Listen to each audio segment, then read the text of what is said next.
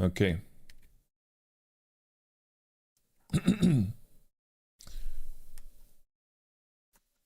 There we go. Let's run 3 minutes of ads and then we don't get any ads. I used to have a really good routine for sleep time, cook time, workout too, Sash. Yeah, life just happens sometimes and you lose that routine. I eat shit. Now I eat shit at random time and sleep for 2 hours. Yeah. You know how you can get back into this routine? You just extend the period in which you're fasting in the morning. Try to focus on that. That usually helps me. The later I eat, or yeah, the later I eat dog shit, the better I feel. And preferably not eating any dog shit, of course. Guys, I saw something on YouTube. I need to find it. Thank you all for the much being part of this. Oh, he hit 1 million subscribers. Crazy. Damn, congrats. Pirate Software hit 1 million subscribers. Hot take, Twitch has never been safe space for Irish people. As Mongo believes Twitch new content policies are W. I'm right, and the only people who are getting mad are gatekeepers, gamers who with moral authoritarians. And moral authoritarians. All social media sites are 13 plus including this one, which has infinitely more porn than Twitch ever will. True. Selective outrage, no principles, get your kids off social media. True, true. These people are dumb.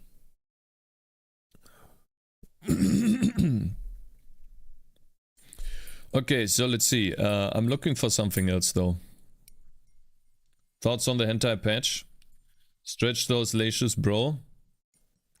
There we go. The guy is called Emil Paligarulo.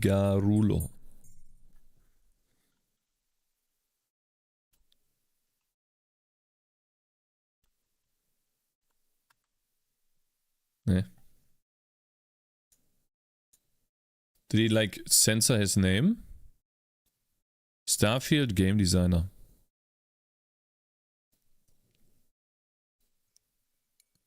Meta Quest? What are you talking about? What are your thoughts on Godot? Hello there, Ghostan. I think Godot is a great engine. It does have some bugs. That's the problem. I think what's holding it back is some bugs. But other than that, you will be able to program a game in Godot. And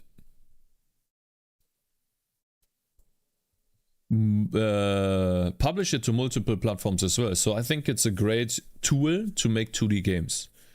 I don't know about 3D. And so far no one has made very, very big games in Godot. There are some games made in Godot, but Unity has always been on the forefront. I think though that Godot could be... It's perfectly fine for games that you probably do at your scale. I assume you think the artistic nudity is bad. Taco Bell versus Verizon. Oh my god, what's up, dude? Hey, what's up, dude?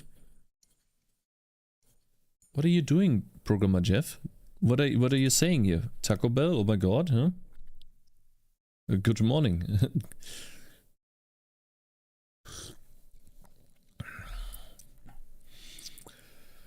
I cannot find this email Paligarulo. I can't find him.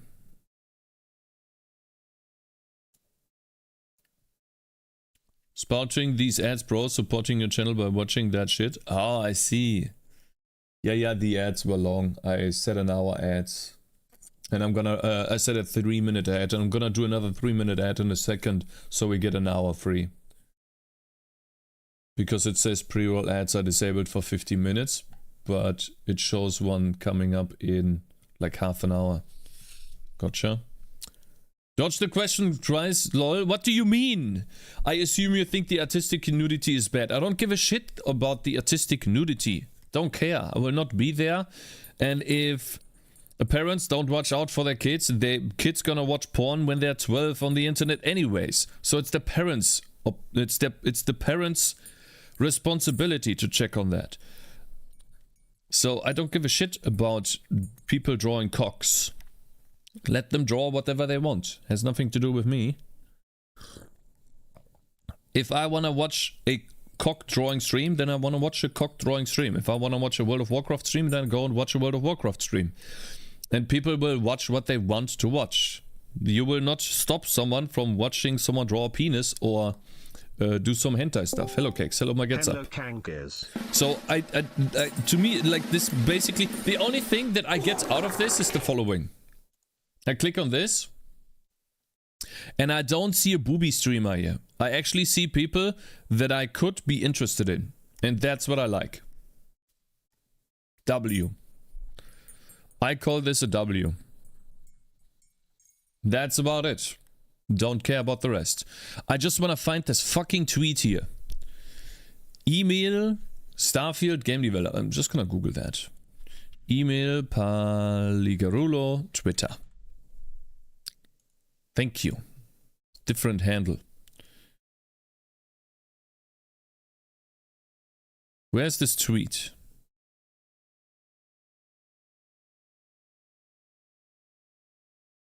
Where's this tweet?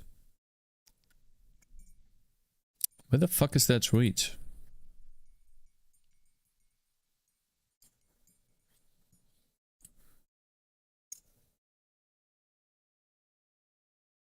He deleted that tweet.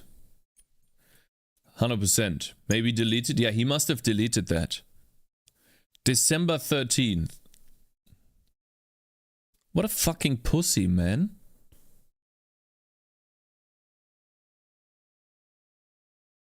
What a fucking pussy. What a fucking pussy. Wow. So the one thing I never wanted was for my ex feed to become mirrored in negativity. It was intended to be support and respect for the devs, and the development process has morphed into something else entirely. Lessons learned. It's the holidays. Spread some cheer. No, you should get in touch again, bitch. If your game's dog shit, then let people tell you that your game's dog shit. So because he says, funny how disconnected some players are from the realities of game development. ... Oh my god. Anyways, so yeah, he deleted the tweet. I was just gonna rant about it because I hate this. I hate this stance, and I will always hate this stance. If the product that you are making does not satisfy the customer, then it's you that's the problem, not the fucking customer. Pirate is fun to watch, but it seems he's always stalling.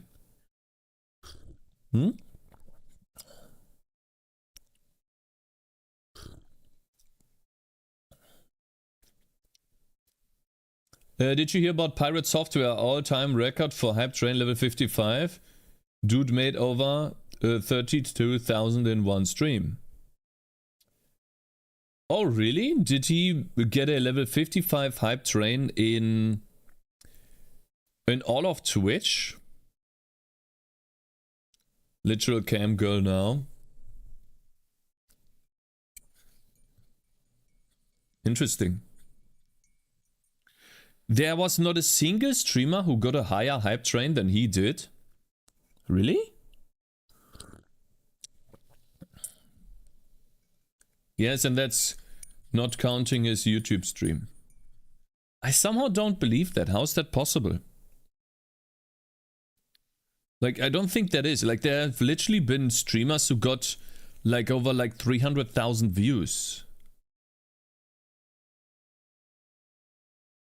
130 whatever percent level 55.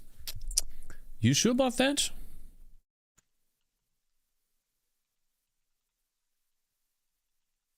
Code formatters. Level 55. Oh, while there seems to be some pushback over the severity of the hype train setting, as it can be altered depending on the popularity of the streamer, there's still no takeaway the fact that Pirate Software is not the first ever streamer to fully complete a hype train by reaching level 55. Wow, damn. Crazy. Since it's not long since they changed the hype train to max level, was 5 for the longest time and then just became, and just some percentage of over achieving. Pirate Software smashed Twitch hype train record. Damn, that's crazy.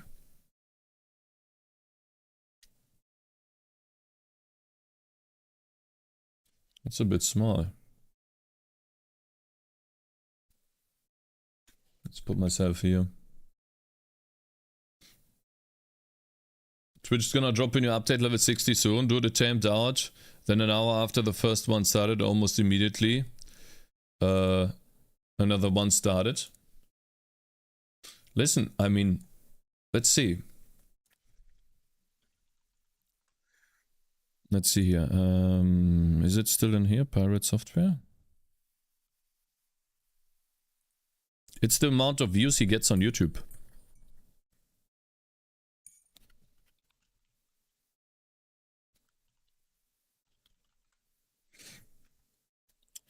Yeah. It is almost 200 million views on YouTube. That's why he gets that much.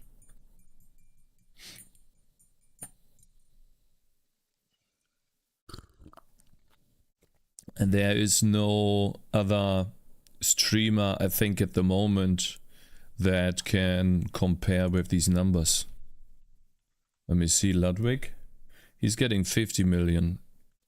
Penguin Zero. I think he's getting 160 million, yeah. So he's the only one that could compare. But he is, he's already known. He's already known, and he's not like... I think the thing is that people go to him for advice, and that is missing for so many people.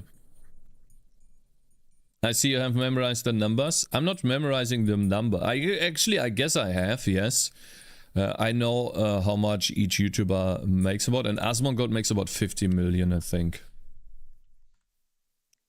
It's different type of content for...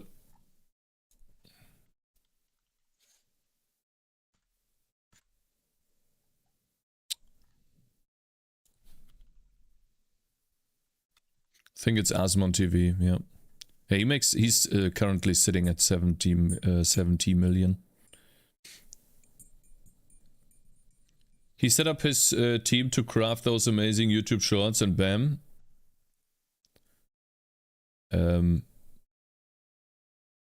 There's nothing much that you need to do in YouTube shorts for his YouTube shorts. He has a recording. You put the camera on top, and then you put the paint on the bottom, and then you just overlay a text that switches every couple of sentences. There's nothing special about the shorts that he does. It is his knowledge, not the way he edits or does the shorts. The shorts can literally be done in 20 minutes. Jeff. Every single person that I see in his chat says, dude, I saw your shorts, I finally saw you live. Yeah, I know. The traction comes from his shorts. That's true. Every single new person, yeah, I know.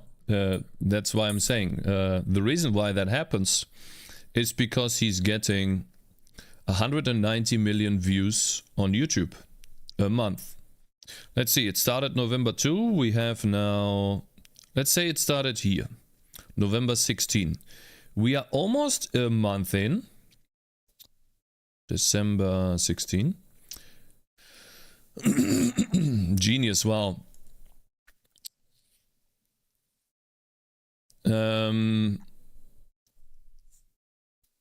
These are really impressive numbers, you know, and that's why so many people flood over to his stream. Yeah. And currently, I don't think there is a YouTuber that could compare with this traction.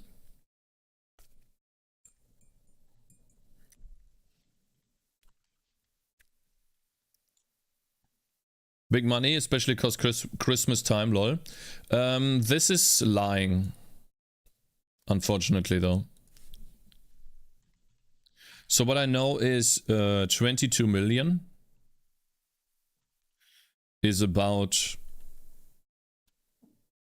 11 is about $1,200. So it's plus minus a couple, you know? It's about that. So if you take 100 and so that means if you divide 12,000 by 22 million. Shit, I'm stupid. 1,200 be divided by 22 million. Oops. Then you get a very low number, and then you can multiply that by, let's say, 200 million. You get about 10. Actually, it's just 12,000. Is he earning that money? He is earning probably... My god! He made 80,000 in bits and... oh my god.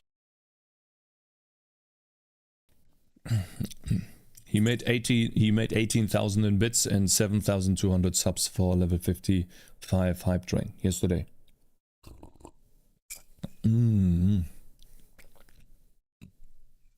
Yeah, I'm talking about YouTube only. Like his YouTube shorts don't earn as much money because of the low average view duration.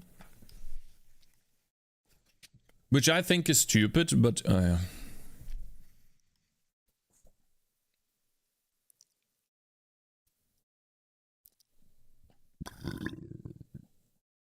yeah, but Twitch takes so much from bits, right? No. Twitch takes... If you get... Let's see. Let's just check out bitch. Let's check out bitch, boys. Oh my god, let's see. Get bits. Okay, so I can buy 300 bits for 3 euros. It's actually quite cheap, to be honest. 30% discount. That's actually quite cheap. Right now. Ah, that's the first time to buy bits. I see. So actually it's this price right here. So if I buy 100 bits and they cost €1.59. So 1.5. Let's say 1.6 per bit. 1 cent, 1.6 cent per bit. Let's see, I need to convert here. Euro to dollar. Okay, so 1.59. 1.74, okay. Because what we have to do is 100 bits cost 1.74. That is 100 bits. And I get, if you give me the 100 bits, I get $1. That's how much I get. And so 1.74 divided by, actually 1 divided by 1.74. 1 divided by 1.74. 57%.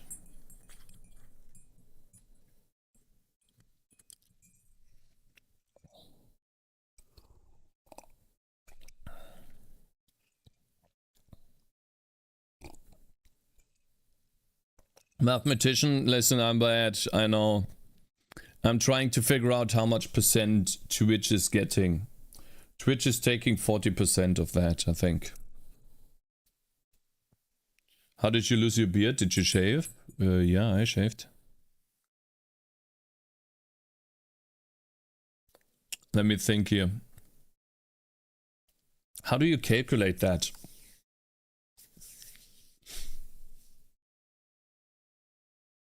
Oh, okay, I see. I think I see now. So $1 is 57% and 74 cents is 47%. 43%. So Twitch takes 43% and I get 57% if you buy bits with German euros. So basically what I'm trying to say is bits, if they are not discounted, Twitch takes about 40%. of what you pay. And I get 57%. German euros, yeah. Cakez is sexy, he just needs more sleep and water. Remember to not shave and spend at least half of your development salary on beard care products, otherwise you end up like Cakez here.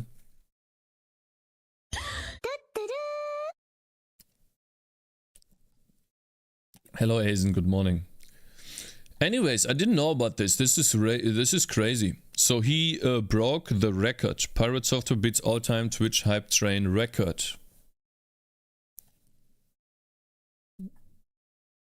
It's crazy.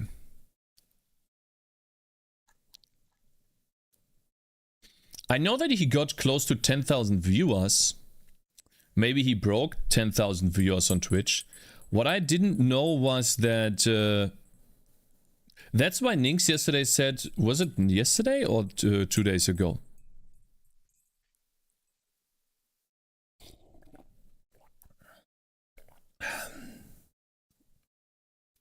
$70 million, 16 million. Yeah, this is when the YouTube algorithm was bugged. It's crazy. Just crazy. I don't think I'll ever reach these numbers. Crazy, man. 100 million, 1 million subscribers in just like 30 days. Like, okay, in 60 days. He hit level 55 and then it timed out. Otherwise, I totally would have kept going. And then almost immediately another one started. It was third for the stream as far as I know. Keep grinding and you will. Yeah, I know. He's been grinding for... I hate this, you know. They don't show the entire journey. Like, they only show 2021.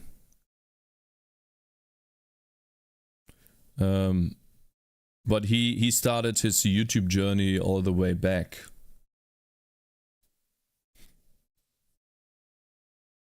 Let's see here. 1 million. Is there we go, 1 million. 1M. Let's see, videos. Oldest. Yeah, he started all the way 7 years ago. Hardbound.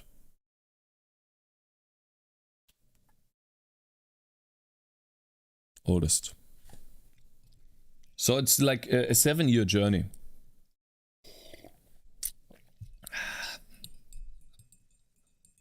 I wish we could go back to 2016. Just edit the HTML and put 1 million to your sub count. Dude, shorts are so short, people can watch them on the toilet, on the go-to, and then when they have 30 seconds. Yeah, I know. I'm working on shorts as well, Programmer Jeff. I'm working on it as well. I do make some. But it has taken him a long time of making shorts as well to, you know, get to where he is right now. I always thought, like, for a long time that he should make shorts about his knowledge. He has been making shorts about ferrets for the longest time, and I thought that this was a little odd, weird. Like, why would you just do shorts about that? Oh, they actually deleted most of the shorts from the ferrets. He had a lot of ferret shorts. Yeah. Wow, they cleaned up all the shorts. Or most of the shorts. Actually, they did. He had a bunch of ferret shorts here. For the longest time. He literally had that many shorts, but with ferrets.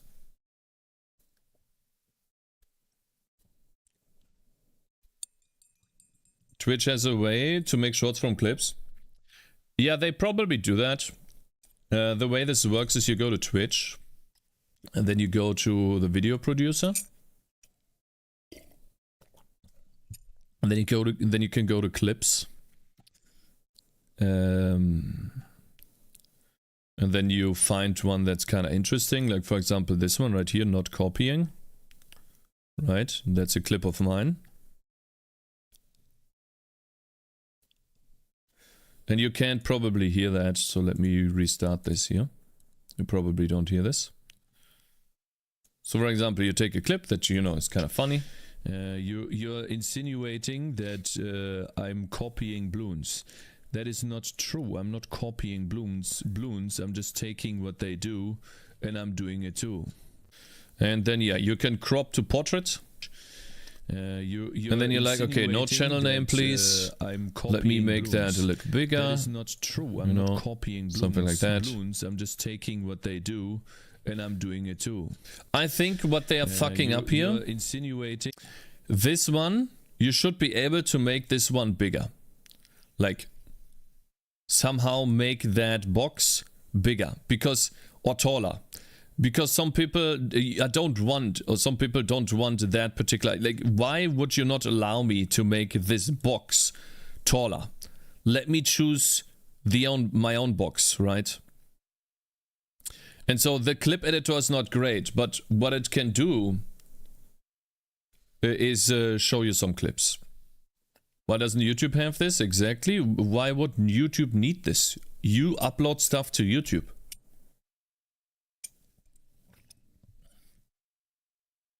I think you should make your camera color colder. Let me double check here what camera color looks like, and then we get into things.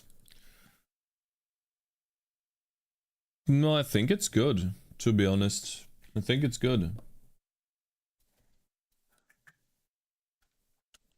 I think it's good. I mean, I could do this here. Oops, not off.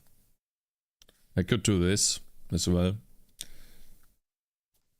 It's basically almost the same.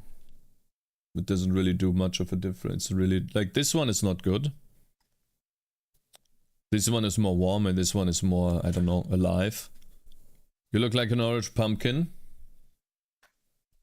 I can also do it like this. It's fine. Something like that. Yeah.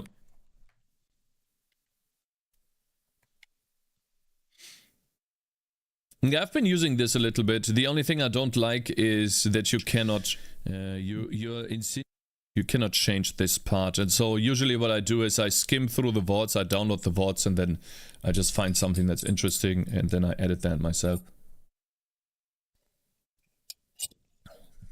You look so cute with your stuffed animals behind you. I like them. I like them. Anyways. I wonder how far the shorts will carry him. Because I'm pretty sure there's much more that he knows. Gotcha, bitch. It's crazy.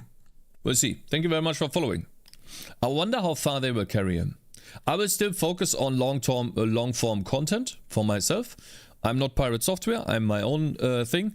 And I'm doing shorts that... that are somewhat like this, like how Vampire Survivors renders loot boxes and stuff. And I'm doing shorts in that way. And or making programming things, related things. Anyways, let's begin today. Yeah, the guy here, this guy was so pussy, he changed his thread, or he deleted his Twitter post basically saying how out of touch gamers are. Maybe he is the one that's out of touch. Yeah. Kinda wanna watch this, to be honest.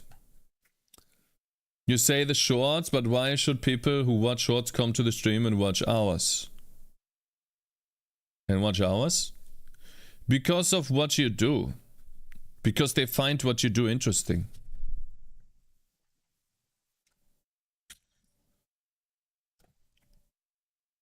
Shorts are supposed to give an insight into what you are doing and kind of like advertise your stream in a way. Or not, if you're streaming, right? If you're streaming. I came here for the burbs, stay here for the orange man. You're growing very, very fast as well, bro. Keep in mind that I wasn't active for 4 to 5 months and saw you from 30, 40 viewers to 100 plus and verified on Twitch. I know I'm growing, I know I'm getting there slowly, 100%, and comparatively, if you take 7 years compared to 2 years, if you don't count the recent pop-off of like 100 million, not 100 million, 1 million subscribers, he was sitting at 10,000 subscribers before that, for the longest time. And so pop-offs like these are crazy, and I don't think I will get a pop-off like that, but I'm pretty sure there will be organic growth that increases over time. I kind of want to watch this, guys. Yeah, I kind of want to watch this. I want to know what his take is on this. So there's a Starfield developer who is out of touch and blames the players that he's like, his opinion is that the game is fine and that it is the players who are out of touch. And I fundamentally disagree with that sentiment. If a game is bad, then the game is fucking bad. Typical delusional dev, yeah. And I want to know what Asmongold's take is on this, and I also want to know what most people don't have, whatever they want. I want to know what because he deleted the Twitter post, unfortunately.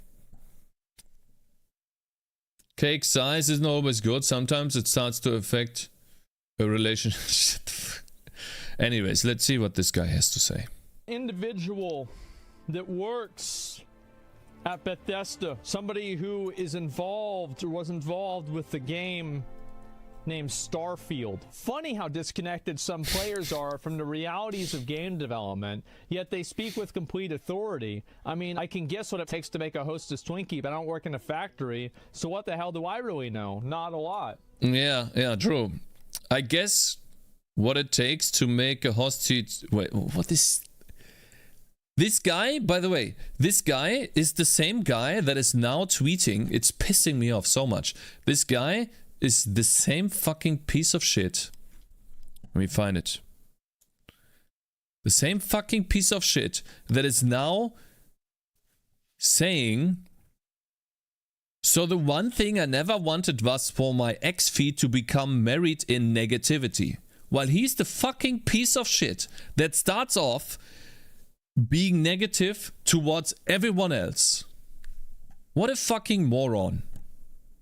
What a fucking idiot. Funny how disconnected some players are from the realities of game development, and yet they speak with complete authority. I mean, I can guess what it takes to make a Hostess Twinkie. What a fucking idiot. But I don't work in the factory, so what the hell do I really know? Not a lot. Wow. Wow. Well, what the hell do I really care? Not a lot. You think I give a fuck about your problems as a game developer? You brought out a game that didn't even have a fucking map for a city. You go through a loading screen to do anything in the game. Like, I don't care about game development problems. Yeah, And also, if it's a game development problem, then why do other game developers not have the problem? It doesn't even make sense. Oh, this is a problem with game development. Well, then why? You know what happens? When you buy food, you order food in the restaurant, and it's not to your liking, they take it away and they give you one for free. And they apologize. And this guy has the authority to give you wrong food and complain about you complaining. Why do some games not have this problem?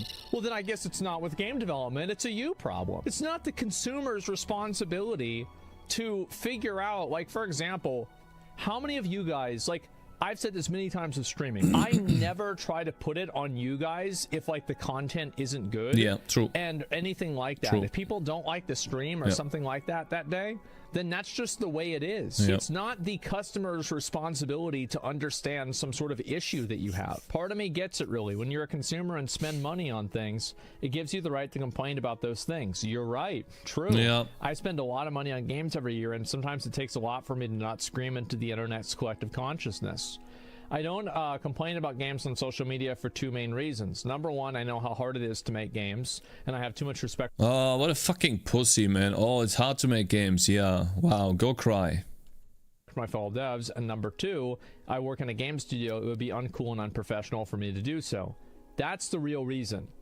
You don't do it because think about how many people mauled it out about Christopher Judge making a joke about the Call of Duty campaign. So, wait, so he's not complaining about games because he has friends in the other game studios and he doesn't want to upset those friends?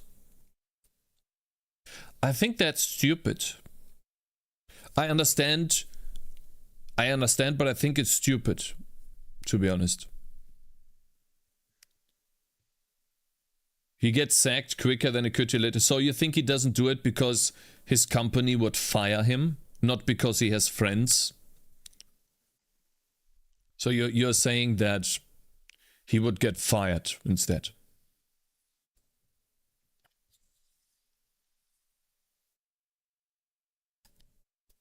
But then he's lying here, which makes it even worse. And makes him a pussy. He doesn't complain about games because he'd lose his job, yes. That's even worse. I mean, I guess it's unprofessional in a way, but you could still point out mistakes. You don't have to be complaining about it, but you should still be able to point out mistakes. So like, I didn't like that, I didn't like that. Like, that is basically censorship then, at that point. Right? So yes, that's the real reason. It looks bad socially. It looks bad professionally. Yeah. That's the reason why he doesn't do it. It has nothing to do with number one. At least not like if it was only number one, he'd probably say it sometimes, but because of number two, he never says it at all. Yeah. Most people don't have these constraints and are free to post whatever they want. Well, I don't think this is like a very good argument. Yeah. So you're saying, well, wait a minute, like. I don't even understand this. So basically, it's okay for. Wait, no. So if we take into account that he would lose his job, to me it sounds more like he's complaining that he can't complain, but he would like to. But he sees other people that don't have these constraints, and they can do whatever they want.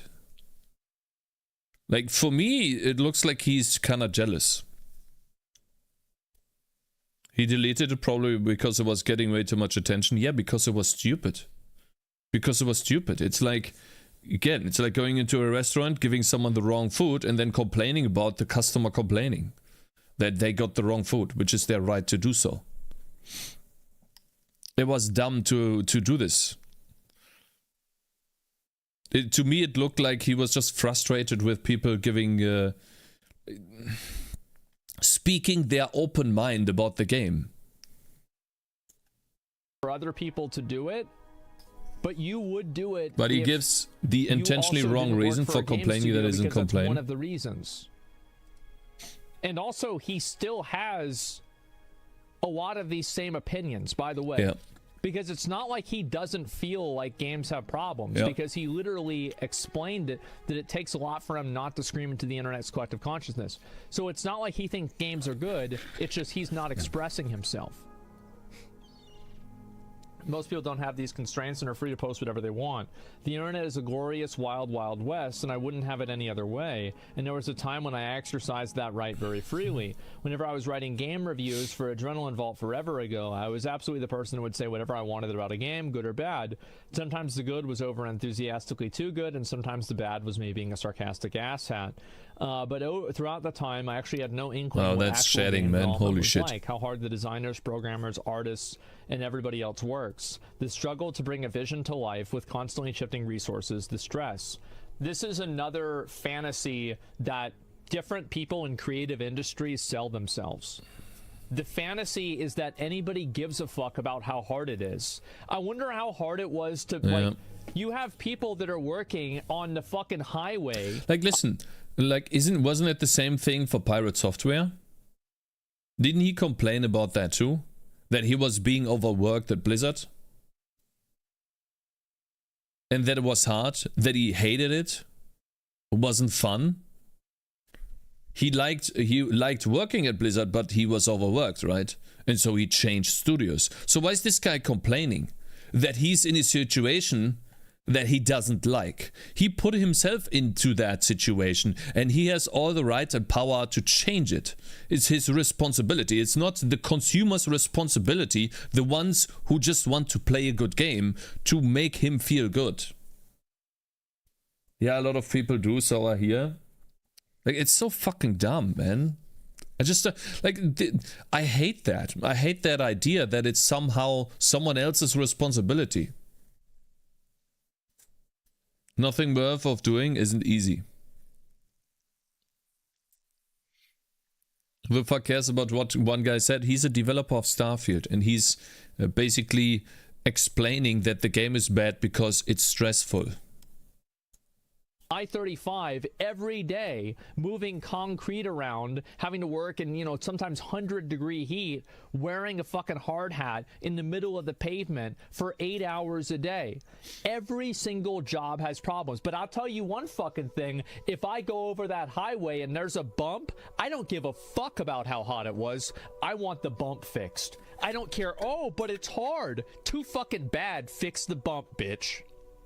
Nobody cares about the problems of your job.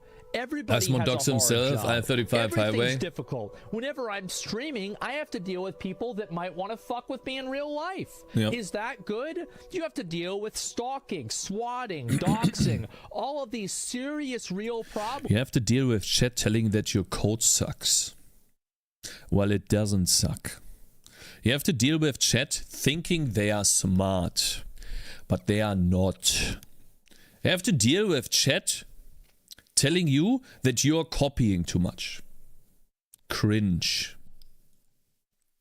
Do I ever sit around and complain and talk about that, about how hard it is? Fuck no, because nobody wants to hear about it. It's not an issue.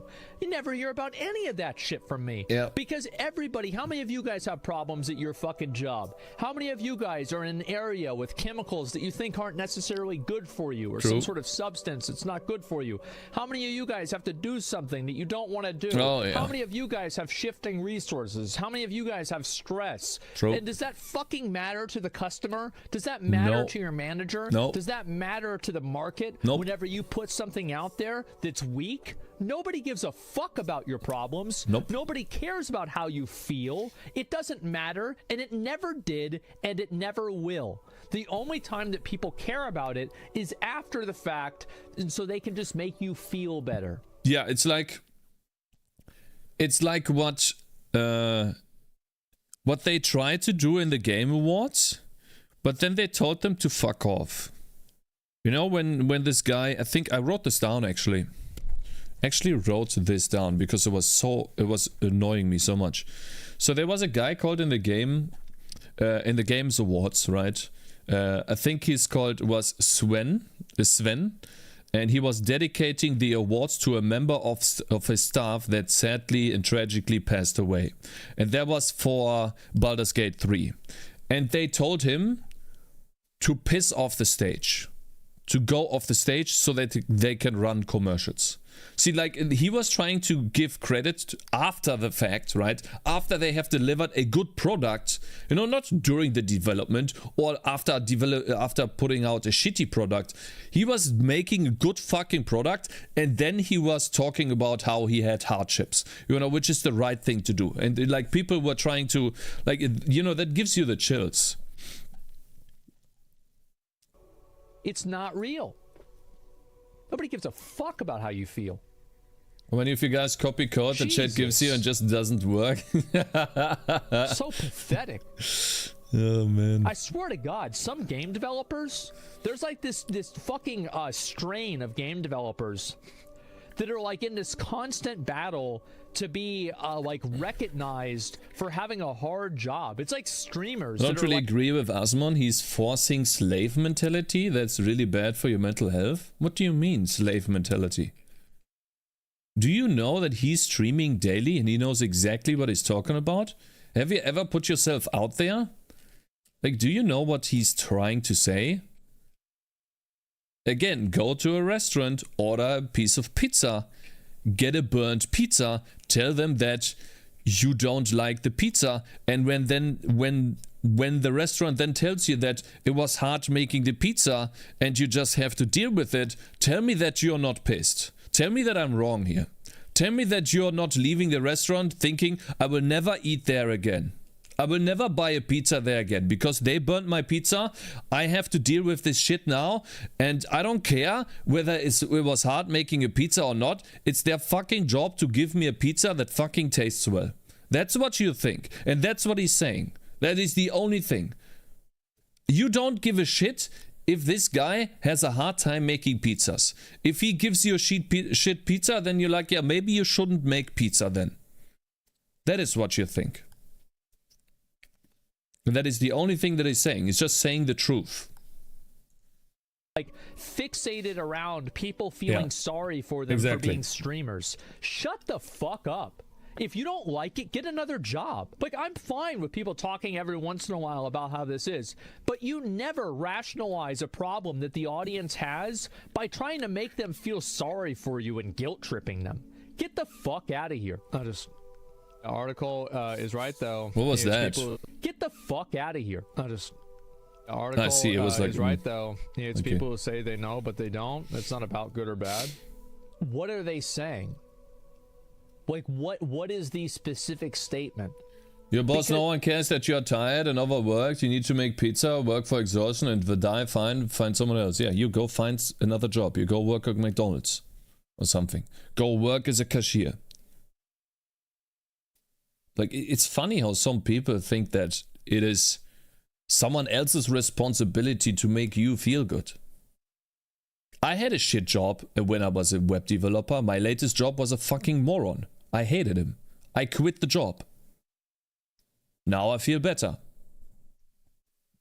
What is the problem? I earn way less money, but I'm so much happier.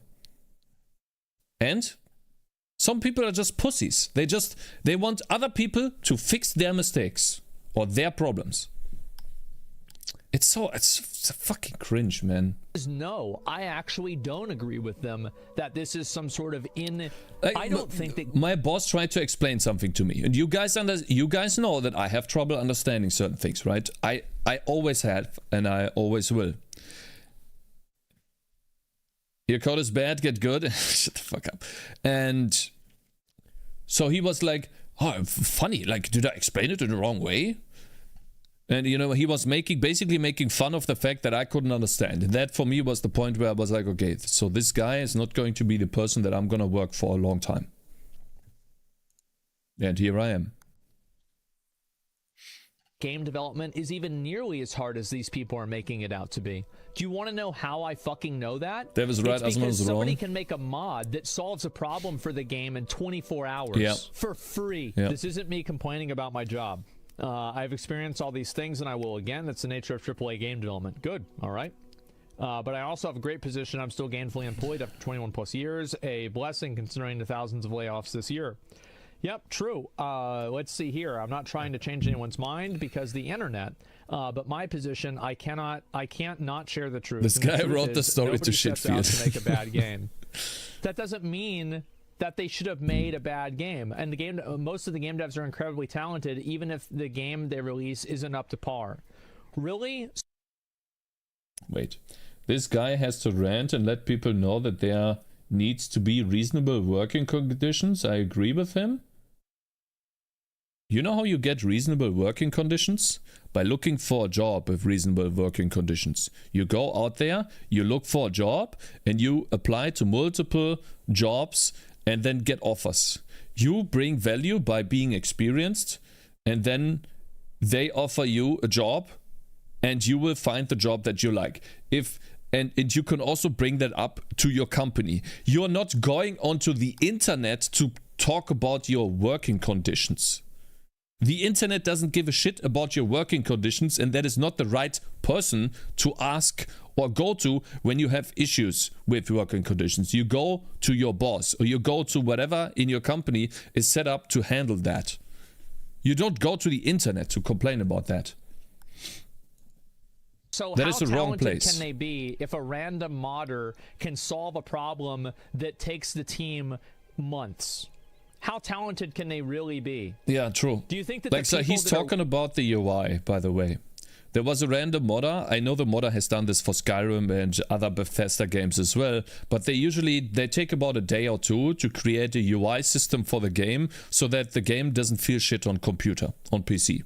Like it happened with Skyrim, it happened with Oblivion, it happens with every of the Elder Scrolls games. And it's usually a very great UI system. And you can sort, you can search, you can do everything. In Skyrim it's called, I think, Sky UI. And they are not able to do that, like after years of developing the games. And this guy can just do it in one day. Imagine not hiring the modders. Yeah, imagine. Like it's insane. And then these guys go out and complain. Like, it makes no sense. Working on like what Like, at what point Starfield, is there super boring any topic. actual mistake that anyone For me, can it's have not really any- Starfield. For me, it's more the fact that this is a game developer who worked on a game and complains about people saying that the game's bad, instead of fixing it. accountability for. Have you ever thought that Like, have you seen any of the No Man's Sky developers complain? Or write threads like this? Or did they go silent and then after months released update after update after update? What is the opinion on Starfield now? How did they manage to change everyone else's opinion? a corporate structure that's so large with so much levels of iteration that nobody can ever be at fault for anything is a very bad way to design things, because if you have it that way, you can never assign blame and fix problems because you don't know where they come from. Maybe that's the problem.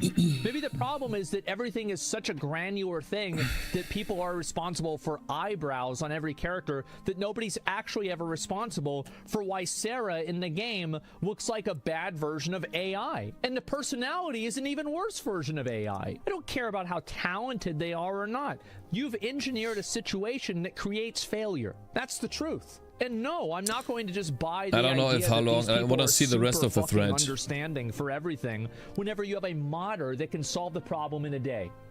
Yeah, it's No. crazy. I just totally understand. Especially not whenever the understandable. only peek that you ever got under the hood for why Diablo 4 was bad was the stash thing. And doesn't that tell a fucking story?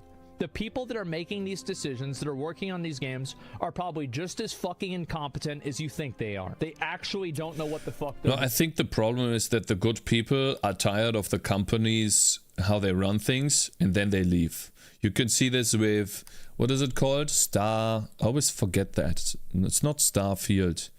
What is this new StarCraft game, guys? Star Watch?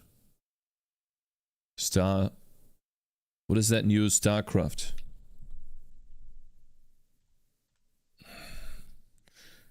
Fuck, what is it called? Guys, what is it? No, it's not StarCraft. Oh, god damn it. Stormgate? No. Stormgate? Is it Stormgate? No, it's not Stormgate. Right? Stormgate. Ah, it is. Yeah. The new StarCraft game. Stormgate. Looks, here you can't see it, of course, because my camera's here. Stormgate, yeah. So why is Stormgate happening? Well, because the developers of StarCraft left Blizzard. So a bunch of people with a bunch of knowledge just left that company to do their own game. So what left the company? Why do I not know the name, man? The guys that with knowledge. I don't know. There's a name for that. Ex-Blizzard devs on a thing. Yeah, the guys that made Warcraft and StarCraft are on this thing. And the reason why you know that these guys are working on it is because of, like, look at this image. It explains, or it shows exactly what you know from Warcraft. Subject matter experts. Well, experts. No, I think what I wanted to say was knowledge left the company, and what is left is freshmen. People that are not there for long. People that are just not as experienced. And then these people make the games. It's a bunch of graybeards then? Good. Yes, Because they know what they're doing. Because they know how to make games. And the game devs are They brought you Warcraft 3 in the original day. If those people make the game, then you know that's gonna be good. incredibly talented, even if the game to release isn't up to par. I'm going to tell you something. The person who designed the character models in Starfield isn't talented. And they should never design another character model again. They're trash. Every character model in the game looks like trash. It's pathetic. You have like indie studios that are making better quality stuff than this. That's not talent. See, I never knew this before, but if nothing else, a video game development is a series of concessions and tough decisions. There's that perfect game that you want to make, and then that game that you can make. Really? We'll tell that to Larian. Yeah, There's exactly. always the game that you can make and the game that you want to make. Where is the concession? Like, what concessions are we talking about here? The concession to not have features in the game that were in Skyrim. Maybe the problem is... See, I don't understand. Why don't they just take most of the Skyrim code and then use that? That's so weird to me. Like, they must have... I guess they experienced left the company or something.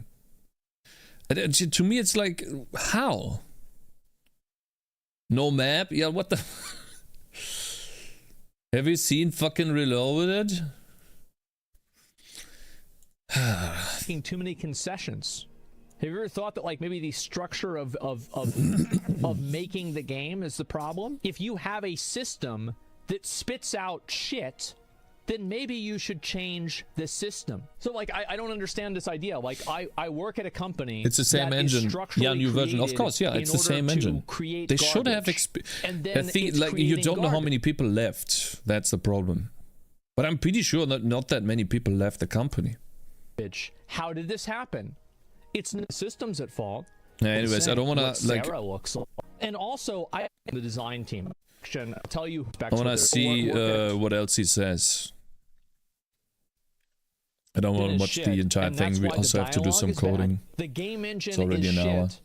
And that's why the main story is the most whole narrative to fucking release the God Smile on You, the two things, video game development, concessions, tough decisions, game you can make. Sometimes. I never knew this before, but if nothing else, video game development is a series of concessions and tough decisions. There is a perfect game you want to make, and then there's a game you can make.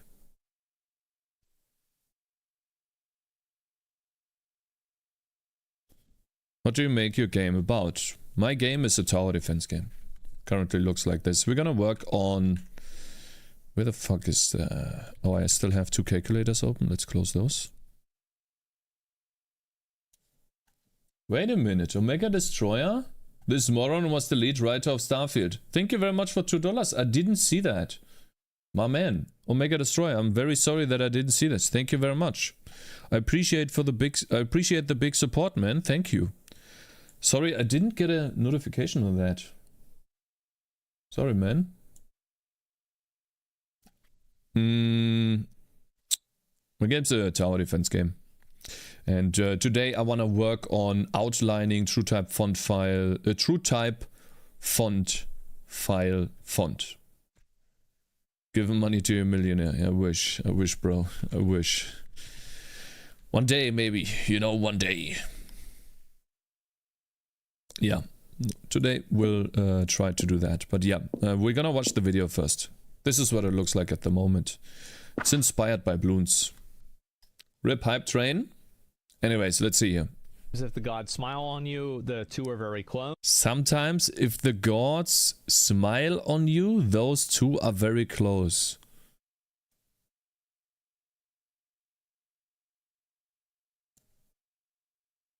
Get the fuck out of here, man. Just shut the fuck up. Shut the fuck.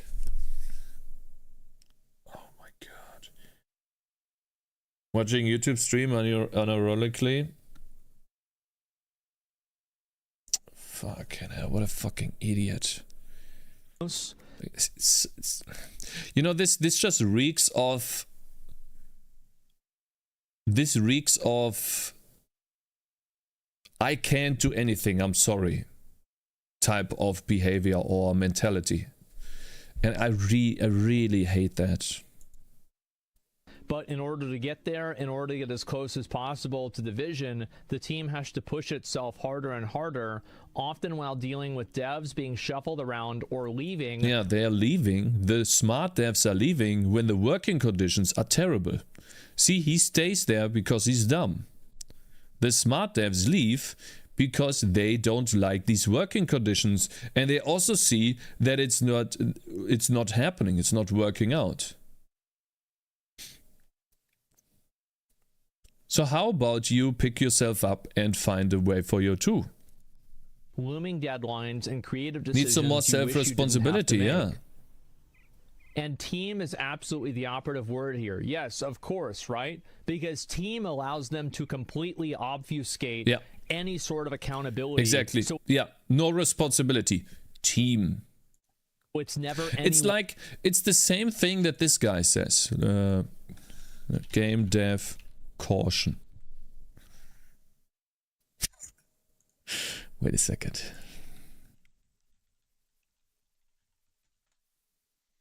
This guy, game developer. We watched this.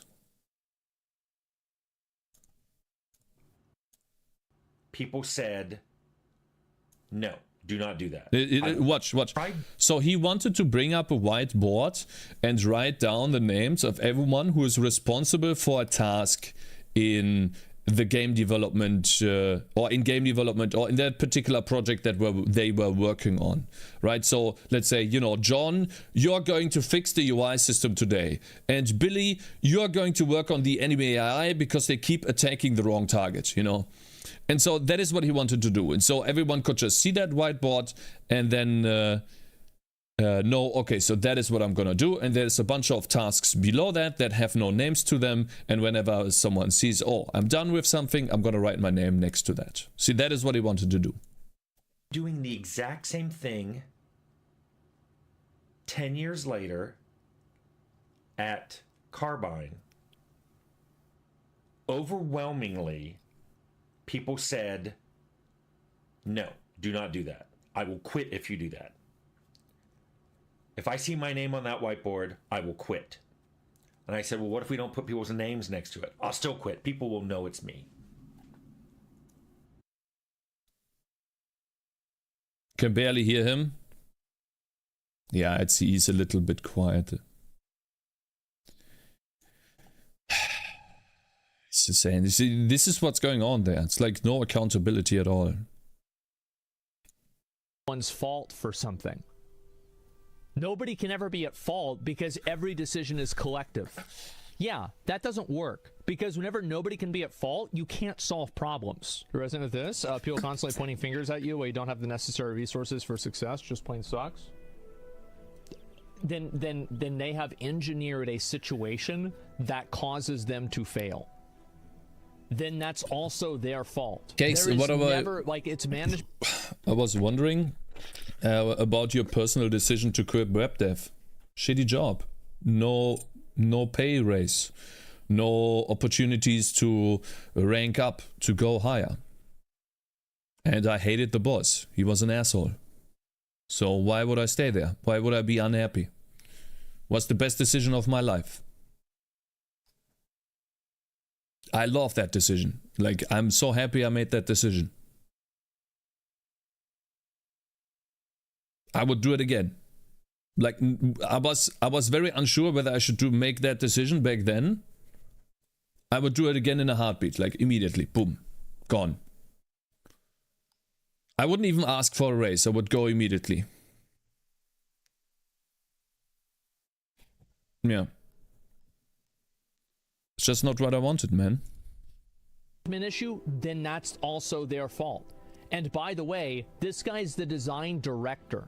It's not like he's like a random programmer. I blame the boss after the product. Oh, it's always somebody else's fault. Oh, it's somebody else that caused this to happen. Was this the guy that was in charge of having the entire solar system in some areas in Starfield be completely devoid of life or any points of interest other than a cave? You're telling me you couldn't have procedurally generated anything out of that? You're telling me that you have the spacers, the Eclipsion, and also the... Anyways, I don't want to go... I want to see more what he says. And I'm losing. There we go. So sure, you can dislike parts of the game. This is incredible. You can hate on the game entirely, but don't fool yourself into thinking you know why it is the way it is, unless it's somehow documented and verified, or how it got to be that way, good or bad. Oh my god. See, you know, guys, yesterday we worked, by the way, the knockback works. You wanna see something cool? I'll show you. Unfortunately yesterday I disconnected and I didn't connect back in time. So I fixed it off stream, but basically it works now. It looks like something like this. We can now knock back enemies, and it doesn't matter at which angle you hit them.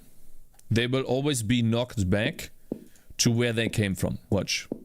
If this guy hits him, He's not hitting him. That's bad. That's an issue. Uh-oh. Oh no. So I need to fix some collision detection. God damn it!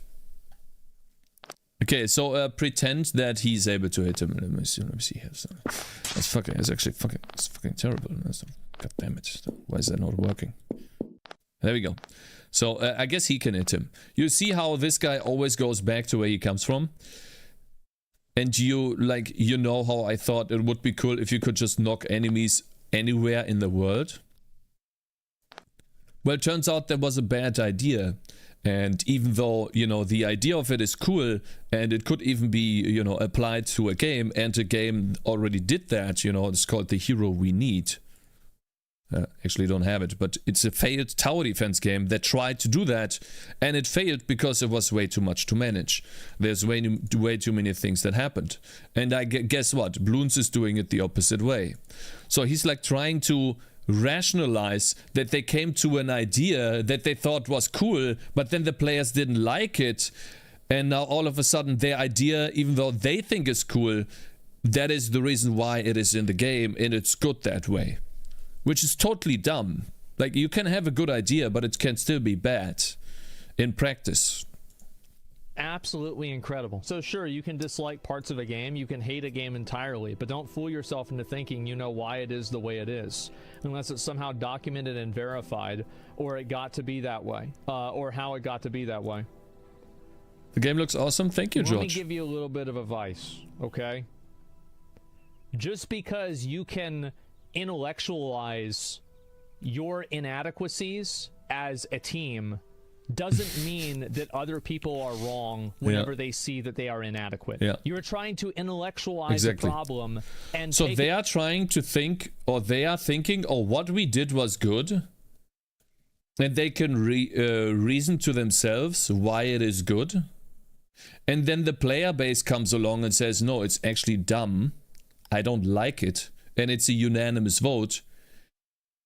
They don't seem to see the connection between that. Like, they don't seem to take that in. They like, to me, it's like an out of touch. It's like you think you do, but you don't situation.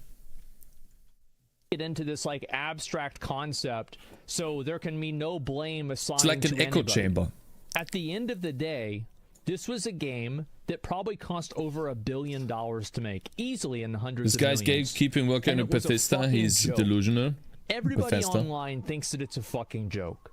And I guarantee you it will affect the sales of the next game because of how much of a fucking joke it was. So at the end of the day, like, does it matter? Like, oh, we don't know. Will it really though? Like, Fallout 76 happened and Starfield was still big.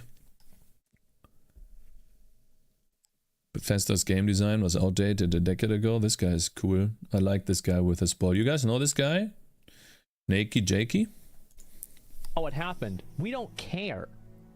And also, I don't believe this idea. I genuinely don't believe this idea that all of the players are totally stupid and we have no idea how things work. I don't know him. I totally disagree with that. Nakey, please. And PLS. I think that the Diablo stash tab thing completely proved my point.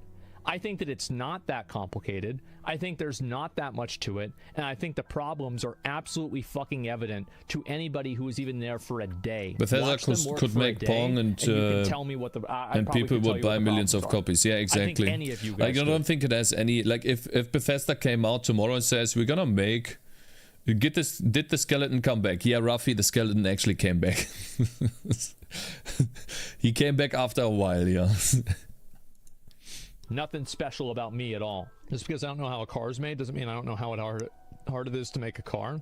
Still not going to drive a broken car. Yeah, exactly. True. You can't criticize me for making a shitty And they're going to pay 70. No, for but a new Bethesda game, a new Skyrim, you know, a new Elder Scrolls, you're gonna pay $100 for it, minimum. People will buy that. Just the way it is, unfortunately. Even in the abstract, it's a bad argument. If you don't know something, you've made a theory around it. And also, the Skyrim Pong edition, how much do you want to bet? And oh, by the way, really interesting thing here. He never offered any real explanations of why the problems exist. Yeah. Exactly. Okay, so you're telling us that. So, for example, to bring this back to the knockback situation and the reason why I changed it, right? So I would provide.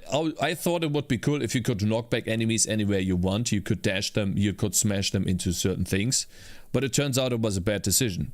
Or, you know, like the reasoning on why they did that is completely missing. Like, it's not completely there. And the reason why I thought knockback would be cool is so that makes it more difficult for the player to knock back a unit in a proper way. If they knock it back in a bad way, you could push it towards the exit. That is what I thought would be a cool idea. But I noticed that was actually dumb.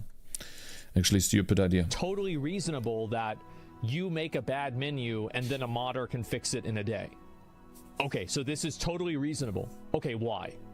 Oh, there's no reason why. You can't explain why. Yeah. And we're just supposed to believe you? Are you kidding me? What? Why would anybody believe that? Non-disclosure agreements? Sure. Yeah. No, I'm sure they can't explain some things. I find it impressive that everything in your game is made by you. Yeah, but there's not much in the game. Devs are big companies, have huge egos, still working on it. And they shouldn't. I appreciate it though. Appreciate the kind they words. Make good games. And you know what the funny thing is? Okay, let me see. So yes, love games, buy them, play them, and complain your heart's content. So it's sort of the nature of the developer. Fuck off. Shut the fuck up. But please don't be but please don't say anything about Starfield, right? Like, say whatever you want to say, but please be nice to Starfield, okay? But just know that the game, see that there's always a but. You guys know this saying from Game of Thrones? Everything that comes before a but is basically just, you can toss it away. Just know that the game you are playing is in some ways a freaking miracle. Oh my god. He thinks that games are like this black box, right? That just work. It's insane. Like, this guy is just stupid. He's just fucking dumb. That's what he is. He's stupid. Sorry, but he's just dumb. Like, for him, it's just a fucking black box. Oh, it's a miracle that it works. It just works. Yeah, see, that's where the just works come from. Yeah. Hey, I don't know how, but it just works, man. Some people have come together to work for years for one goal, to bring you fun and happiness. Ah, shut the fuck up. Okay, now he's going on a rant and tangent. Like, we could listen to this, but we have other things to do. What the fuck did I click on here? Okay. Anyways. What a fucking moron. Okay. And you know, the reason why I'm saying that is because he started a negative thread calling people out. And then he deleted the thread and basically it's back. Long thread. It's actually still there. He didn't delete the thread. It's still here. Damn. Nobody cares. You sell AAA pieces and didn't deliver. The modders do. True. Yeah. This guy is basic. Design director, minus 30-minute rant. Yeah, okay, so. Alright. I guess we go and make a game now, right, guys? See you in 5 years when you have to defend your bad choices. Listen. I know how to take responsibility, okay? If I have a bad game, like, listen, like someone played my game, they hated the way that you place units. The first thing I did was change how you place units.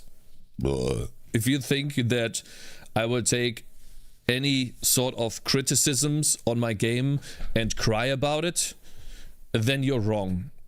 Okay, I don't give a shit. I take criticism all the time. And that is part of being a game developer. Because the game development community, they want good games. Like, it's just probably not the job for some people. That bird made me so hard. Shut the fuck up. Giga chat comment, yeah, true. Okay, so actually I wanted to work on font today. I have this Hello World font here. And I wanted to find out how we can draw TrueType font files. TrueType font with an outline, and I saw, I think, TTF Outline. Outline free type. Outline processing free type. Struct ft outline, number of contours and glyphs. So what I want to do is I want to generate an outlined font and see how to do it. ft outline new. Have you ever used SDF or MSDF? So you're saying, Foxy, that I should use signed distance fields. We could also use signed distance fields. That is what Bloons uses too. And Bloons has a very awesome looking font.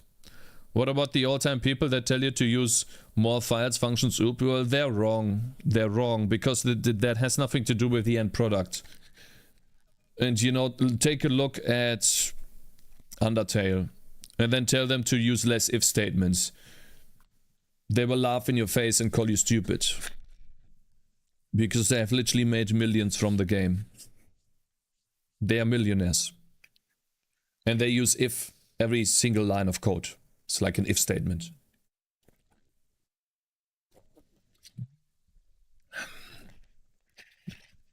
What happened to the people you banned, huh? I only ban toxic people. Because I do not need toxicity in my chat. I don't need toxicity towards me. I don't want to listen to toxicity and I will not accept any toxicity. That will stay that way. If someone is being an asshole, then goodbye. Go be an asshole somewhere else. Did Cakez shut up? Oh, Asen, you fucking piece of shit. Shut the fuck up. You under dev vibes? Okay. I see them as constructive critics. Okay. FT outline done. Library outline. The reason why the function takes a library okay, let's read this, okay? Can you read this? FT outline. The section contains outlines, routines used to create and destroy scalable glyph images known as outlines. These can be measured, transformed, and converted into bitmaps and pixmaps. Rasterizer outline new. Define an outline new. Library, number points. You know what? I'm just gonna look at an example. Conventions, draw text with free type. Outline. Cartoon. Now I would like to make an outline effect for my text. How can I do it? I've implemented free type in my program. I can draw text with colors and style. Bold, italic, underline. How do I do outline? I would like to make a test again. I've tried to draw the text 2 times, larger and black. The result was wrong. Yeah, that doesn't work. I tried to draw the text 2 times, the one in bold. The result was wrong too. Rendering text with... can you guys read that? No, how about I go here?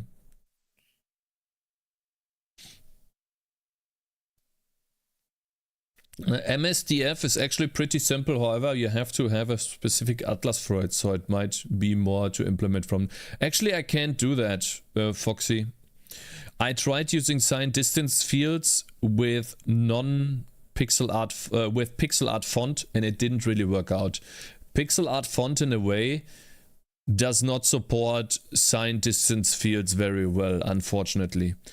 It always creates awkward looking glyphs. The result. Even if you try to fix the shader code as much as you can. Rendering, okay, so 2 passes is the key, but you have to position the text correctly. First you should render the whole outline and then on top of it render the text. MSDF supports hard edges. Multi-signs distance fields can deal with sharp edges. Well, if you guys have any resources, that would be great. Otherwise, for me, I don't know what exactly you mean. I'm using free type. If you guys have an example with free type, feel free to link it to me. Otherwise, I'm just going to look at this and see if we can implement that. Initialize a stroker. Oh, I can do that, yeah. So you can create an outline font. You do a stroker. A new stroker, and then you set the result in 2 pixel outline. I want to do a 1 pixel outline actually. This guy has written a paper. Stroker this. Yeah. Okay, so we have 2 links here. Thank you, guys. Guys, if it is a library, I'm not going to use it because I'm using FreeType. I'm not going to use a library for something that FreeType is already doing. Or is this just an example? Is this an example? Why do you need an outline? Because I want to highlight certain text. That's why. Did I click on the same thing twice? Oh, you guys have the same link. Too late, lol.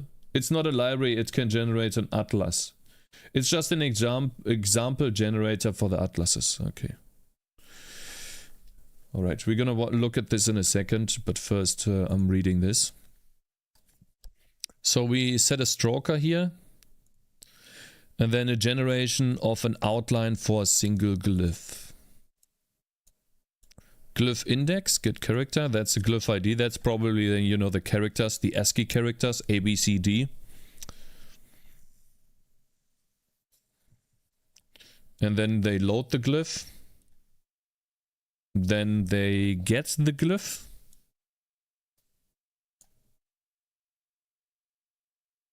And then they use a stroker.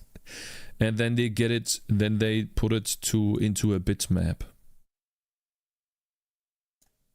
And then they cast it to a bitmap glyph.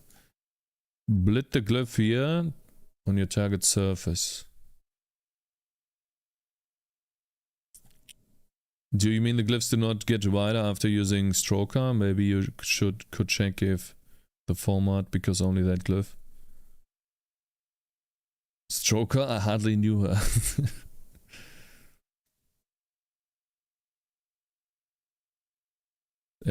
I'm just gonna try this code, to be honest, guys. I wanna see what it looks like.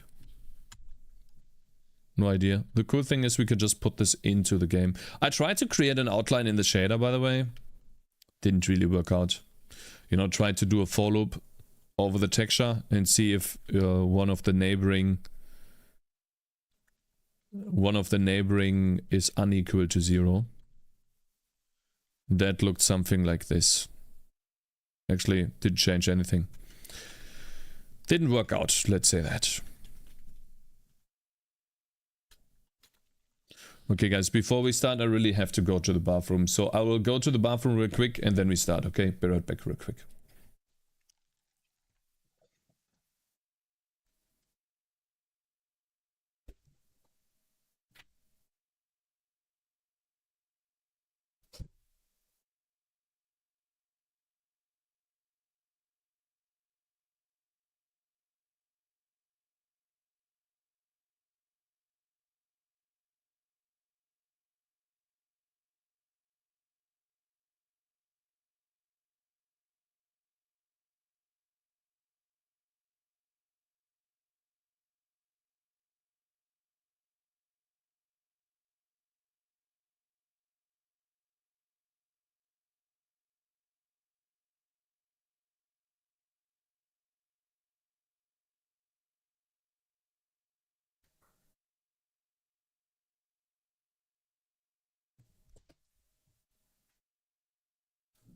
How much coffee do you drink?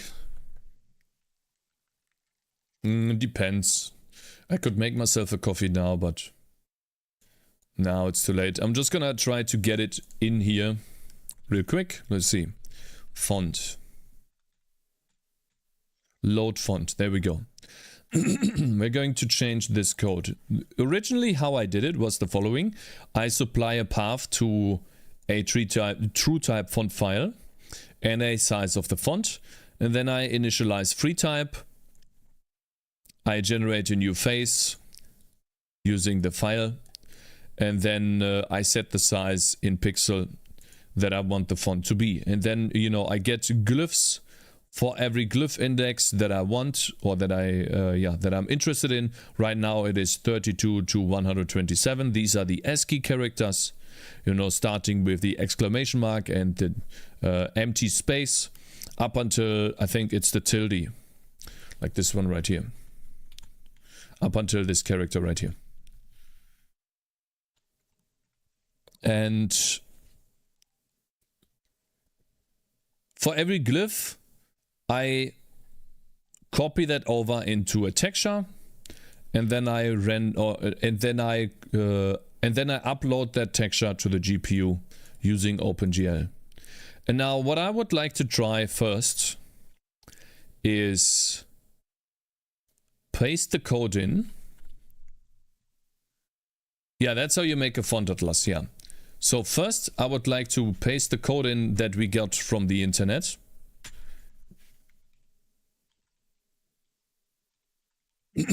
From Stack Overflow, and see what I get here. First and foremost, I noticed that FT Stroker does not exist, which means we probably have to include something that this guy is not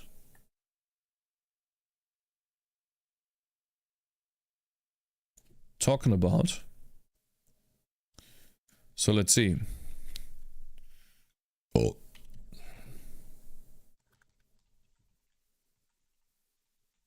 FT Stroker. fcstroke.h. There we go. See, we need to include something.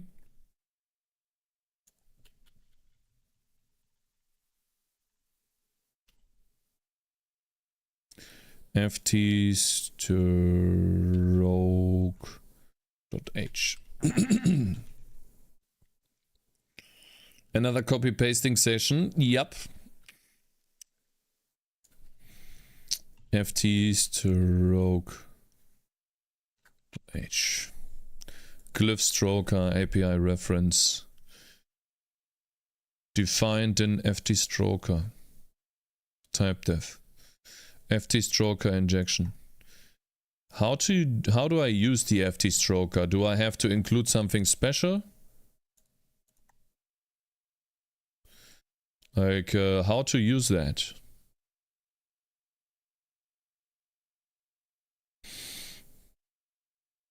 Have you guys ever used this? Hello my amigo, next tutorial on YouTube, how to make a kernel. Let me inject my stroker.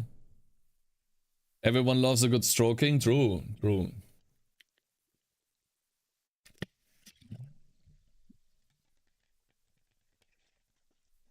Just stroke it. I'm pretty sure there's a define.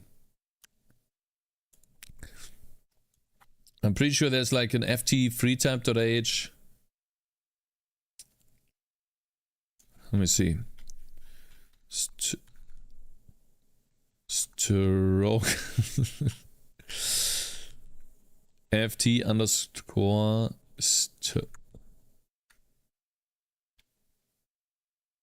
ft underscore free type. Yeah. And then what about ft underscore stroker? See that? We have a stroker. Oh, that's great. Let's see. Stroke speed 9000.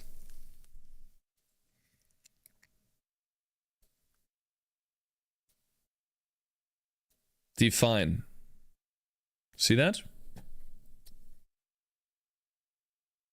Define. A macro used in include statements to name the file containing the FreeType API which provides functions.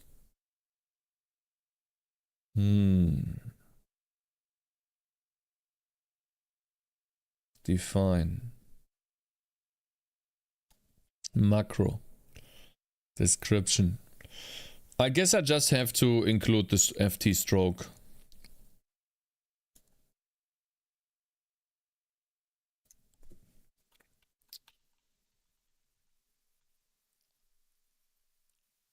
No? Oh. Looking good now. Yeah. Okay.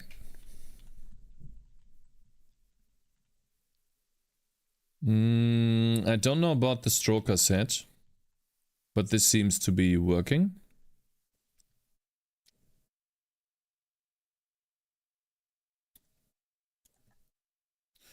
Then we get rid of this.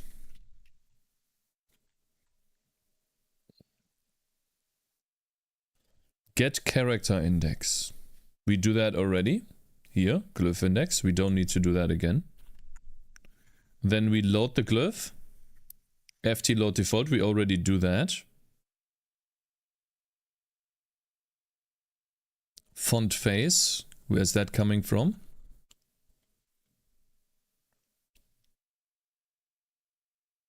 It's an ft face, okay. Is it the same? ft load glyph. ft face, yeah. Okay, so we do that too.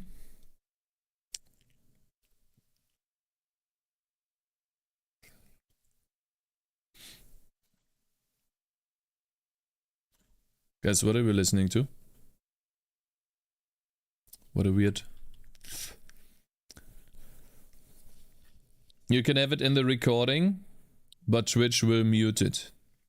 Cakez, if you use FTL or GPL license code, can you still use it to sell your game?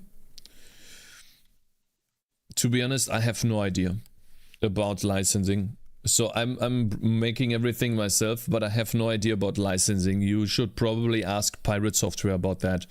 I'm pretty sure he will be able to tell you exactly. I have no idea. I use everything that is freely available and the rest I code myself.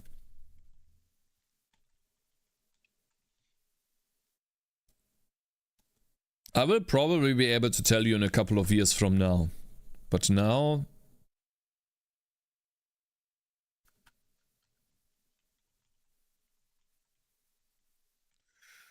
Okay, so then we get the glyph, we get a stroke border. And we... do an ft glyph to bitmap.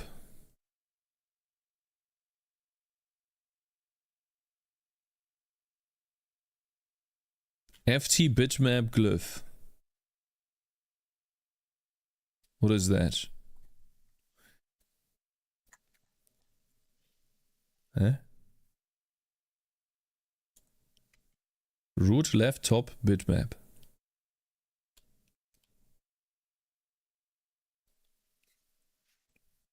What if I do this?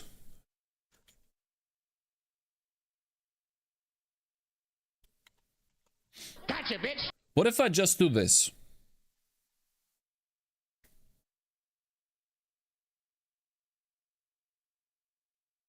Thank you very much for following, Stu.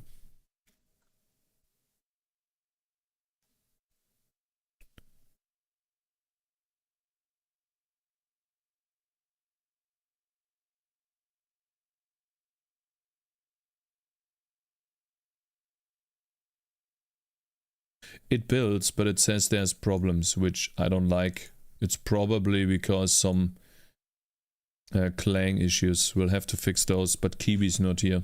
Kiwi usually can help me with these weird ass problems. It's complaining about float cannot be narrowed to an FT position, aka long.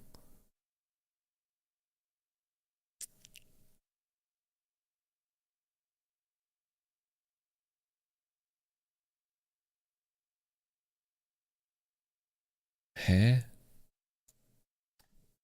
What the fuck?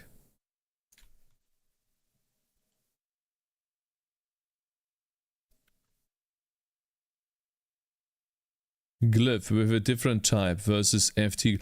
Oh, I called it glyph. That's the problem. Let's call it FT glyph. Free type glyph. Shit, I knew this was gonna happen. Fuck.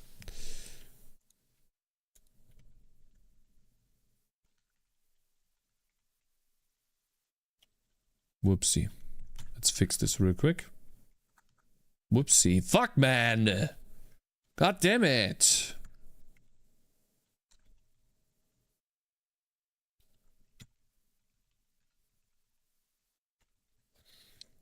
Giovanni. What?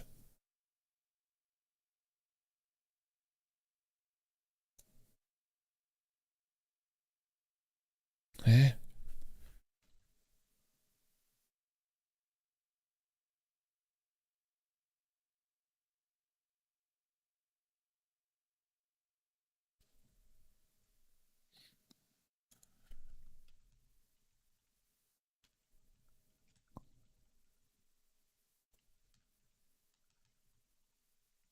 Ah, there we go. Okay. Got it now. Had to replace those. Alright. It's weird that it actually compiled, but probably because it didn't compile the game. Alright, so what I'm doing now is I'm literally just copying over the bitmap for the outline. And I hope that it will give me a font that is outlined but without a middle piece. That's what I'm hoping it gives me.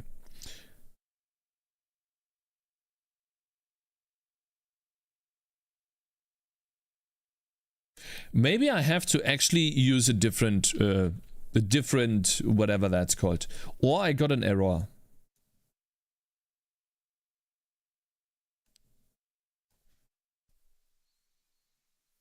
Okay, I mean, okay. Try that again. Okay, good. I get no font. Which is better than it crashing. Now it's render doc time. Why do I get no font? I wonder if the bitmap is empty, guys. What do you think?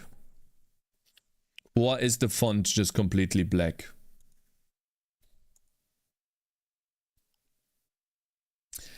TCAP, how do you do outline in your game? Light theme render doc?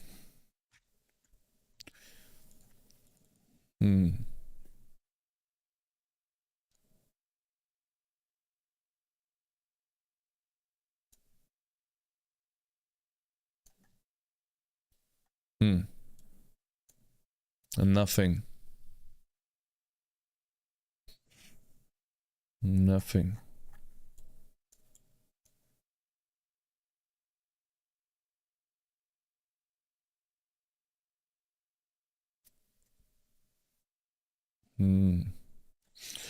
I don't know what the... Maybe it's the font that I use.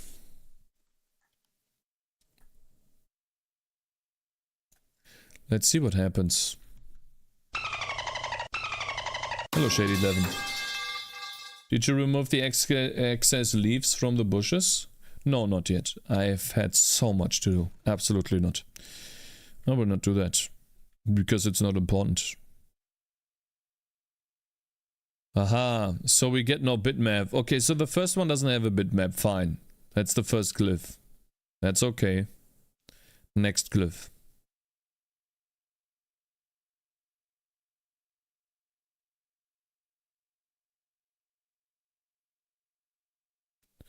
Guys, I'm starting to think that I don't get any glyph bitmaps back from this font because it doesn't support it. So let's see if we cannot find one that is actually supporting. How do I know that a true type font file supports outlining or not? Like, this is what they don't tell you in these tutorials, right? They don't talk about this stuff. All they are saying is outline it, bro. So how do I know? Arial is gotta support that, right? 100%. I'm gonna eat a dick if Arial does not support outlining. There's just no way.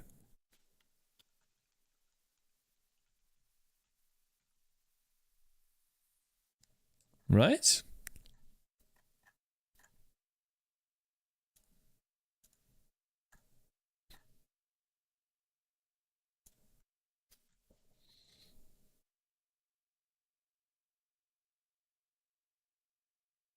It's not font specific, it's just how the curves are rendered. Well, then why doesn't it work? Why is it saying that every single bitmap is empty? Look, I can understand the first bitmap because it is literally just a space, right? You know, we can turn that into a char pointer, or let's say glyph index as a char or something. I don't know how you do that. I guess we can treat it as a char.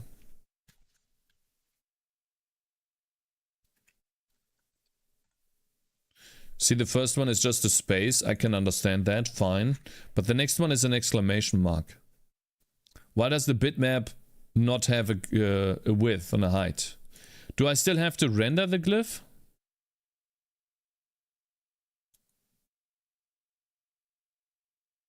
See, this is what I don't like about these internet things. They talk bullshit.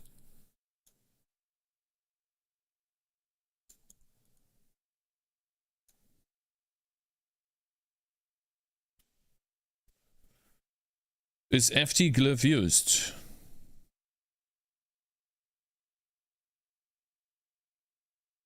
Maybe you're right.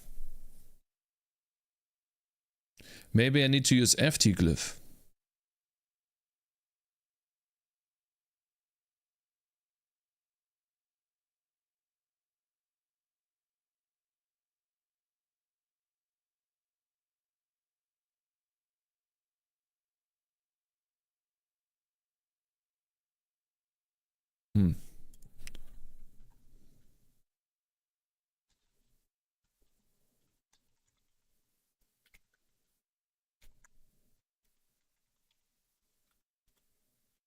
Let's try that again. Maybe you're right there, Asen.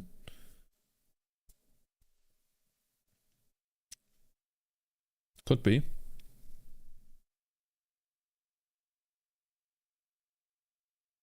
Maybe I was too fast.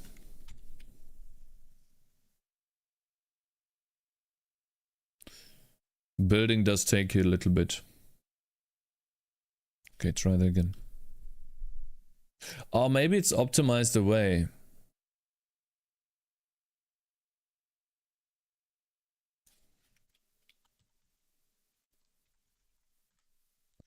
It's just a pointer. Yeah, so split the glyph here on your target surface. For positioning, use bitmap glyph left, top, bitmap glyph bitmap buffer. For iteration of the glyph data, use the bitmap buffer.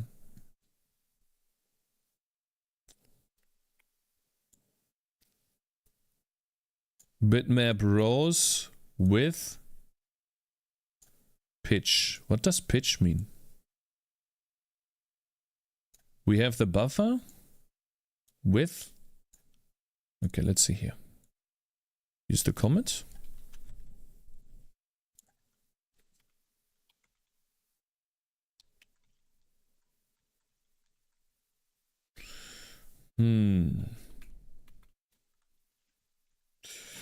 Okay.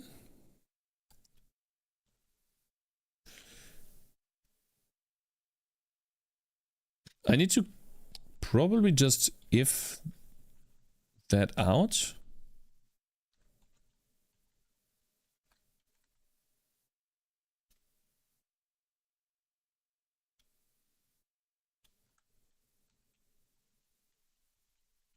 Let me see. Yeah. Let's just copy the entire code. But for this bitmap glyph. Okay, so column plus bitmap glyph. Bitmap.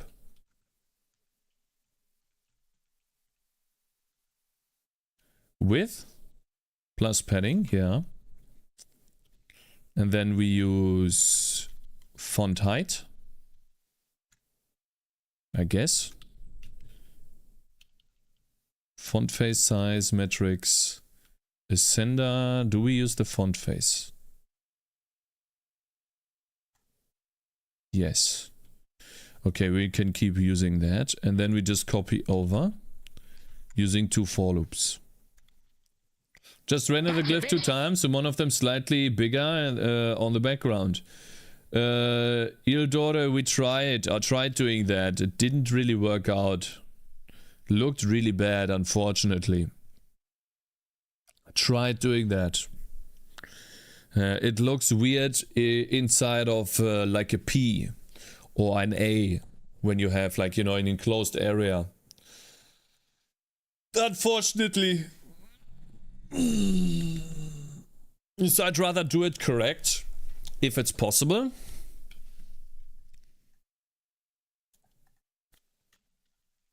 I think it's not that difficult, actually. Because all we have to use is the bitmap glyph. Oh. And then we have rows. We have width.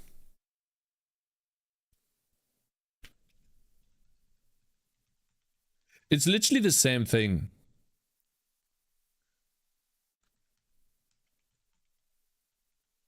Bitmap glyph, bitmap glyph,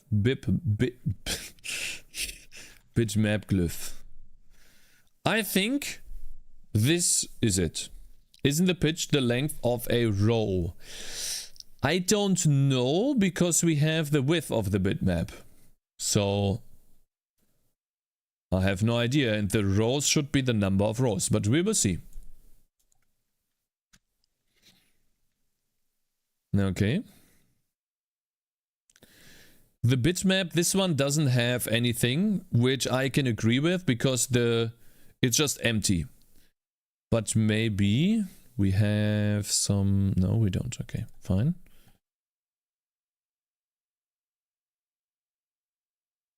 Shit, I need to turn this into if 0. Wait, I'm sorry guys, but I have to turn this off, not on.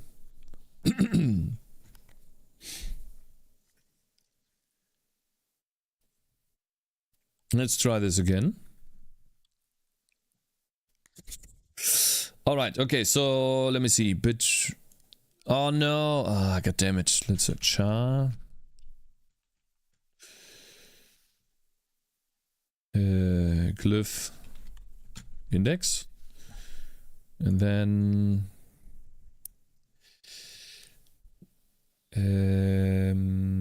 bitmap glyph.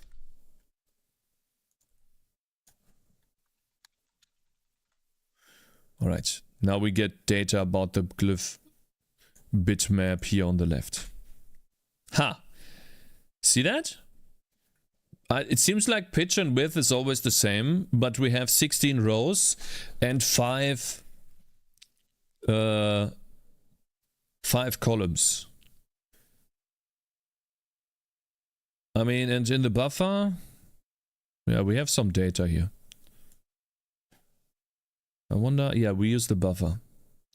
I mean, it seems like it is just working.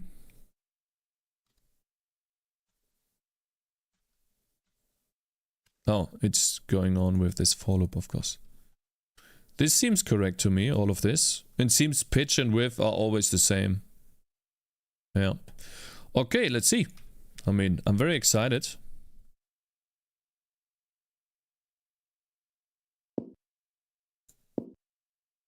It's not showing up, unfortunately. But at least something is in there. We just don't know what yet. Free type pitch is an absolute value, is the number of bytes per bitmap line. It can either be positive or negative depending on the bitmap's vertical orientation. Scarface theme.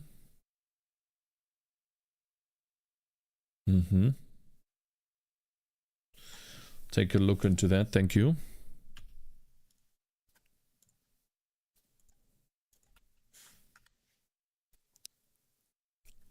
But first, let's start this in renderlog again.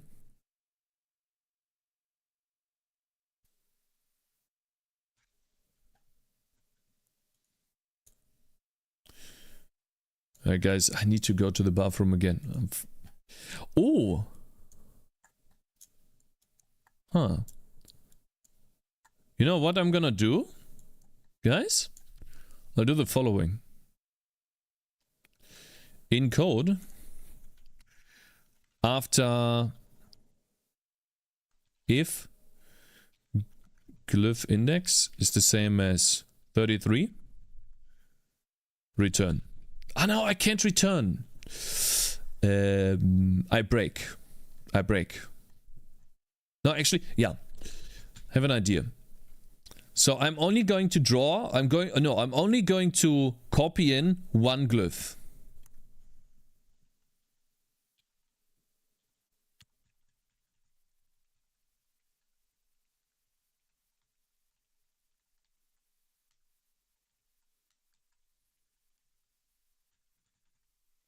And then we see what it looks like.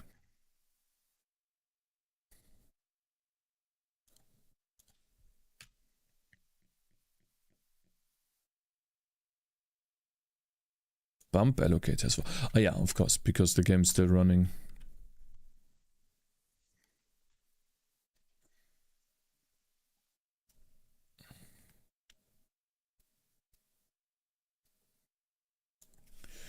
Okay, let's try again.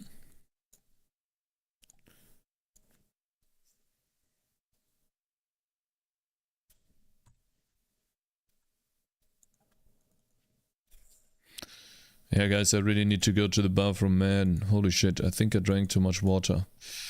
Okay, guys, this is what it looks like. This is the exclamation mark bitmap. I don't know what I should think about that. Do you subtract the two or not? Well, this is the bitmap for exclamation mark. Anyways, be right back real quick, okay? I'm sorry, but I really have to go. I'll run ads and then I'm also gonna make coffee. Be right back real quick. I wonder if you have to like do minus between the two.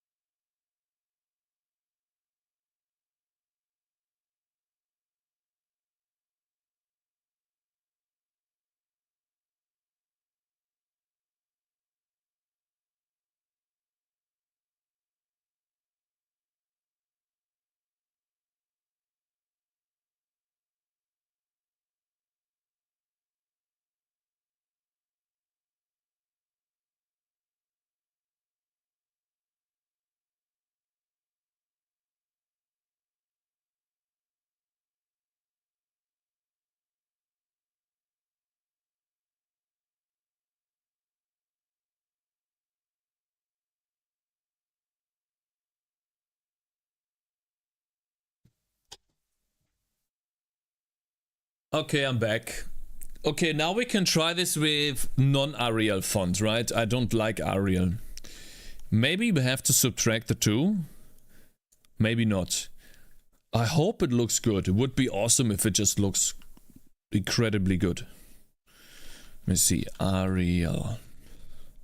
This font, I think it was 5_7, right? Nice exclamation mark.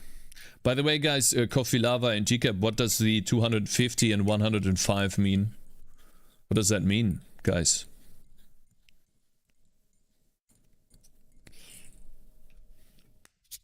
Kaboom! Sorry. Too excited.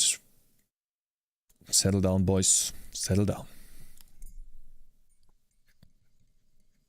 I have 12. What do we have here?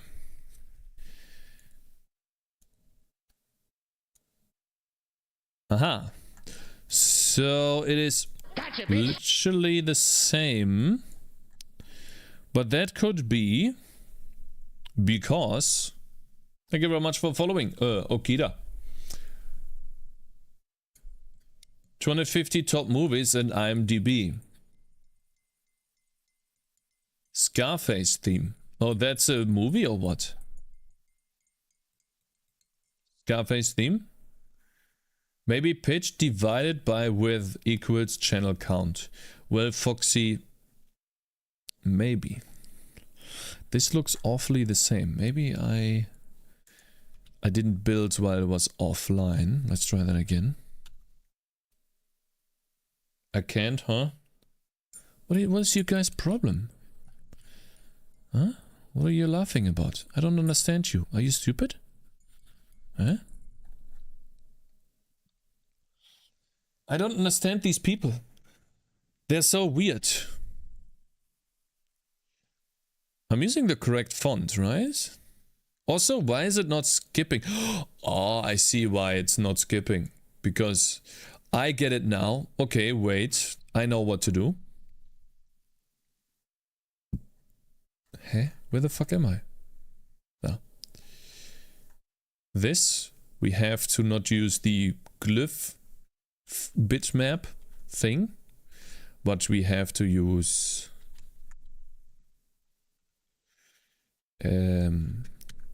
this other glyph. And then we don't need to break.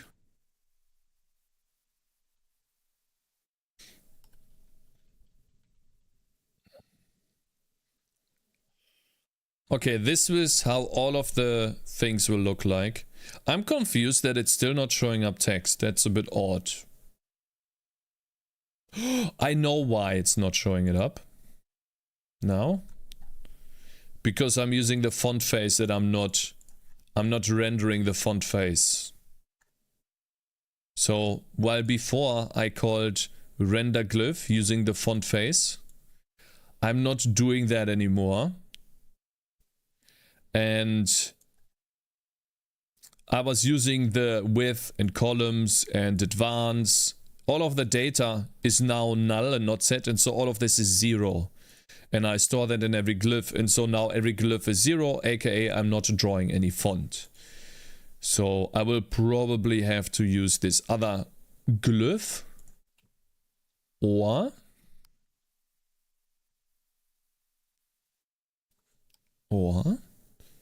combine the two in a way. But we could try this bitmap glyph.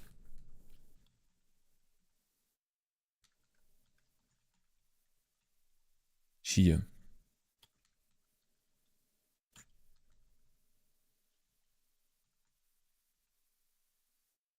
This bitmap glyph doesn't have an advance. That's bad. Okay. So probably we still need the font face. Yeah, Cakez, if you watch TCAP stream, you won't be out of the loop, but you don't, Sag. Scarface is a movie. The main music theme of that movie was playing on the stream. On my stream? I see. Gulp. Listen, I try to watch as much as I can, okay, guys? I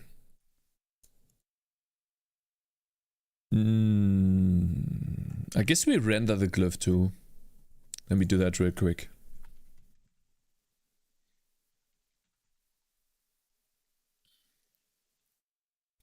And then this would be the bitmap glyph. Uh-oh. What happened to penis? The advance and offset, I think, are using God damn it! The advance and offset are, think, whatever, dude. Hello, Push. Good morning. Can't talk. What is that? Okay, so I think the way this works is the following. We have this outline bitmap that basically tells us, well, this is how big the texture is if we copy that into an atlas. Then we have the original glyph, that is the insides of the outline, or the the insides. And then we have the offset of the glyph and advance. This is basically again from the inside. So if we have no outline, we want the text to look exactly the same. We want to offset the characters based on, if we have no outline, the same way as if we had an outline. So we have to, this is the inside glyph, the font face, that is basically the one that is being outlined. We have to use the data for advance and offset from that one. Now the only thing that is left to do, we are currently only copying the outline into the texture atlas, and we are not using anything else, or we are not copying anything else into it yet. I think what we have to do is copy the glyph as well, and probably use a different color value or color channel. Because the outline needs to be in a different color than the normal glyph, right? So if, for example, this is how I'm envisioning this. Let me set this up again. How was that again? So the eraser tool on the secondary color had black, and then the pen on the first color is white. So if we then do yeah. Oh, cool. Now, if we have a glyph, right? And a glyph has a bunch of pixels. Let's make a very simple, I don't know, eye character or something, right? If this is our glyph. Actually, I think that's a bit too big. Let's make it a little bit smaller. Right, these are the actual pixels of our glyph. And this would be an eye character. Actually move this a little bit higher. Right, pixel art. Think about pixel art. Then we probably want to color this, let's say in red. Fuck. Obviously, oh man.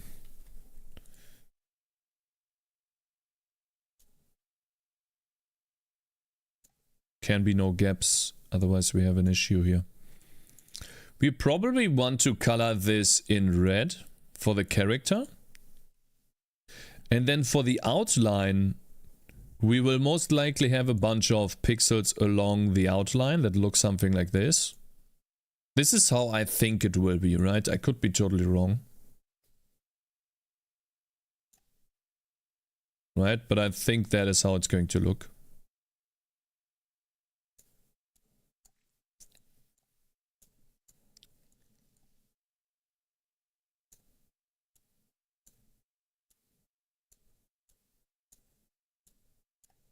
Let's pretend that this is what it will look like and then erase those. Man, that's fucking small for an eraser. Also, I can't see where the fuck it is. It's an issue. You know what? Holy shit, that's almost impossible to draw. Yeah, let's just get rid of these lines here. And so we need to fill these in with different... Oh my god, is that annoying? So small. Like Chat's penis. Yeah, and then white. We probably need to fill this in with a different color. God damn it! I tried so hard, man. Oh my god. I'm gonna lose my mind. A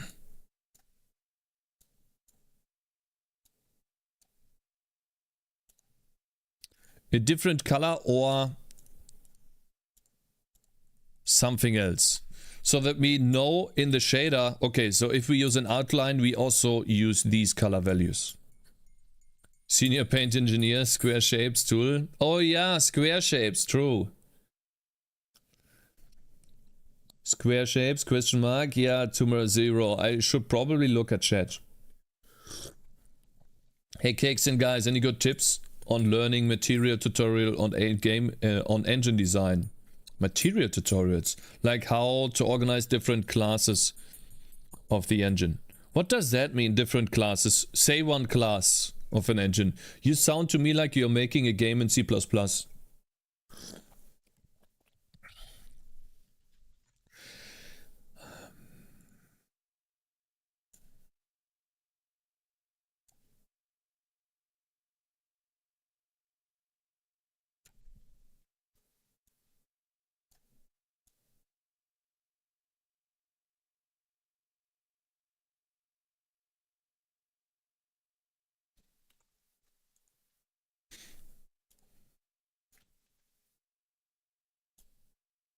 Doesn't work, okay.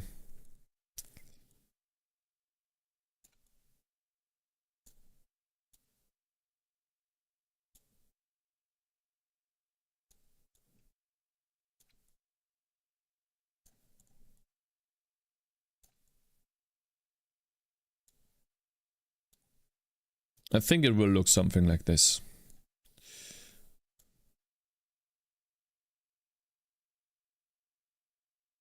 And then we just have to make sure that, oh no, turn it white, click and then turn it red. We will color the glyph red and then maybe use a somewhat, not brighter. What is the opposite of bright, guys? Guys, what is the opposite of bright? It is not thin.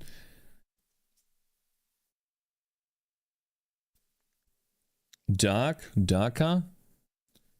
I want to say something like weak. Include studio. Dunkel, dim, dim. We can use a dimmer red. So let's say if the original red value is 255, right? This would be the glyph, and then let's say maybe 100 would be for the outline. 100 would be this, and 255 would be this. And then we could check, okay, well, is it 100? And do we draw outline? Okay, then we just include this. Dark, dim. What do you guys think? I think that's a good idea.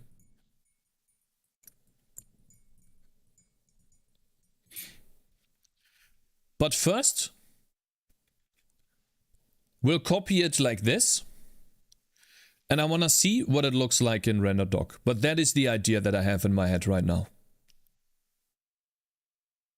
What did you say, Omega Destroyer? If this guy is also the writer of the Elder Scrolls 6, prepare to meet office elves, corporate orcs, and cringe knights. Oh yeah, true. Agreed. What up, bitch? Hello there, Mr. Amida. Good morning.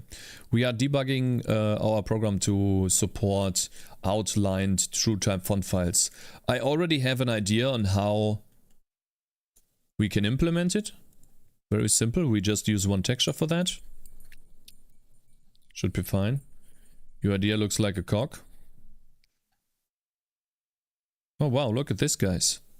It does draw something. It is way too big, but it seems to work. Let's look at the characters.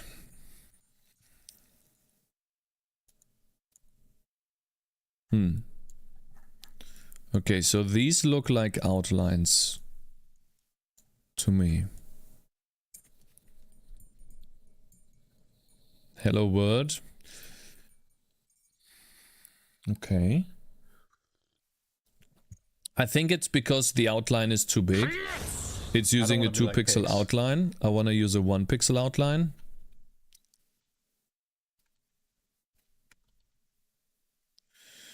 So we're going to destroy that again and try one more time, but with 1 pixel outline. Thoughts on the use of interoperability? The third one is SAS. Isn't there a library for rendering fonts? Isn't it counterproductive to reinvent the wheel? I don't know a good library, and for me it is just, oh, that's looking good. That is actually looking good. Wait, I think...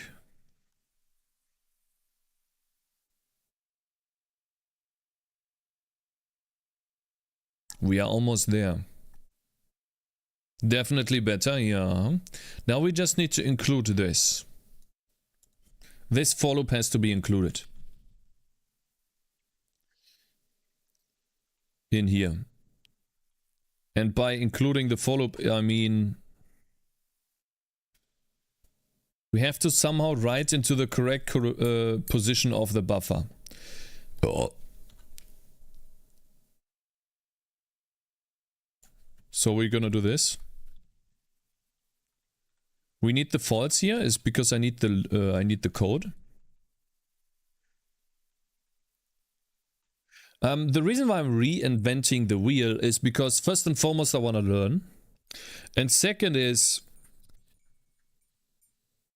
I want to learn and see how far I can get with this. If I take 1 day to implement outlining font in my game, then I'm very happy. Like, I have outlined font, I know how to do it next time, and I learned a lot about game development and the technicality about it.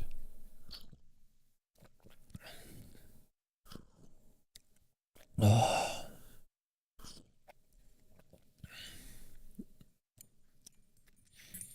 All right, let's see.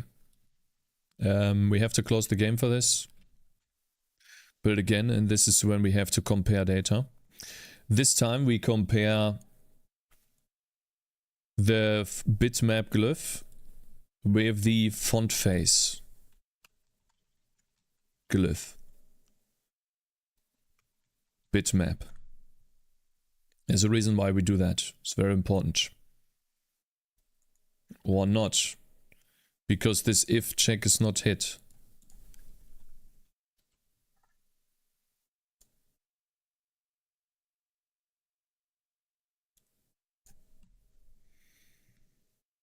Okay, whatever. Okay, so cool. Let me see. So the first one is unimportant. Let's get rid of the locals here.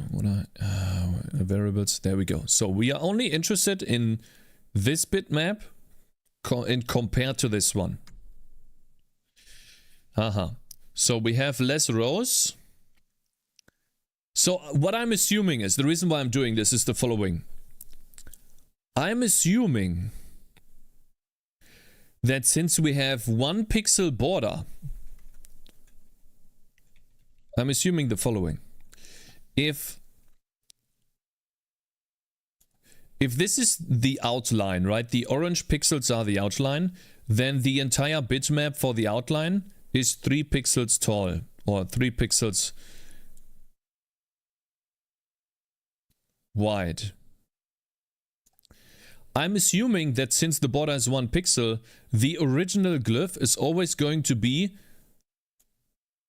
1 pixel on each side smaller, whether that be on left and right or on top and bottom.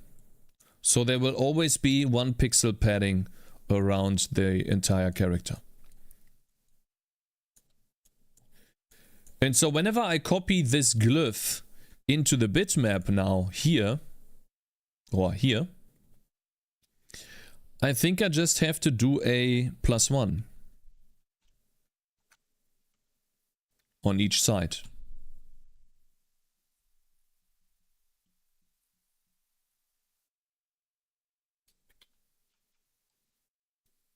So row plus y plus 1, and then over here y plus 1. That is my assumption. I could be wrong on this. But let's see. So for the first one it is correct. We have 9 rows and 3 columns. And then for the actual font, we have 7 rows and 1 column. Holds true again. Oh wait, we have to go here. 4, 2, 5, 3. Seems to work.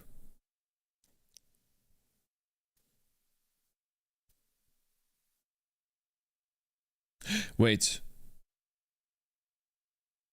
We only need to do the +1 in the texture buffer. We don't do it on the bitmap. The bitmap needs to be accessed in the normal way. But we do the +1 when we write. We basically offset that by top left. I think it works, guys. I think it will work. 6, 5. Looks good. 9, 5, 9, 7. Yeah. I think it is. So we are offsetting it by the border,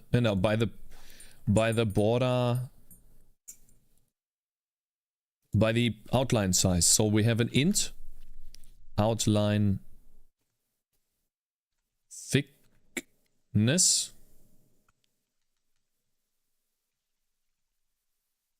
Then we use the outline thickness here.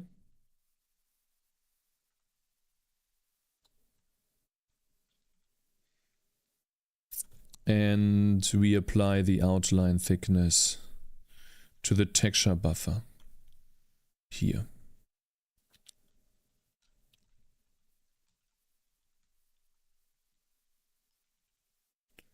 Holy shit.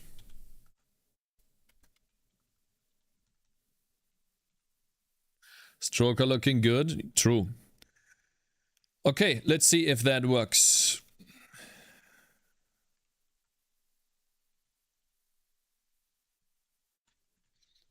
And now we also have to generate a different value. Shit.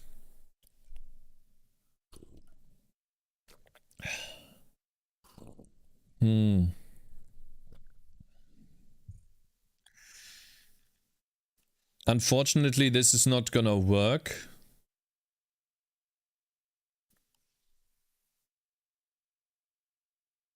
If you're using FreeTap, why are you fiddling with all this crap? Well, Push, if you have a better example, how about you link it? Like, to me, it looks like this is how you do it. Isn't that how you do it?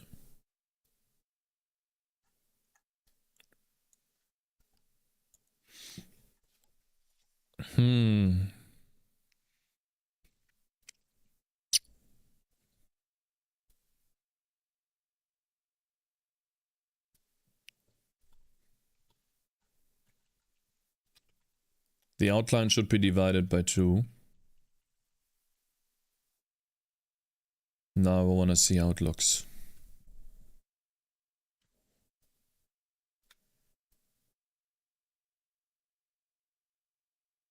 Looks a bit odd, to be honest.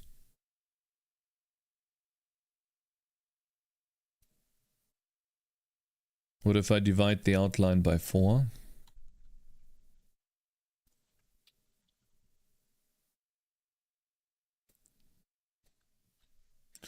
And then I also want to check, let me see, Mark F, get rid of that. At the bottom, font rendering. Transparent objects, post-processing UI pass. How do I render font? Is it always transparent?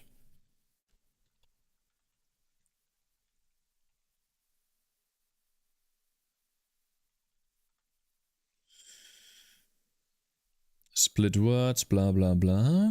Line. Is it always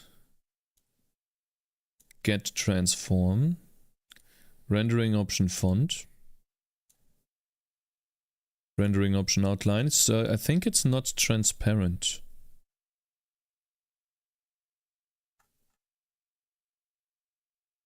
By default.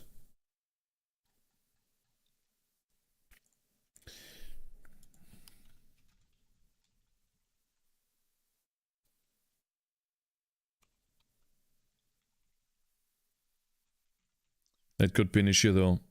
I may be wrong, maybe your game doesn't need text. It could be, this one could be dangerous.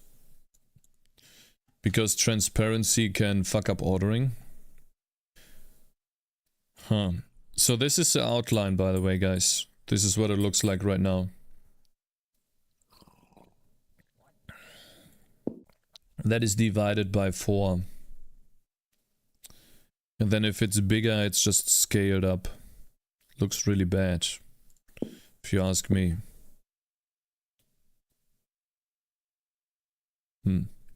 Looks fine. Well, no.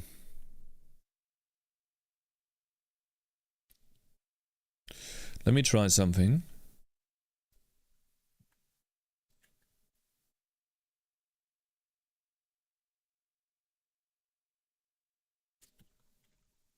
First and foremost, get rid of this.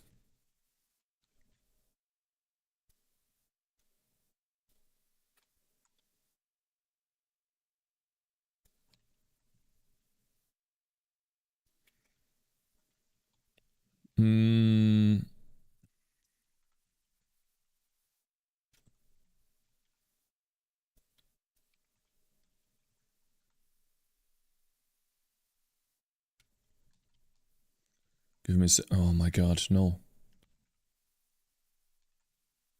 If we have 0, we discard. If we have less than 1, then I want to set the texture color dot R to 0.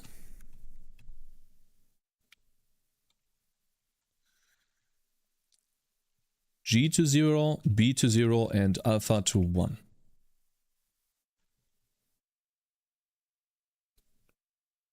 Or alpha is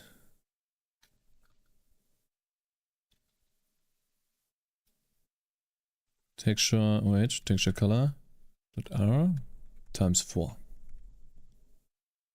There we go. That will cancel out. Huh. I wonder. Yo, Cakez. Hey, I'm Meo Meo. Good morning.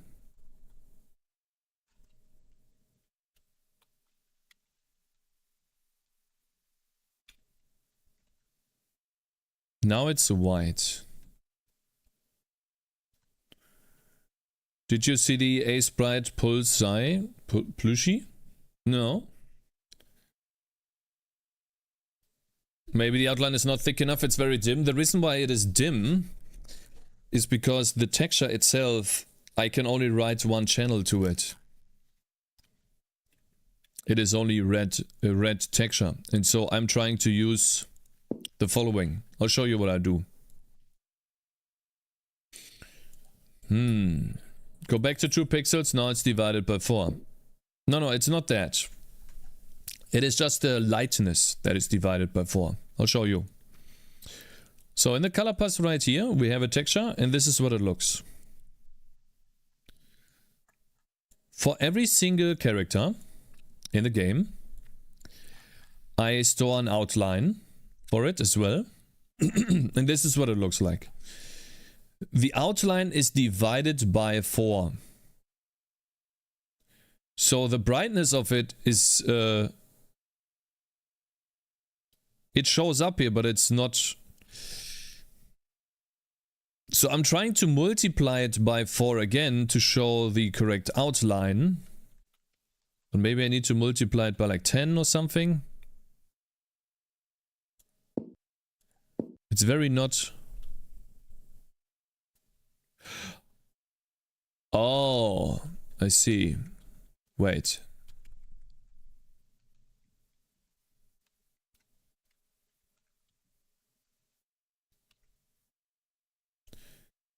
Now I get it. Okay.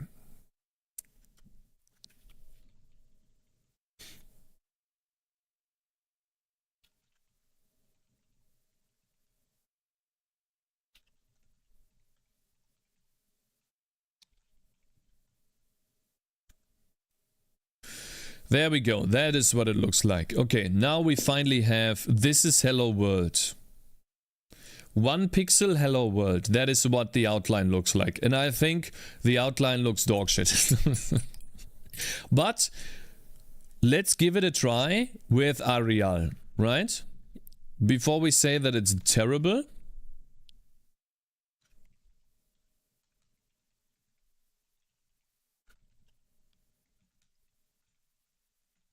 And of course we can also make the border a little bit thicker, right?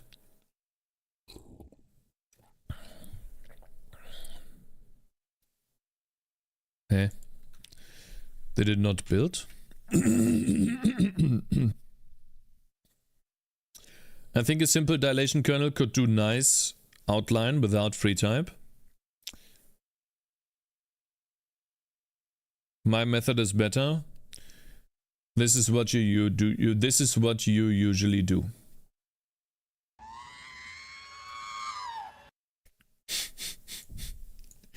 Shut the fuck up, man. Okay, bro. Yeah, that is your method. Okay.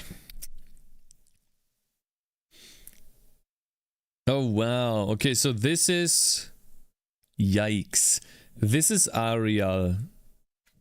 Wow. How about we try 32, huh?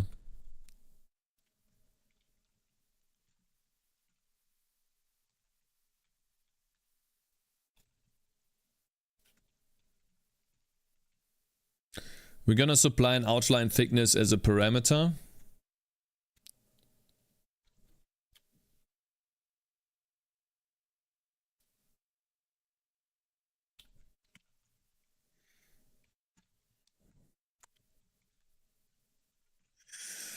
Alright, diagonals are not doing good. Yeah, it could be the size of the font. But I always have issues with this. I think I'm starting too fast. I'm not able, like, I think I'm waiting to, yeah, I need to wait.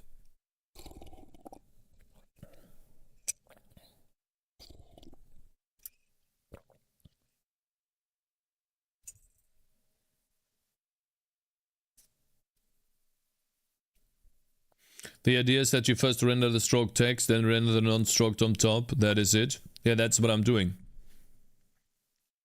That is literally what I'm doing. But it looks really bad. Holy shit, does it look bad. What the fuck? I know why though. I know why. Thank God I did this with Arial. So that I could find out what the issue is. I'm writing into the dev buffer.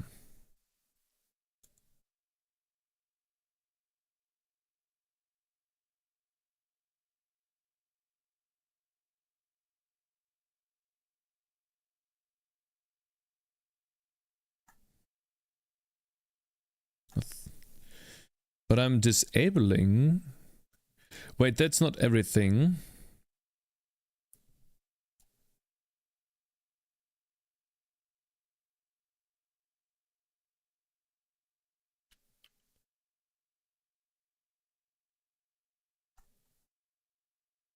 Can you apply bloom only on the outline? Oh, well, I'm not thinking about bloom right now. Wait, isn't this dev writing? Guys, what is dev writing again in OpenGL? Disable dev writing. There we go. But I think we do that.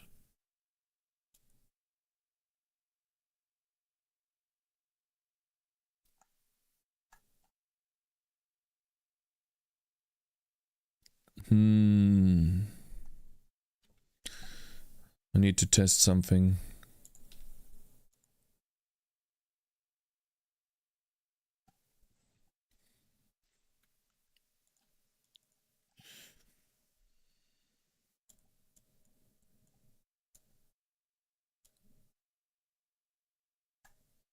Okay.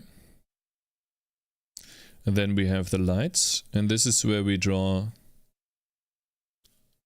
the text. Yeah, it draws the text in one go. I understand now what you mean.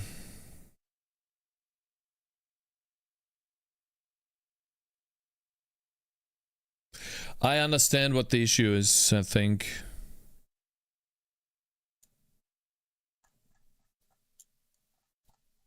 Yeah. I need to do the following. Thank you. It is a plus equals operation. Guys, can it overflow? Can it overflow?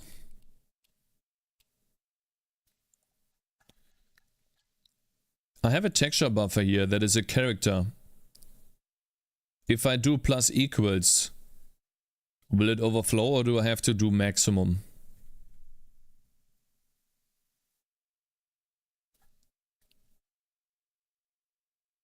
I'm assigning here, I have to do plus equals. But plus equals means adding in...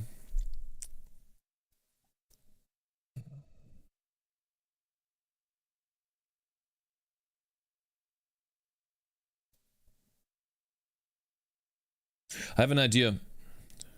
I think. Characters 8-bit.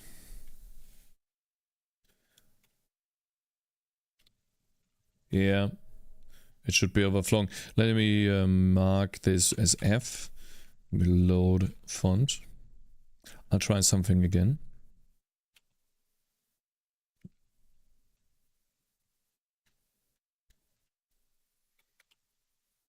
I'm gonna try to use the pixel art font because the pixel art font does not have any sub-transparencies. And I think that should work. So maybe I just need 2 textures, guys. Maybe I just need 2 textures. And then store both textures on the GPU and then just index into both textures.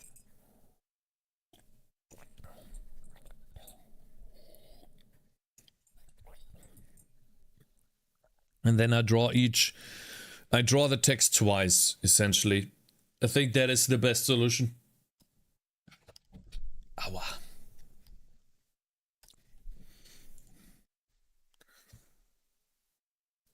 Yeah. Access violation? What the fuck? Eh? What the fuck? Eh? What do you mean? Are you stupid? Eh? Are you dumb? I didn't change anything. Oh, I see. I didn't load the correct font. It is font 5.7. Okay, not 7.5.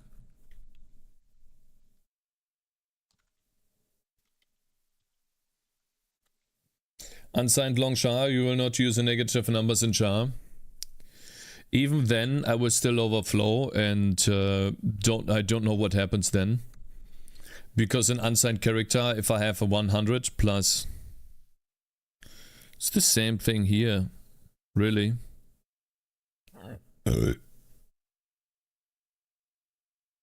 Unsigned long char. There's no such thing. Okay, I have an idea. We just make 2 textures.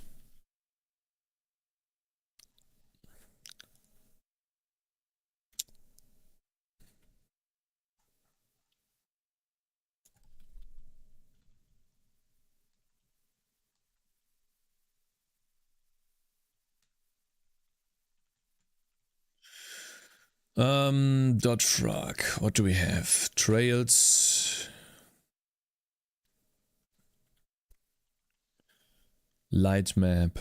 Lighting is 3. I think.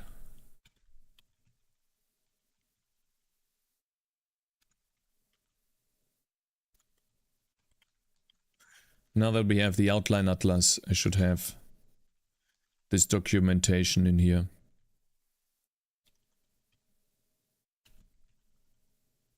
Binding 4. Stock character as an int then. Can't do. But it's fine. We'll do it like this. Let's first try to use the outline atlas like this. And then in the fragment shader, whenever we have the rendering option font, we draw the font.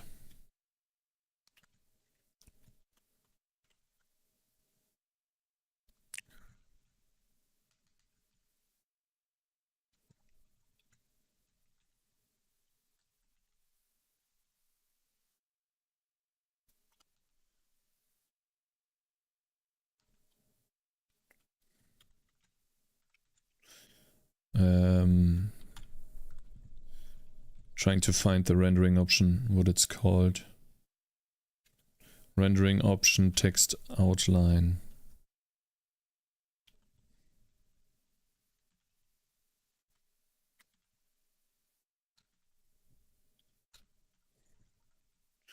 We index into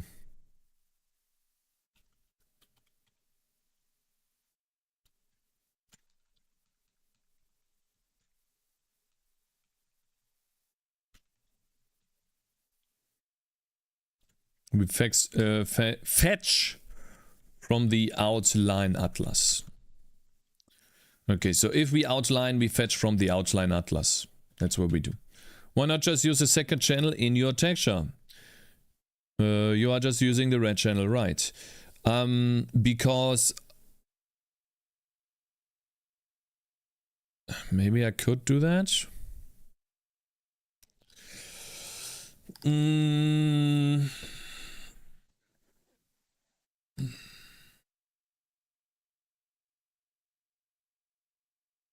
I'm just gonna do a second texture for now.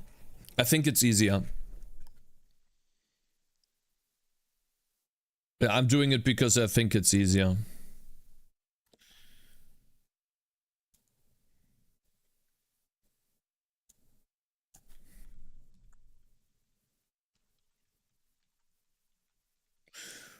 Hopefully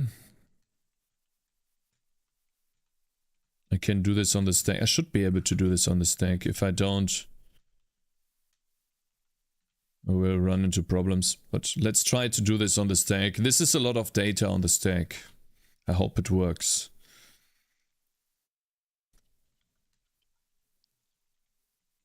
Outline buffer.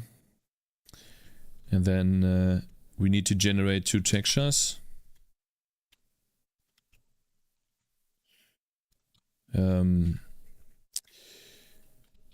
Outline, no, normal glyphs,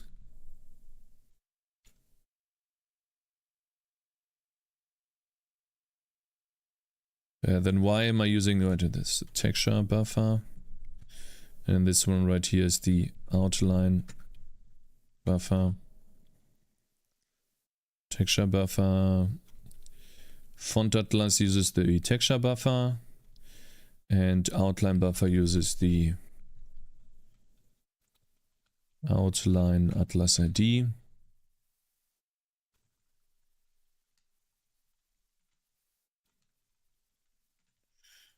And then we use the outline buffer. All right. Why to texture? Just alpha blend the 2 buffers.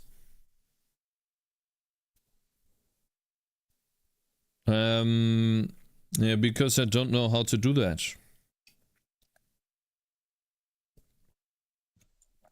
Also, what tells me when to use what? Doesn't Godot handle OpenGL for you? Yeah, but this is a C++ program. I have done OpenGL, a Godot game before, but we are now working on a C++. Ooh, wow. Interesting, to say the least. Very interesting. I think I'm still dividing by 4. This needs to go away. Dividing by 4 turns it transparent. I think I'm still providing the glyphs are too big and the outline is too big as well. Making a game with code is way more rewarding. The diagonals look good. Let's see how that looks. Unable to start program. I think I might have started too early. Let me wait. Ah, my bad. I just read the tags. Yeah, I've made a game in Godot before, but I didn't change the tags yet. It's literally clickbait. I clickbaited you into the stream, so you watch. True. And it worked. It worked! Okay.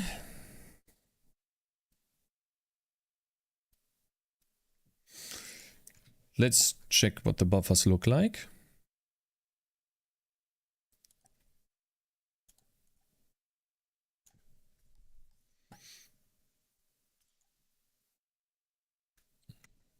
We should now have 2 textures, I think. Outline Atlas is empty and this one is filled with the wrong glyphs. Oh, I see why. No, I know why. No, I know exactly why. I'm copying the outline into the wrong, yeah. GL active texture 3. Wait, normal glyphs is 1, outline is 3. I think. Or 4? Outline is actually 4. Okay. So this basically, this number 4 that I specified right here.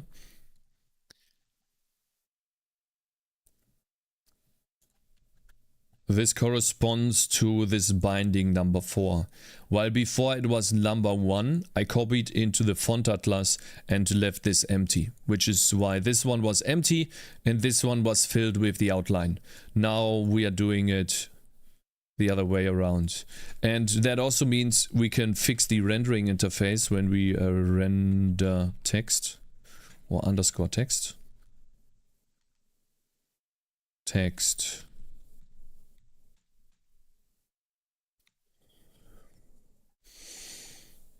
Draw quad, draw line, draw box, draw light, draw text over here. When we draw text, rendering optional line center, get transform. Okay. What about UI text?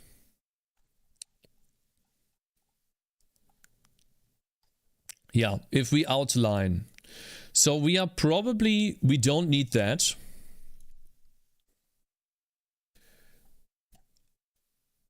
I think the only thing we have to do is the following. We keep drop shadow the way it is, but instead of, drawing the text 4 times in a different offset, we don't do this. I guess I'll comment this out. And we do the following. We draw one with outline. This one includes the outline. And then we draw another one. But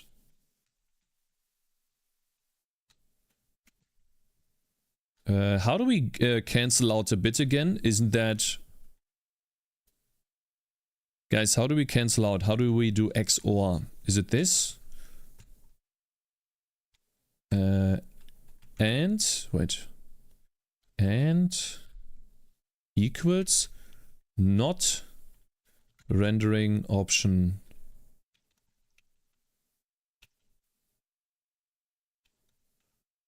text outline. This one, right? Wait, not XOR. So basically you mean this. XOR equals. This will turn off this bit.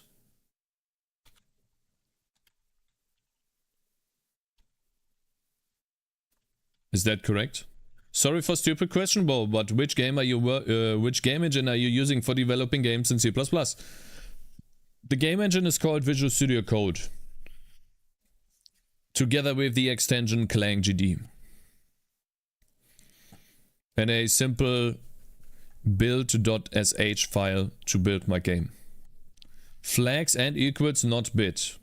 XR would toggle the bit a fake. And bit would turn it off. That would turn it off. Okay. We also have to check if...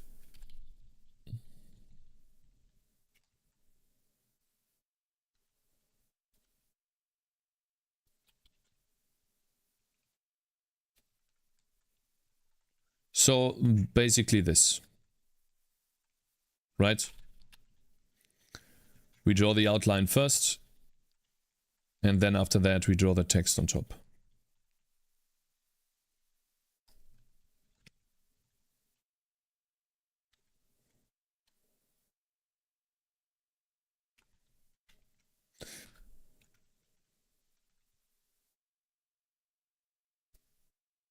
Whoops.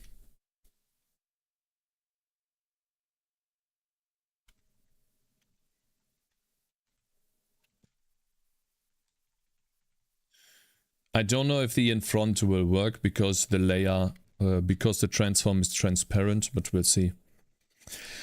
We'll see if this works. I think it won't, to be honest, but you never know. I think we still have to like dash out a bunch of...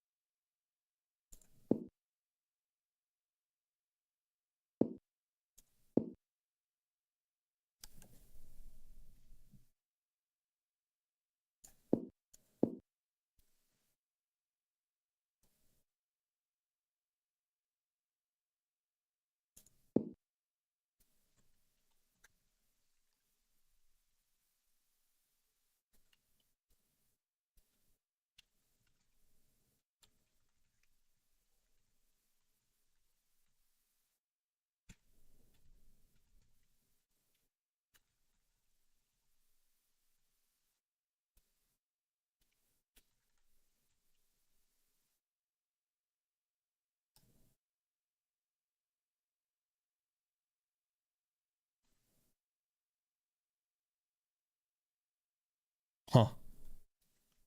Huh. Damn it. I thought it would work. Close though.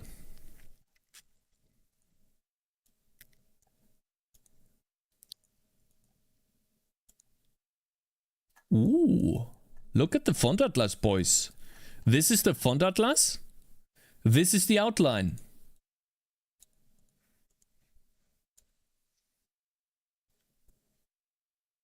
Pretty sure your flag manipulation part was wrong, but I didn't catch it. Oh, maybe it was wrong. Maybe, yeah. I need to go to the bathroom, guys. We are so close. It is actually literally close. Let's see. Output.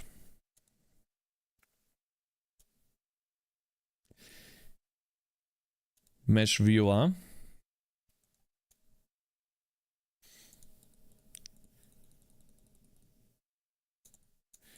It is not drawing them again. It's not drawing them again. Guys, I need to go to the bathroom. I'm sorry. We're close. Very close, but I really need to go. Be right back real quick, okay? I'll run ads so we don't get ads when I'm back. I drink too much. God damn it.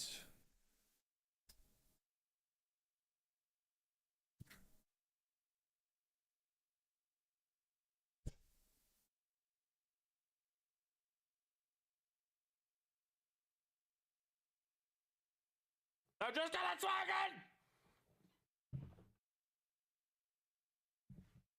God damn it! The door is open. I should not be so loud.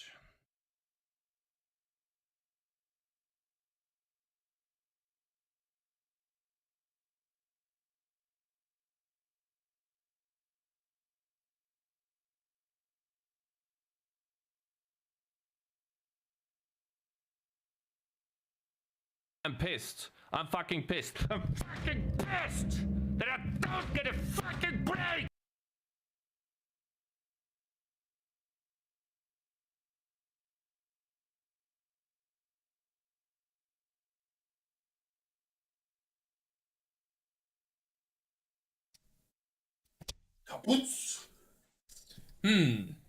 It's not drawing them again. Cringe.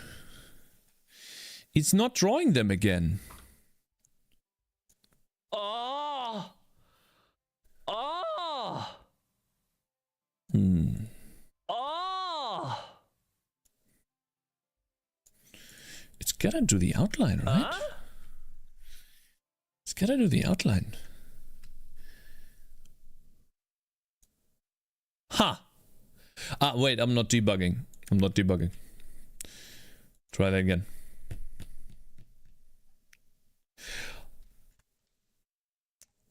Wait.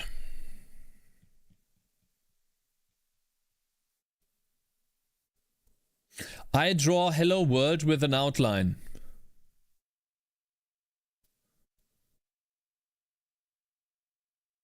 I think I know why.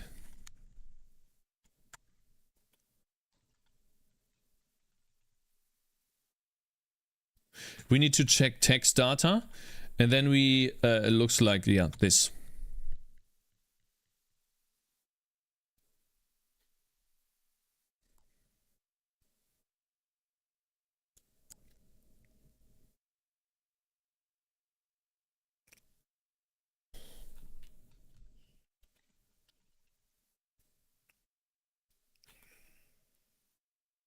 Why is it called a transform?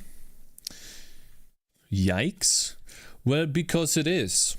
A transform is usually something that carries positional information about it. That's why I call it transform.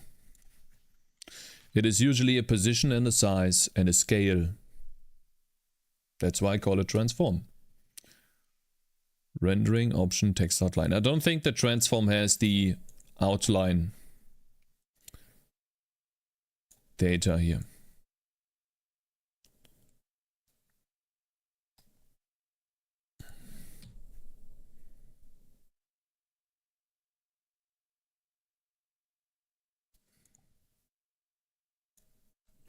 It is drawing the quad. Ooh. Huh.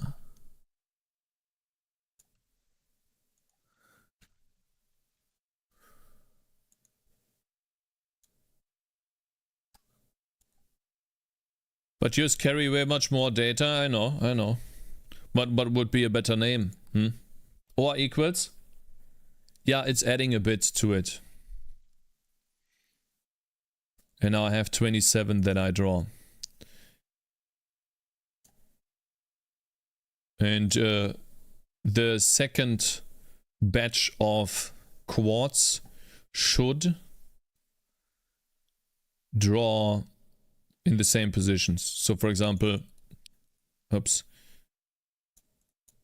You see that? I see. So I begin with a rendering option 132. Then I have a rendering option 32,900. That is the same quad in the same position. See that?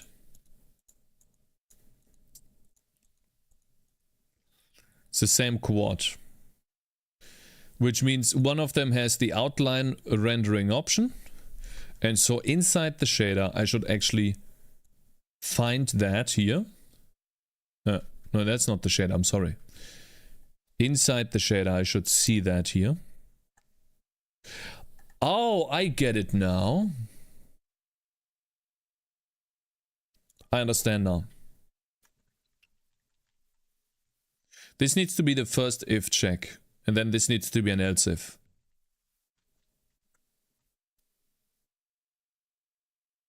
Yeah. But it's drawn on top. Which is fine. See, like you can't see it, but there's a black hello world here. And that's because the outline is drawn on top. And that is because we draw...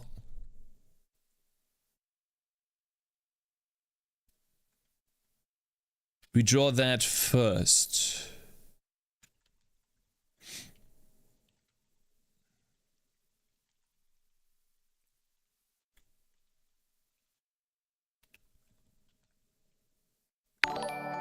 Like this. We toggle the bit on. Hello Adrian, thank you very much for raiding. Hello sir, good morning guys. How's it going? What have you guys been up to? We're currently trying to draw outlined text. Oh my god! Oh! Yay! Whoa! Oh, damn it! An epic battle of regex. Guys, I want to see the damage numbers now. Deal deeps to him. Come on. Oh, the deal no damage.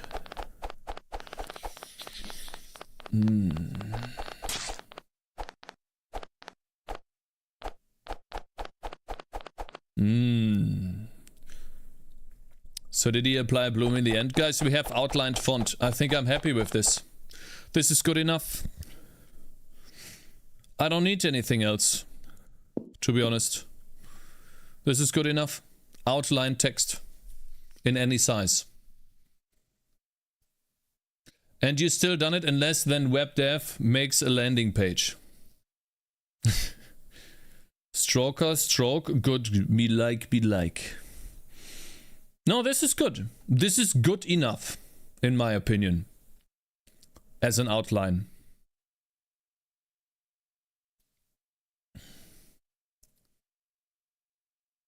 Sweet, we came along in time just to finish your game. Adrian, did you get a shout out? No, you didn't. Let me give you a shout out.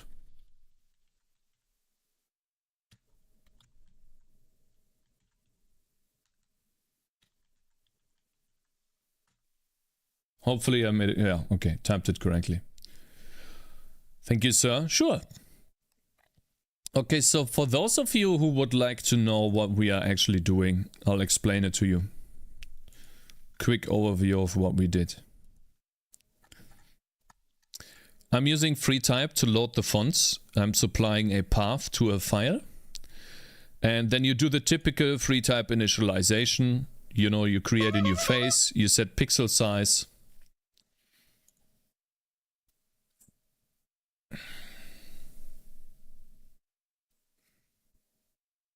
Gotcha, bitch. Okay. I'm creating two buffers on the stack to hold the texture information. These are character buffers because I need to write down how opaque a pixel is. And that looks something like the following. For the font, since I use pixel art font, every character is either fully opaque or completely dark. And then for the outline, we have a little bit of transparent information on those. They are not fully opaque. That's what I do. So this is what these two buffers do. And then apparently, if you want to, you know, get an outline, you have to stroke a little bit using this stroker right here. And then you also have to supply the stroker with an outline thickness that is multiplied by 64. So 1 times 64 would mean 1 pixel outline, 2 times 64 would mean 2 pixel outline. I decided in my case to go for 1 pixel outline because I don't want to have it too big. And I think it does a very good job. Yeah. And then after that you just do a simple loop over all of the ASCII characters if you're using ASCII. And then you get the character index using, you know, this glyph index. And then you load the glyph, you get the glyph, you stroke it a little bit, then you turn it into a bitmap. And the most important part about loading font then is looping over the both of the bitmaps. One bitmap is the stroker bitmap. You have to stroke it a little bit to give you a bitmap that contains the outline information. And then you also have to generate a glyph for the normal font, right? So that is why we have two versions. We have this version and this version right here. Both of those glyphs are generated. And then you have to copy them, or I copy them into the outline buffer and the texture buffer. And the only thing about this little bit complex loop is that for the normal texture, the outline is 1 pixel thick. And so we need to make sure that if this is our glyph, the red part, and the outline is 1 pixel thick, then we need to offset that glyph from this top left position right here, 1 pixel to the right and 1 pixel down, so that it is in the middle of the outline. A 3 pixel outline, that means I have to offset my glyph 1 pixel to the right and 1 pixel down, so that it fits inside. And that is what I do here, plus outline thickness on both of those when writing into the buffer. So because we will be indexing into those on the GPU to draw them. Yeah, and then I just upload those 2 textures. I mean, I get some positional information about how tall the sprites are, the original characters, and how far you have to advance for each character and what their offset is. So basically to align the text on a straight line. And then I generate 2 textures and upload them to the GPU. That's all we do. And then in the shader I just check whether we do an outline, then we get the outline, we index into the outline texture, and if we don't, then we render normal font and we just index into the font atlas. Stroking on the stack, true. Yeah. And that's about it, I think. Yeah. It's probably could be improved, but it works and I'm happy. It's running at 500 FPS though. I wonder why. I wonder if that is because of the level? Oh, interesting.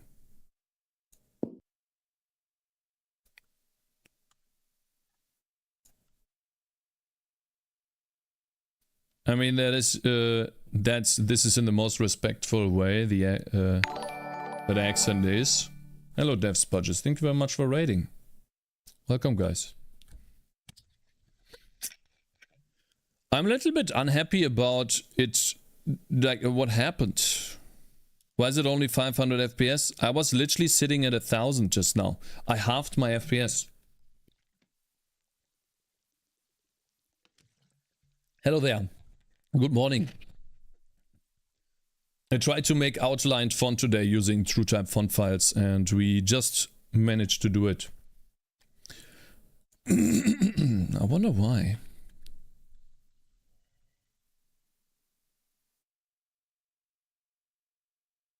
I'm just gonna get rid of this if and see if that's the reason.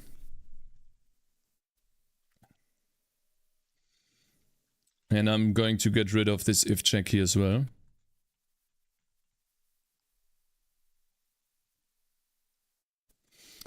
Is it really that big of a difference if I draw that many different transparent quartz guys? Is OpenGL that weak?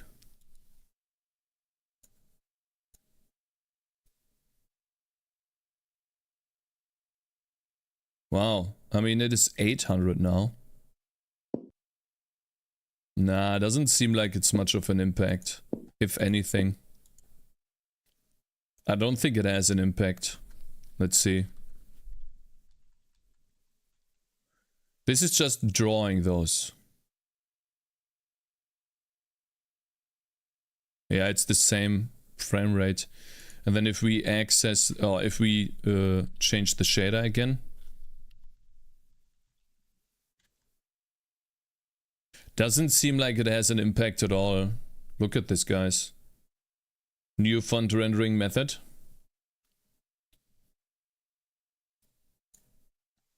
What is this? What is this, brother? I think a simple dilation kernel could do nice outline without free type. My method is better. This is what you do. This is what you usually do. Okay, bro. Okay, shut the fuck up, man. Okay, bro. Okay, bro. Yeah, that is your method. Okay. Okay, cool. We are actually... I'm happy. This is exactly what I want. Guys, 1 out of 10. 1 to 10. How cool is the font? What do you guys think? What do you think about the font? Limao? That looks a little bit odd, huh? But it still works. 9. 1, 2, 3, 4, 5, 6, 7, 8, 9, 10. 9 because you're the 10. You think 9? The font looks good? Look at that. That's the outline here too. Damn. Oh wait, what is this question mark? Lol. Is that supposed to be... Lol. Yeah.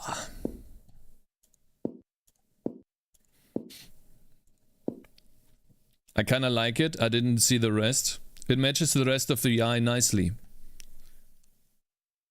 Glad you like it, guys. I'm really happy. Very, very, very nice. Very happy that it works out. Cool. Save.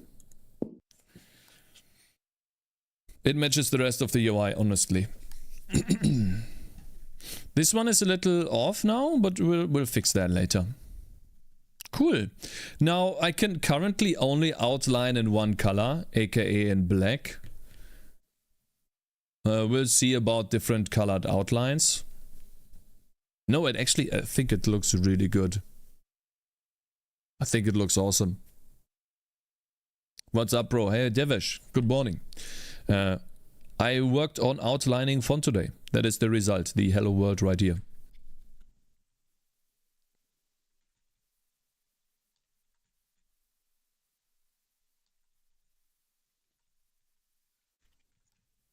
Oi, hello there, Greenish Pepper. I think I missed you earlier. Hello there, bro. How's it going?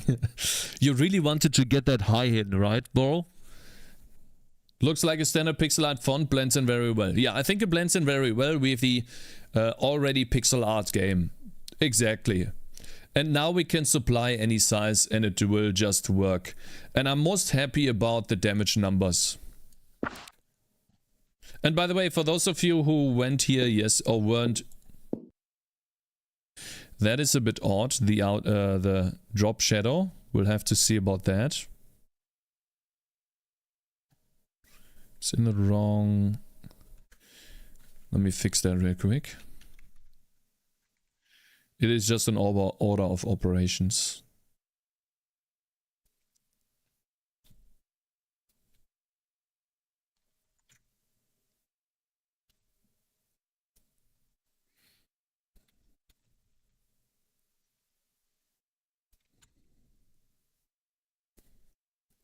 It should just be an order of operations.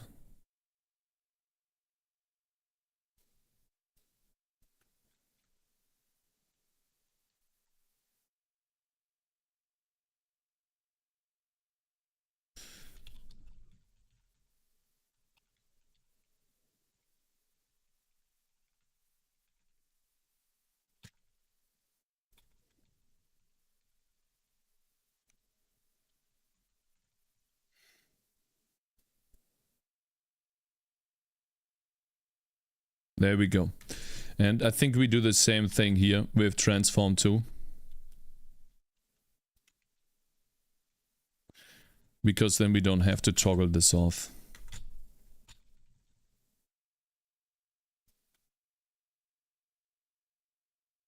Would you look at that? I think it's a little cleaner. Cool.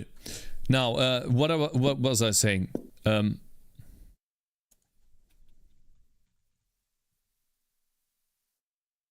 Go get some beer and schnitzel, you've deserved it. Yeah, I think I've deserved some good... Oh, we have font now. Outlined font in the game. Still, don't take a look at this map. This one's not finished yet. Okay, and so tomorrow I will, or probably off screen, I will fix the collision issue with swords. And array is full.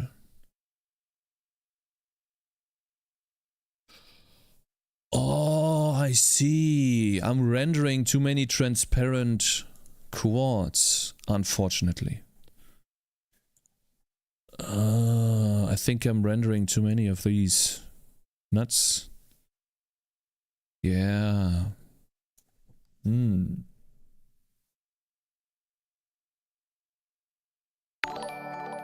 need to think. Hey, Gotcha, bitch. Cool Wonder, thank you very much for subscribing, and Hansel, thank you very much for following. The UI transparent transforms only apply for 500. I guess I need more. Now 2000. That's bad. I draw everything in a transparent layer. Oh god. My game gets bigger and bigger. What is the memory usage at this point? 500 megabytes is not that big, right? Does it get bigger? Do I move more? Do I use more? No. 500 megabyte is fine, right?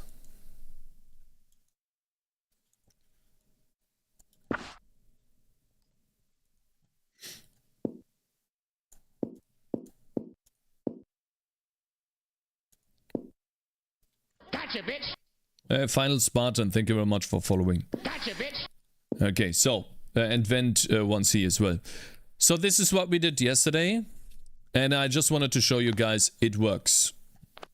We actually have, I think, exactly the same pushback as in Bloons. I don't think Bloons does it any other way. And we can push this if we want to. We could push this guy endlessly to the left.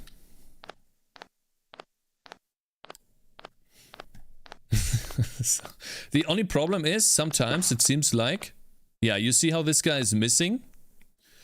That is what we're gonna fix. I'll probably fix this off stream and then think about what we do next. Maybe we'll design some more items and abilities. Bloons with pixel art and tangerines. Yeah, kinda. Yeah, this guy doesn't hit. Not sure why that is. Because the hitbox is literally in here. But yeah. Wait, maybe we can fix it real quick. The units try for like 2 minutes, right? 2 minutes. Because I want to play PoE, Path of Exile. I didn't play it in a long time, and if I don't continue, then we'll just not finish it all, right? So, let me see. Draw weapon.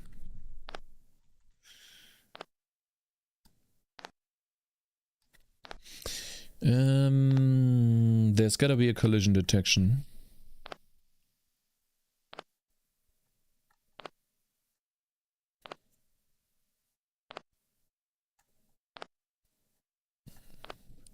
Somewhere here.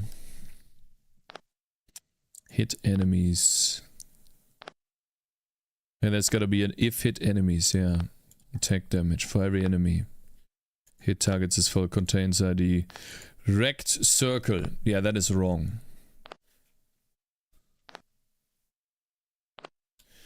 Get collider too.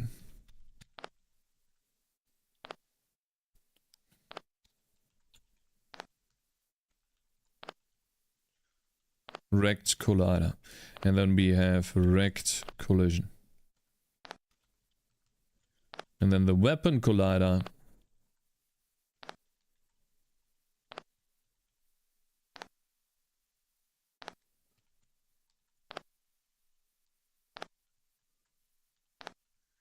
is a rect collider.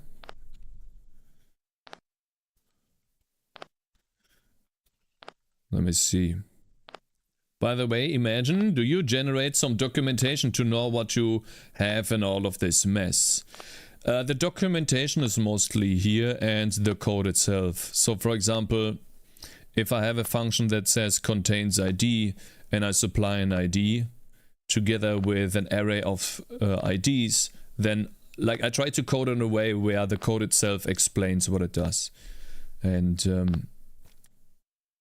yeah, like is full hit targets. I think it explains very well what it does exactly. Oftentimes, just reading the code will explain to me what it does. Imagine how fast you would find something if you didn't have everything in a file. Actually, I think I would be slower, to be honest, because I would try to look for different files. While if I'm in one file, I could just search in this one file. And I don't have to switch between, like, multiple files. Because you can have the same thing. It's just a naming convention that splits the same code over multiple entities. And you still have to remember the file name, that it's in that file name, and then you have to remember the function name. So I don't know if it would actually be faster. I think I can find a lot of stuff in here, but I do agree sometimes that it's really annoying to switch between like up here and then down here. That is true. By the way, cool project. Been working on my own tower defense game, Techno Demo in Godot, which is surprisingly fast. Godot, you mean? Surprisingly fast? That is true, yeah. Godot starts fast. Godot does hotcode reloading very fast. Godot starts the game very fast. The only thing that I don't like about Godot is when you have a coding error, then then the window lags for like 2 to 4 seconds before you can switch into the code and see what the actual error is.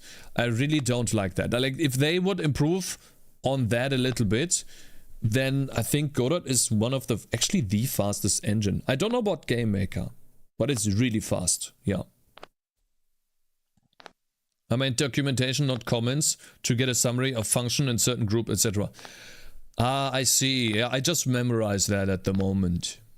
I do not have anything locked in yet, other than probably the spawning system. And we completed that, I don't know, I think 1 week ago. So the spawning system works in a way where you cannot place a unit on another unit. And if you try to place it on another unit, the unit sticks to it. And if you go back to the bar, it snaps back to the bar. And yeah. And then also you can still click to place the unit. That is the only thing that is actually locked in at the moment. The only mechanic. For example, hitting enemies should have been in a function. Would be more readable. But I do. This code right here is the weapon swinging code. This is the animation for the weapon. And when you animate the weapon, every time the collider moves, and then you check for collision against enemies. This is just a collision check when the weapon swings. And so it has to be here. Position. Oh man, what are these red colliders again? Center aligned, right? God damn it.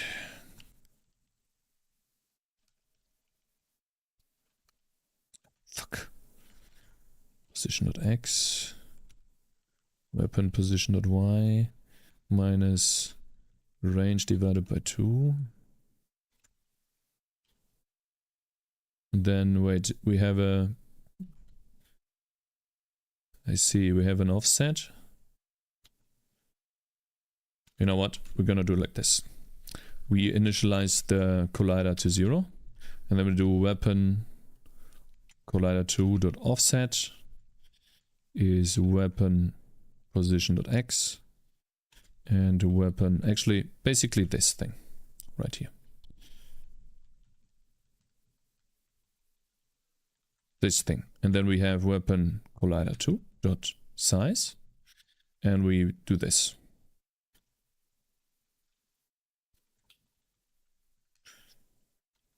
And you know, I don't disagree that my code could most likely be done in a better way. But you know, at the end of the day, the most important part, in my opinion, is finishing a game. And the game has to play good or smoothly for the player. Has to feel good, needs to be balanced. In my opinion, that is the most important thing. And then everything else will fall into play at some point. How are you handling the paths, by the way? I generate an SVG and use a script to convert it into thousands of points which the enemies follow. Lets me make creative paths and also lets me optimize collision detection since I can cache a spatial partition map for collision detection at start time. That sounds very interesting, like the spatial partition thing. What I do is the following. I can show you. I have a level editor where I can visualize the paths, and every single path has a point and a handle to bend that point. And so I can, probably the same way as you, create some interesting paths. And then in between those 2 points, I approximate the paths with a bunch of points. And then the enemies just follow that list of points. And you can see that list in action already, actually, because I still have that visualized. Whenever the enemy spawns in a second, take a look at the red dots on the road. These will be the approximations. Let me see. Enemies need to spawn first. You see those red dots here? These are approximations of my curves. What was I working on? Oh yeah, collision. True. Rect collision. I think it works this time. Let's draw a quad. Or UI quad using the weapon collider 2 dot offset and weapon collider 2 dot size. And then also let's rotate that.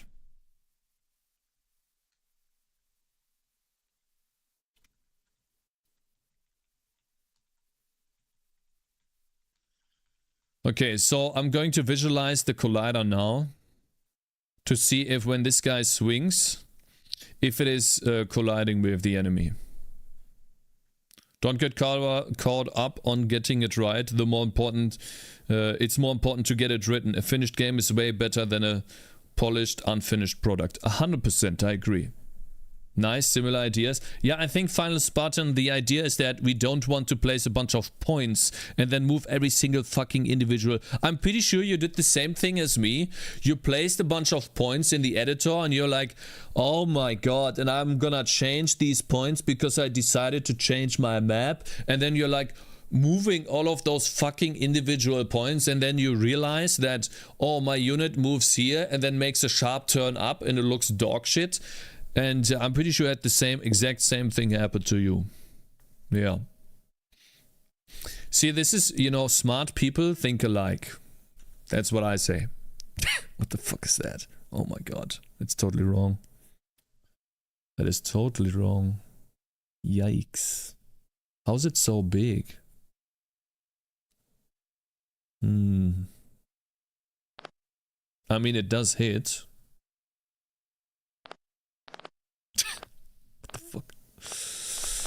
It does look like it works. It is definitely wrong though.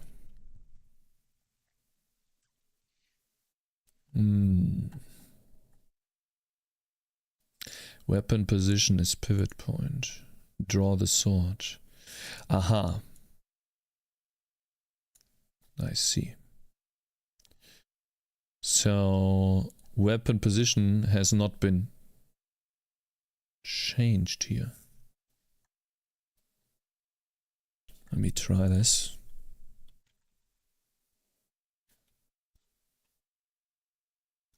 I know the code looks terrible, guys. Don't look at the code, okay? This is dog shit code. It's literally really bad. Okay? Don't look at this. Yikes.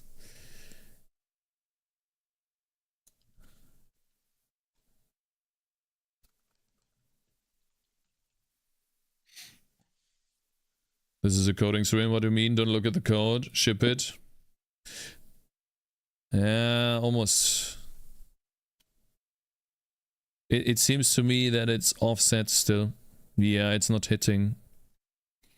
There is an offset.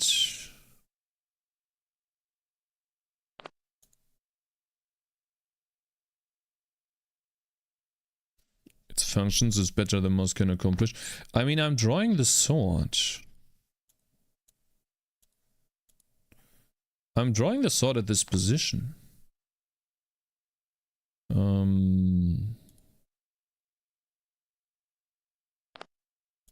I think it's this. It's gotta be this. 100%. There it is. Eh? Where's the quad? How is this so big?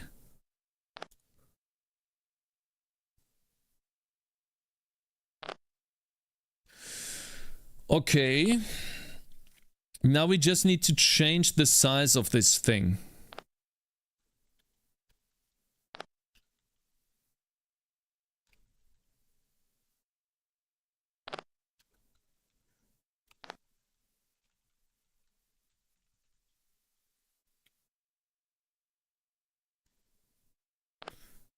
Oh? No? Maybe range divided by 2? I mean, what we are trying to achieve here is... Come on! Really? That many damage numbers? 2000 is already full? How?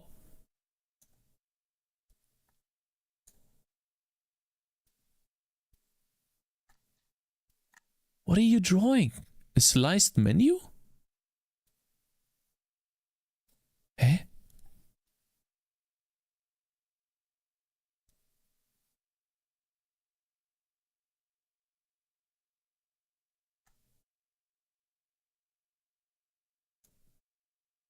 Oh, I see. It is drawing all of those. So what it's complaining about right now is these. These are sliced menus. And I think I'm drawing too many transparent quads. Or something. I wonder why this is transparent though.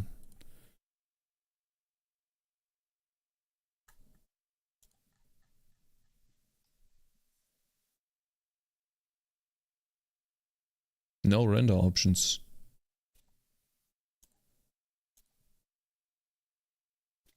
UI transforms.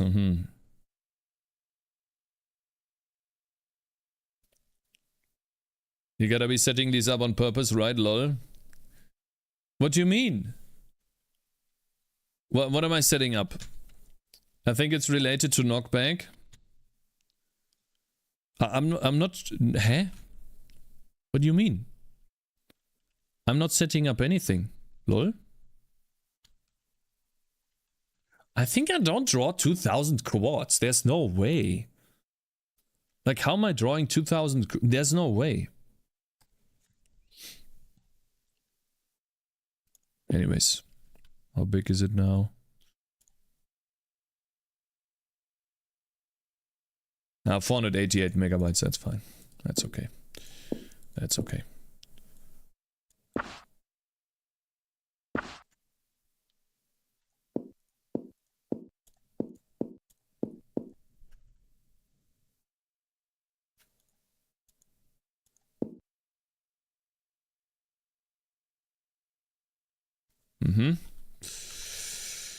Let's see.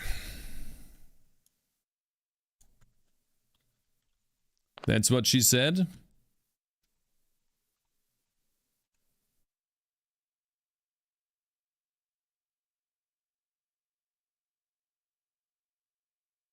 Okay. Let's not do the divided by 2 for now. This is the middle point of the sword.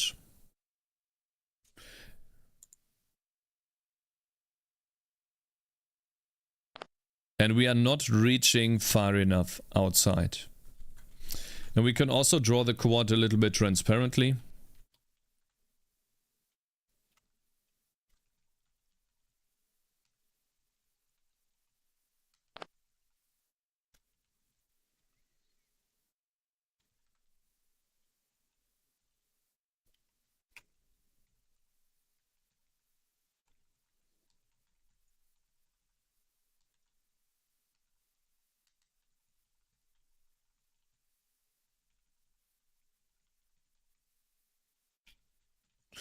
Okay, now we can see the collider and the weapon to position this properly. The collider needs to be a bit more opaque. Yeah. So essentially what is happening is I'm scaling the size of the collider by the weapon. But I need to be careful not to add in too much to the back here, because then he can hit some units in the back, right? If I just add in the range to the size, well, then it's just gonna get too big because it can like overshoot here. You see that? Did you achieve your font outlines? Yeah, you could see in the left here. You could see it here as well. And here, and here, and here. We did it. Oh, it was actually quite simple.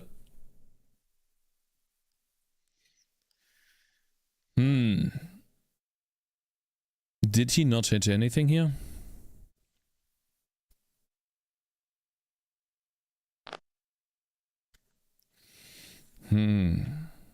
Bit hard to see against the dark background. I know. Huh? That should have hit, to be honest, in my opinion.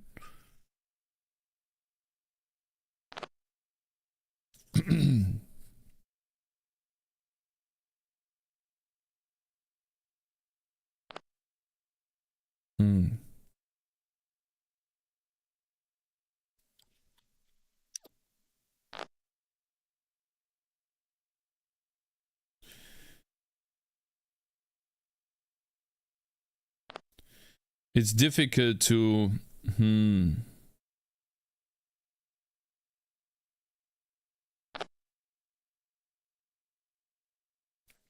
should tell the dev and maybe he can fix it so that it hits right.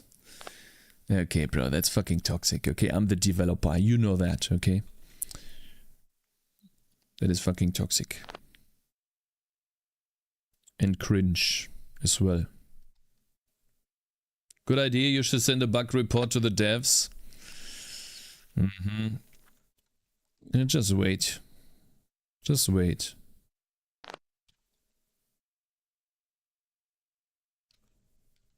I think...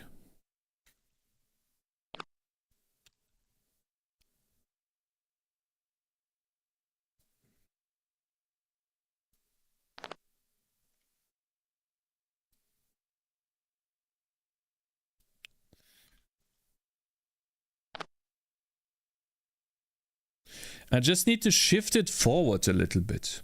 How do I shift it forward? Fuck.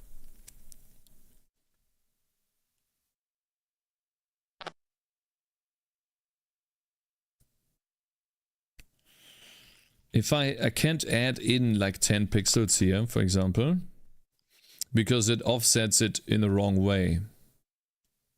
Yeah, see, it is not shifting it up or something. It is just moving the center down. So it needs to be like a vector dir or something that is a rotate vector 2.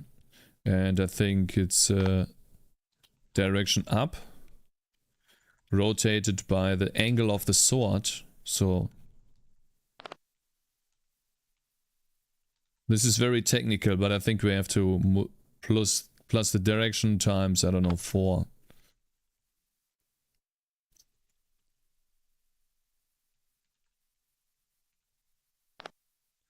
Let's try that. Yeah, there we go. I think I do I? No, I don't. I don't think I have it.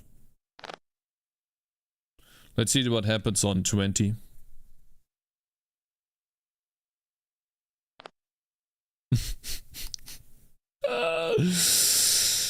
Oh no! It only works in one direction.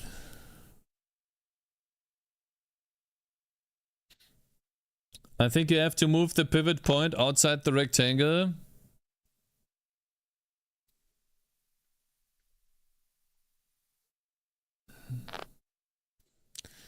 What if we do this.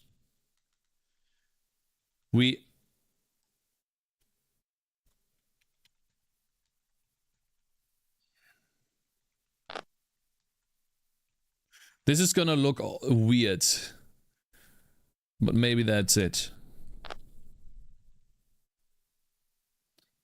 Sometimes just brain stops bringing. It's fine. It doesn't really work. Also, I noticed that 0.5 is not enough for the swing. Sometimes the swing goes... It needs to go... Yeah. Let's try a point like 7 or something. Oh no, wait. No, wait. Actually, that was wrong. Fuck. Not this one.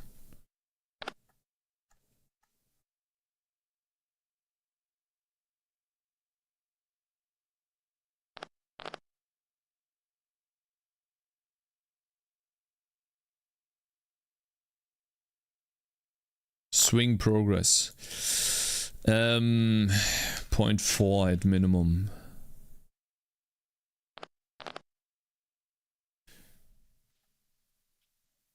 But it's not... Where's that? Hit enemies. Hit enemies is false. If... Weapon data time. Ah, I see.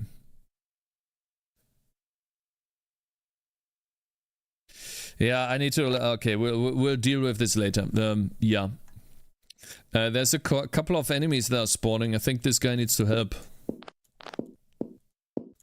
Okay, anyways, I'll try to fix it. Probably not able to do it now. It's fine. This is something that we'll try to do, or that I will try to do and fix.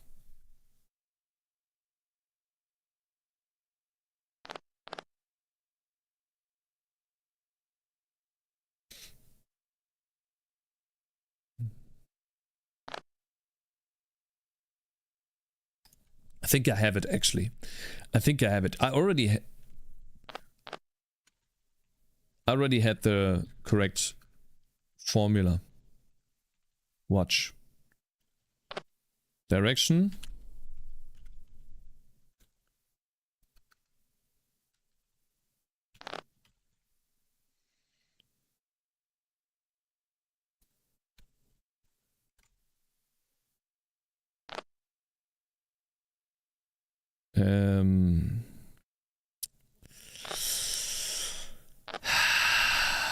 Give me a second.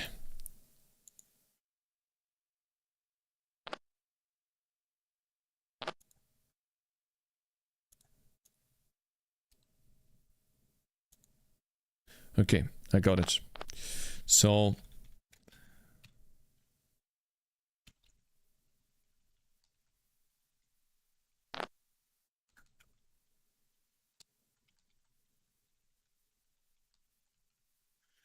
swing state swung, then direction is minus direction. What? What? What? Why are you complaining here? Oh, I see. Needs to be an equals. And then over here we do offset plus direction times 10. OpenGL? Yeah, this is an OpenGL. We're currently fixing some gameplay code. Why is this complaining? Swing state. Stupid? There is a swing state in swing data. Are you absolutely stupid? Ah, no, wait. It's weapon data.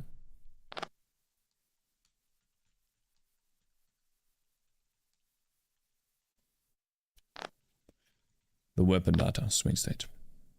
Makes no sense. Guten Tag, hello Exodus. But it does. It does work. Hopefully this time it works. Okay, okay, now that's fine. If it's normal, then we invert the direction. Okay. There we go. Watch. Perfect. Perfectly aligned. And I think we need to use the direction times the range divided by 2.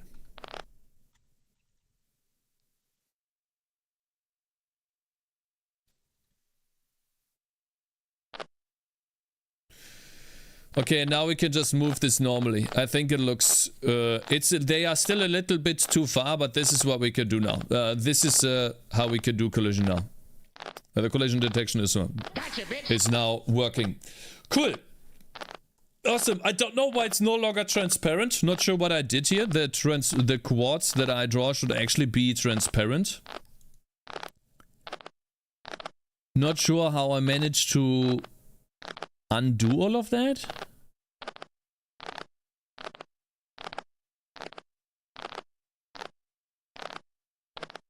Oh.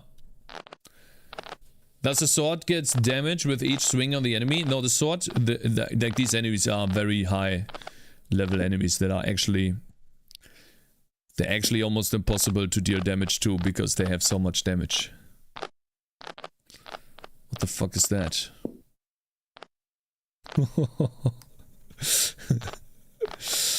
Goodness, yeah, they are very high. They are supposed to be killed by magic units.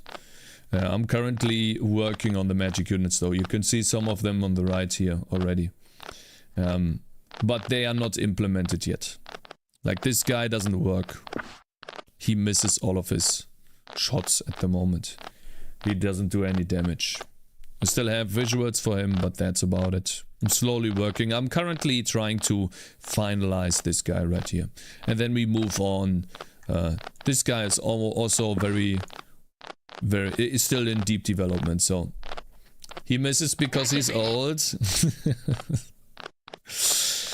Yeah, and so cool. We now have, so what do we have? We have outline text. We have knockback in the game. We have proper collision detection now on the swords. I think I still need to work a little bit on the sword collision curve. Oh, excuse me. Otherwise, it's looking really good. And now enemies can also have knockback resistance.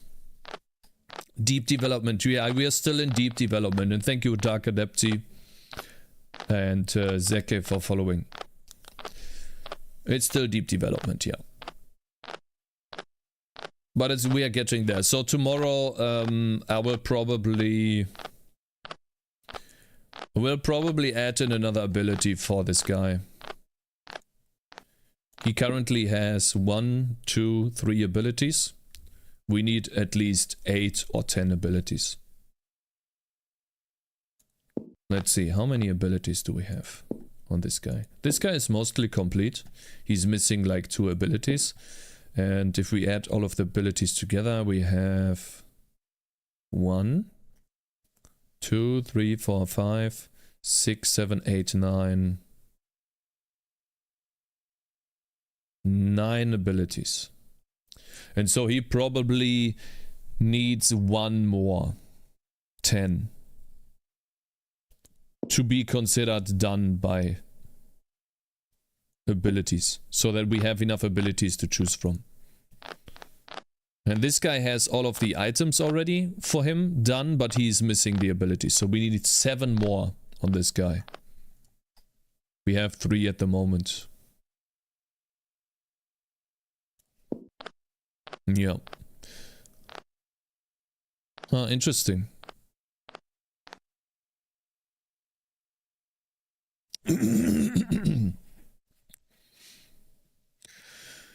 Okay. Okay, guys. We're going to switch over to some Path of Exile now for a little bit. I still don't know how to continue with my build, but yeah. I'm done with the game development now. We're going to switch over to Path of Exile. I will play a little bit. And then I have to work on YouTube. And I probably have to turn off the YouTube stream, guys. Because I usually lag when I have 2 streams open at the same time, unfortunately. I would love to keep it going. But... yeah.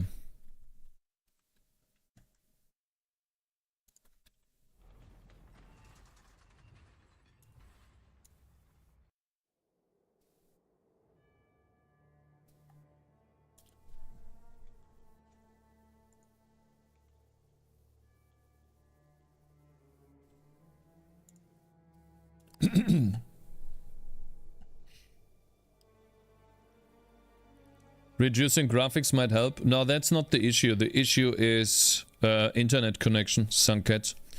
I don't have enough upload speed to support 2 streams. I'm streaming to Twitch and I'm streaming to YouTube. And when I have both on,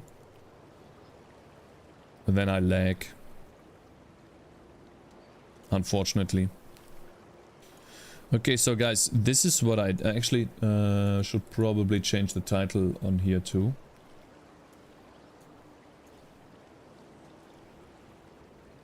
Save.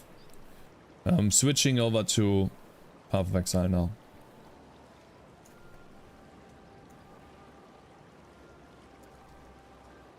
Okay. So this is what I have. Also, what is this music?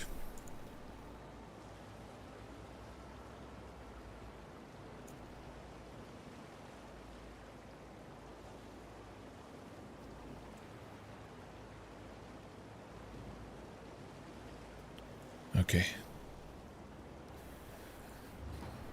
No, oops, wrong thing. I wanted to show you what the build looks like.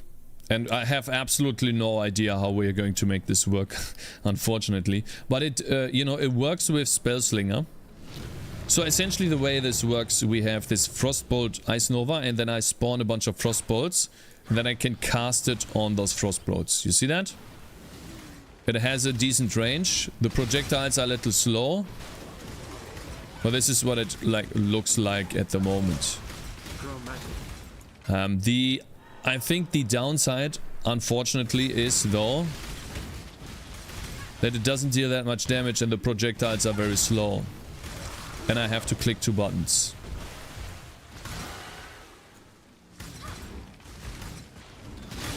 So for example, that doesn't really deal much damage. See that? It is, I guess it works, but yeah.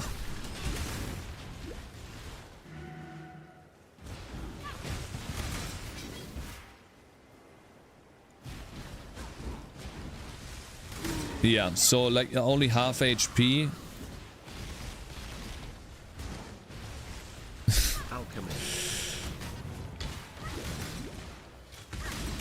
So what I have seen online though is some people use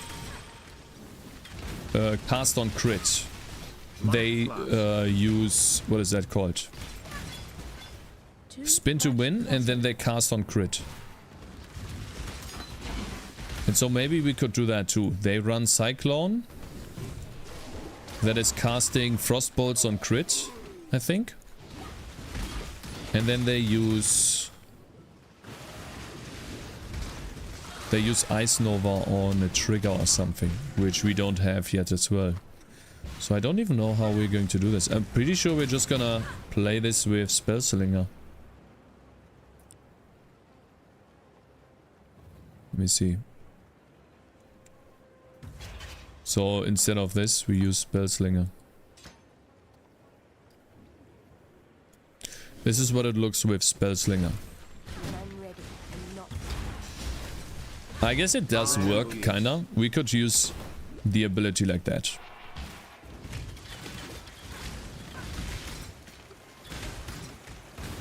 It's kinda bad, I have to say.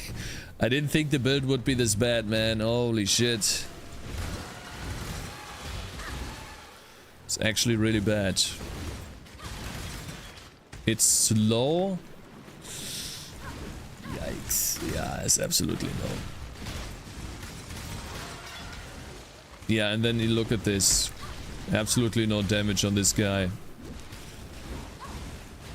Yikes. I thought it would be much better, man. I've seen way better builds. I need more mana. Damn. Too much clutter.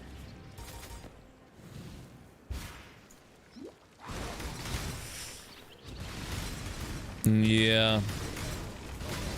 And on top of that, I don't get any defensive auras.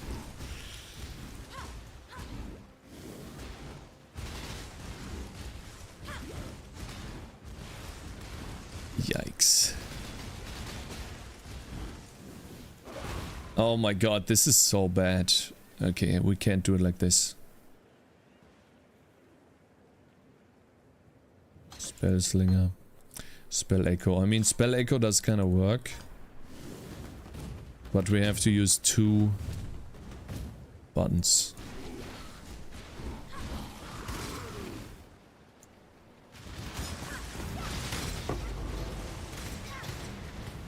Maybe if they were not as slow. And instead we use faster projectiles.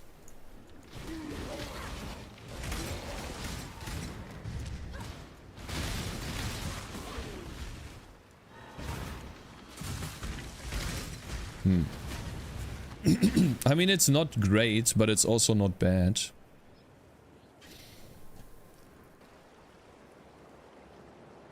I wonder if we can do something with cast on crit. So, but I actually, you know, I had to take a look because I had no idea how to build this. There's a poe.ninja. And we can go to builds, and then there is Frost Nova. Oh, Ice Nova, yeah, Ice Nova. Ice Nova of Frost Bolts. And everyone is using that with Cyclone. And they have this weapon, which I don't have. Trigger a socketed cold spell on melee critical strike.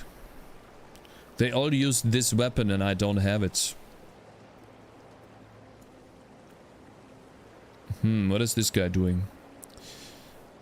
Spell Echo, Intensify, Cold Penetration, Frost Bolts, Greater Spell Echo, and then Frost Bolts, Faster Casting, Returning Projectiles. Huh. Interesting.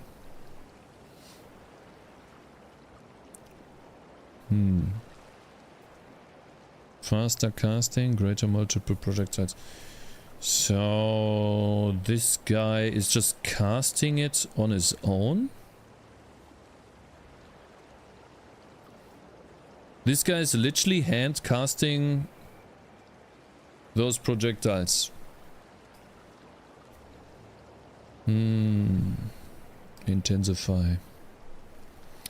Supported skills have increased area of effect. Intensify. Lose intensify while moving. That's bad. Okay. So we don't want slower projectiles. Maybe we want returning projectiles. Let's try that. Returning projectiles sounds really good. I wonder if they just come back and you just boom, boom, boom, boom, boom. That would be so cool, man. Let's see. Maybe this guy is smart.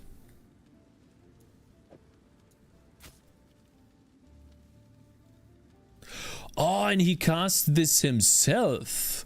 Huh. He's casting it himself, aka he's doing more damage. He has all of the defensive aura still. And then he just uses... Huh. Let's see here. Come on.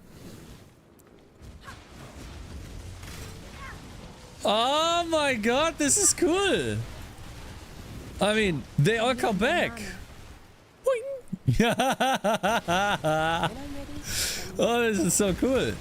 Lol. You create like this wall and they... Oh, lol. And I don't even have to aim, right? Oh lol, I'm like this insane... Lol.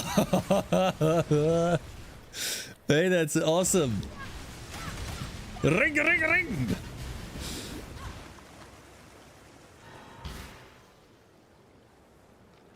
You farming Ubers yet, Cakes? Yeah, just wait, okay? Just wait. Boom, boom, boom, boom, boom, boom, boom, boom, boom, boom, boom, boom, boom, boom, boom, boom, boom, boom. Crazy. Damn.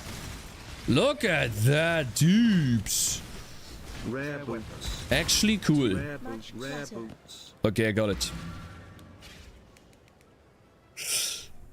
Ah, okay, nice. We can figure the rest out. Alright, so let's see here. We don't do Spell Slinger.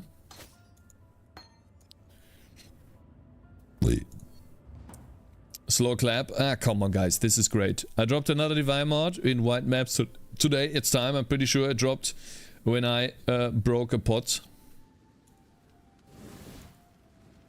Alright, let's see here. This one.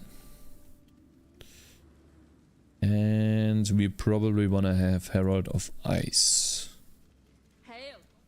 Herald of Ice. Let's go here. Does no one care about Exalted Orbs anymore? Not as much as since they are no longer used as the main currency. They are still good, but not as much. Power charge on crit. I could go, but we need faster casting actually. Faster casting. And then returning projectiles and greater multiple. Yeah, there we go. Yeah, we have the same thing. We're just gonna do the same thing this guy does. Apart from the arcane search. And then on the Icepite, let's see what he has. Added cold damage, spell echo, intensify. You know what? I'm gonna try intensify, actually. What is the other one? Hypothermia. Now we'll try intensify. Cause that is literally 45 more damage. Intensify. I think it's a level 1 ability.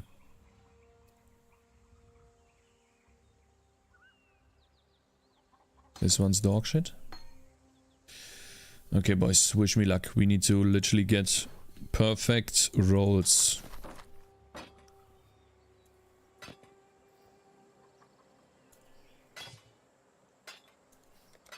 Chromatic orbs on this guy. How much is a replica for rules cakes? I have no idea how much that is. I don't play trade, bro. I play Giga Chat mode. Let's see here. We need 4 blues. It's not gonna happen, is it? There's no way.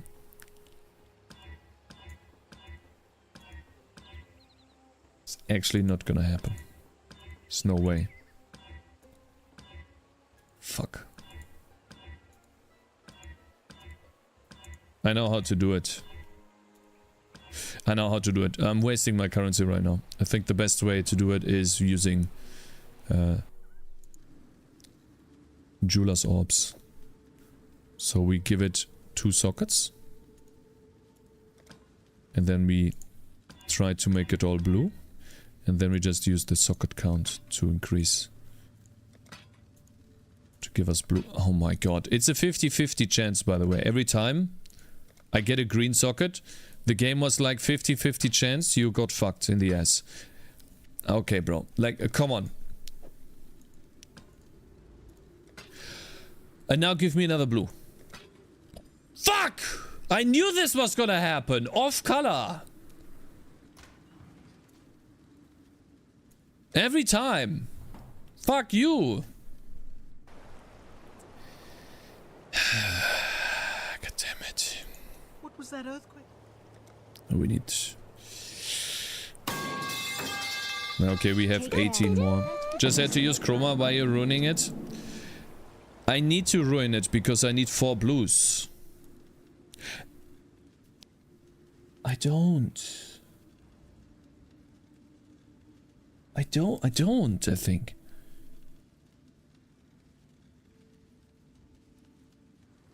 Fuck, I'm stupid, man. It's fine. I'm not gonna get another off color again. So I'm pretty sure it's gonna give us green or blue. Okay, that's fine too. Okay, cool. Nice. Whew. Man. Now it just needs to link. Oh my god, thank god. Okay. What? I was thinking about song request, this song, lol. Guys, I really need to go to the bathroom again. I know. But I really need to go. I'm sorry. I have to go. I have to pee a lot today. Kinda cringe. I need a fucking green socket. I need a green socket. God damn it.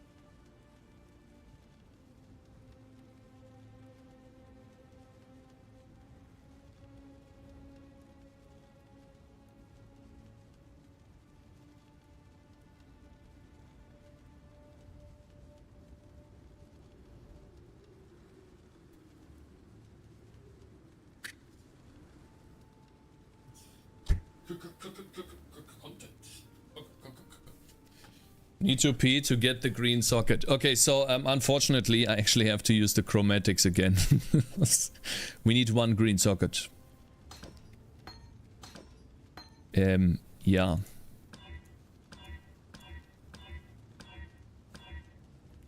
You fucking cunt.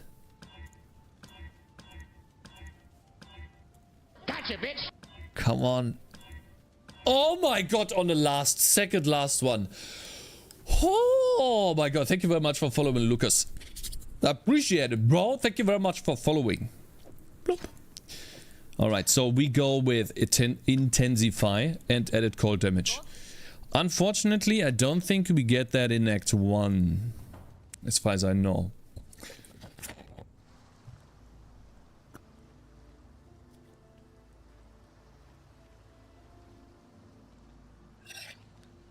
Old man pisses 15 times an hour. I think it has to do with my voice being a little bit sore and me drinking a lot. I literally drink the entire bottle almost today. See that? It's almost gone.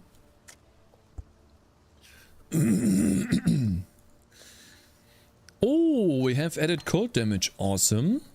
And then Intensify, I think, is here too. Right? Gotcha, bitch. No? Intensify is not here. Thank you very much for following, Stevie Board Games. Appreciate it very much. Welcome. Where is Intensify? Is that in Act 2?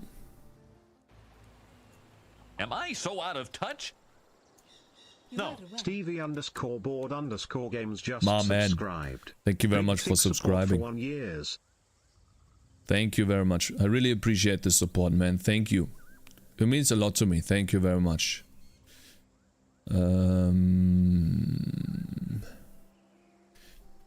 Intensi. I wonder if you get that in Act 4 then. Been going through the Vulcan tutorial. Oh really? Do you like it? Guys, do you see? There's another one coming over from YouTube. I told you so many times. Thank you, I appreciate it. Hope you liked the tutorial. It was my first one, so it's obviously not the best out there. Learned a lot. I'm glad you learned a lot. That was the intention. How do I not get Intensify?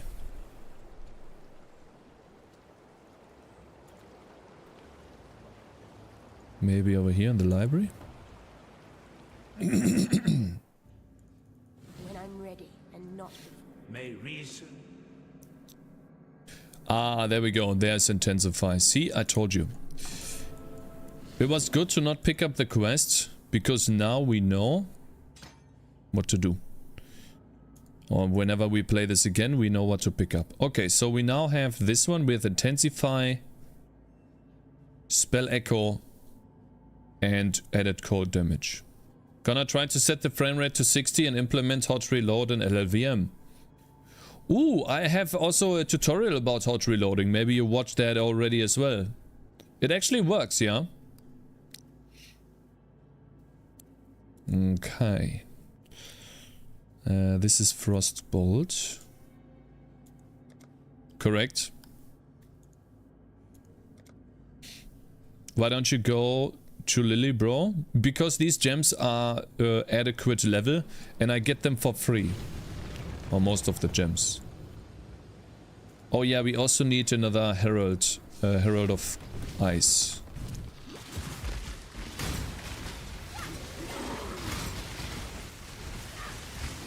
I think it looks really good. I mean, this plays very well. Let's see how the... Wow. Wow! This plays really well. And now we can spend our skill points. You into Baldur's Gate? I would love to play Baldur's Gate. I'm waiting on the right moment to play it. Yeah, I think Baldur's Gate is a great game. I have not played it yet, but I could see myself enjoying it a lot. I just haven't had the opportunity. Waiting for a sale. Yeah, I'm waiting for a sale. And, you know, some better times. Yeah. Probably next year is when I'll play it.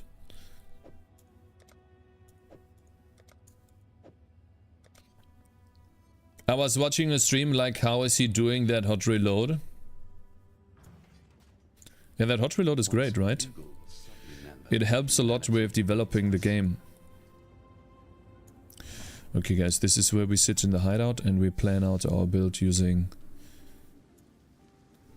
Path of Building. Because I did not have the time to do that off stream. Fortunately. What do we have here? Ooh, life? I think we go with this one. Look at this guys, 80 life on gloves and an open suffix for resistance. I think we can even replace those. Gloves. And we have mana regeneration. Actually really good gloves. Well, Kiwi, have you played Baldur's Gate?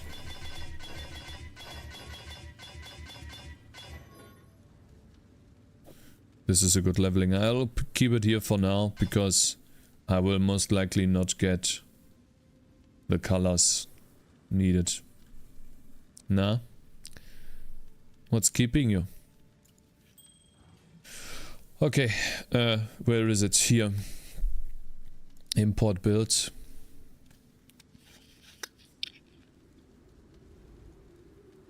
Elementalist. Did they update the gems, by the way? Can I now get the correct Frostbolt? Do they know that I'm using Frostbolt? No, they just think... Oh wait, actually that's Frostbolt. Yeah. They still don't have the new gems in there.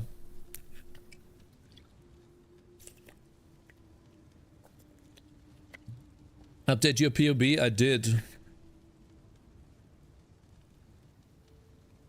Why are you drinking so much water? Are you Aquaman? Because my voice cracks. I have my voice is damaged here, and so it's difficult for me to speak.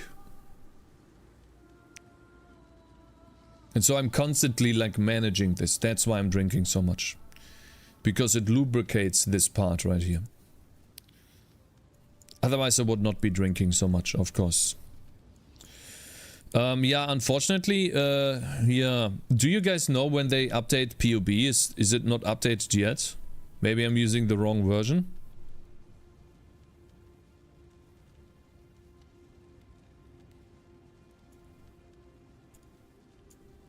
Water is life.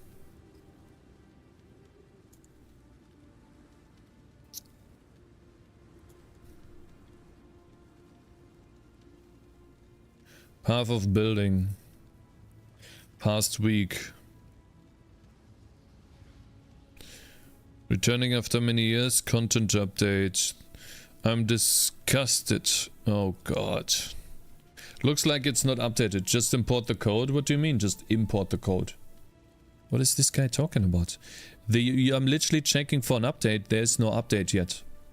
What gem are you looking for? I'm looking for the Ice Nova gem. So if I go over here and say, well, I'm using Ice Nova, it only gives me the normal one. I guess we use the normal one then. At level 17.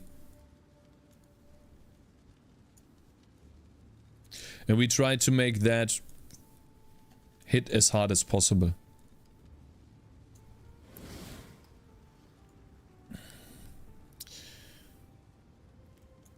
Yeah, they don't have the new gems in there yet. And I think we want to go with hit DPS, right? Hit DPS. Takes a while to compute the most powerful ones. Increased elemental damage, like for example here we get elemental damage. An increased effect of ailments. Also, what is this one here? This one doesn't do much. Increased area of effect while you don't have convergence. More elemental damage. Imager. Why do you have this? Why do I always have the wrong version? On POB. Get the Git version. So I guess I'll just download that. Okay.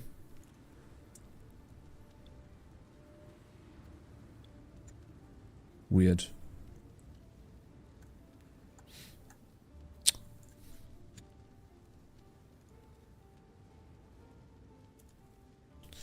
Path of building. Oh shit. Community. Fuck. Fucking hell.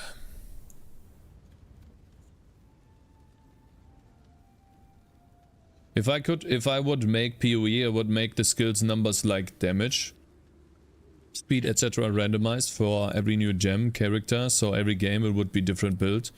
Imagine adding permadeath above it. I think people would be angry if you do that. Can I get the fucking path of building? Huh? Where the fuck is it?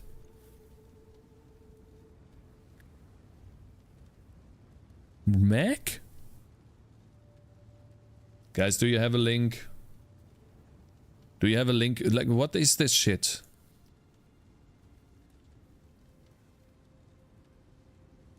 Why is it not the first result on Google? It should be the first result on Google. I don't understand. Thank you very much, Kiwi. 3.7. What was I using? Hey, but I have the same version. 3 days ago. Which version am I supposed to take then? This version here? Git clone? Aha, I see. So you do this, huh? Okay.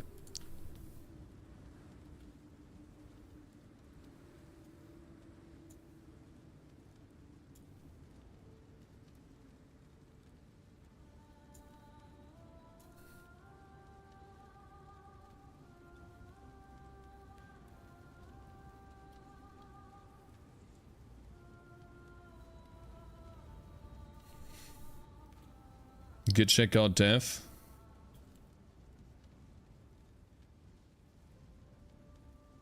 Git clone, git checkout dev. Okay. Man, that's a lot. How much is it cloning? Look at this.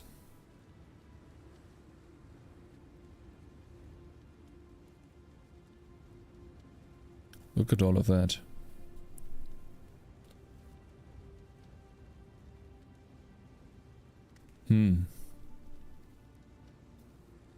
Man, this is gonna take a while, man. Git is very slow. All PoE skills and trees since ever, yep. Oh god, I see. That's why it's taking so long. Oh god, okay. Well, I'll use the old version while we're waiting. It doesn't matter because the Frostbolt is still something that we need to... I can use the Frostbolt, the normal one. Yeah.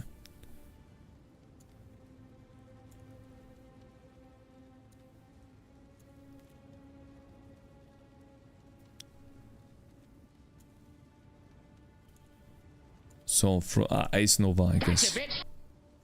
Hey, my man, thank you very much for following. Can you load this bitch? Thank you. Weak Monk. Welcome. Alright, okay. So, Ice Nova. We want to see Ice Nova get increased. How do we do that? Let's try to find the most powerful nodes that do hit DPS.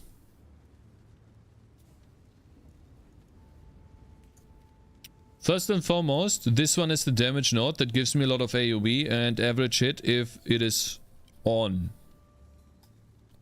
Change all the combo boxes. Change the other combo boxes. What do you mean? What does that mean? All 15. Ah, I see. It only shows you 15. Elemental overload. I'm not critting enough for this, to be honest. We can try getting it. Maybe this guy has it too. Does he have elemental? He doesn't. Why is he not using maybe he's crit. Doesn't look like crit to me. Doesn't actually look like crit to me.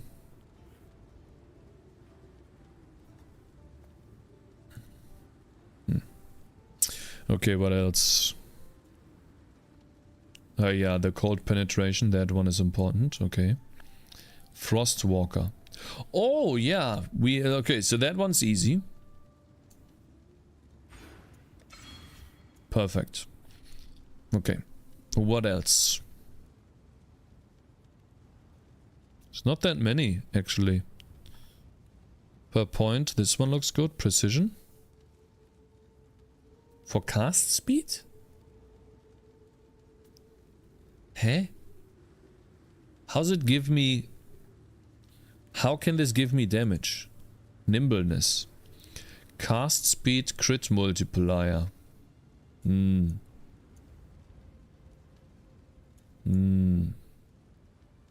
This node was big. Guys, the treat enemy monster resistance value as inverted seems to be bad. Is that correct? It gives me a lot of damage when I don't use it. This is shit, yeah. So it is actually dumb to use it. Because you get penetration usually. Okay, that's fine. What is this? Increased energy shield.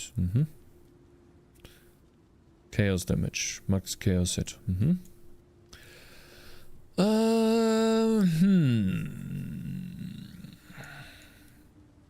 I need some HP.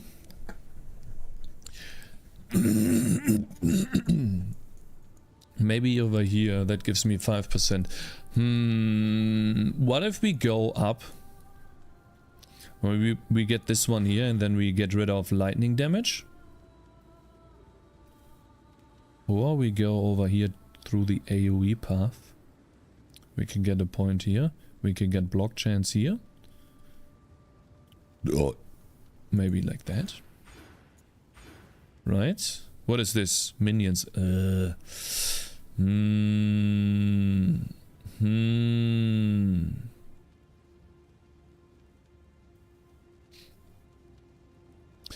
How about we go for the crit, not the area, because we have enough area. Actually, that makes no sense. If I'm already going to this point, then I might as well go through here. 1, 2, 3 points. 1, 2, 3 points. 1, 2, 3, 4 points. I mean, I think it makes no difference.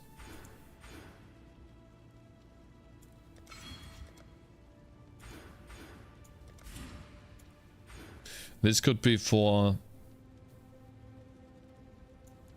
this. Mana regeneration and spell block and regenerate mana per second. Maybe. But we'll probably get that later. First we go over here and get the cold wheel. Increased cold damage and probably this. Shields enemies, always reduce action speed. Chance to inflict cold exposure on hit with cold damage. I don't know which one is good. Enemies permanently take increased damage for each second they have been frozen by you, up to a maximum of 50%. Maybe that one is good?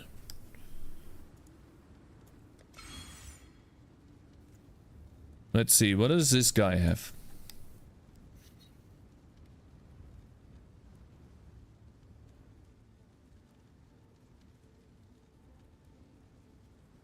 Nothing. Okay, cool. Yeah. Awesome. Okay.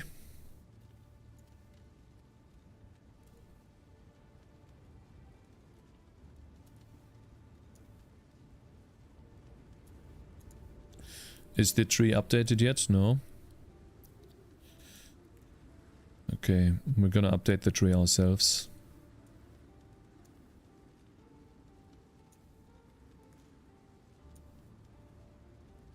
Wow, this doesn't do anything. It's really bad. This guy's not even taking the cold wheel here, guys. This cold wheel seems to be really bad in terms of damage. Look at this. Oh wait, I'm not using a cold ability. Wait.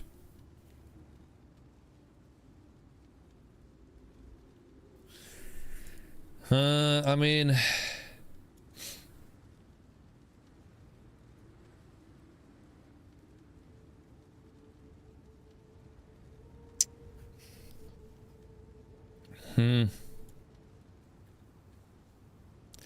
I feel like I lost a lot from what I see here. No active skill, Ice Nova. Then we use Ice Nova here. 3. Let's see.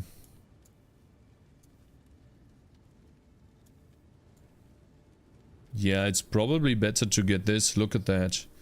I get 5% and I get ailment duration reduced by 30%.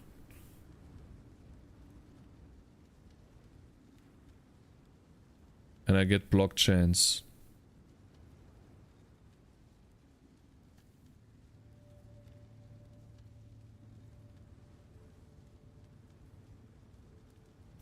And we also get the mana reservation efficiency, which is big.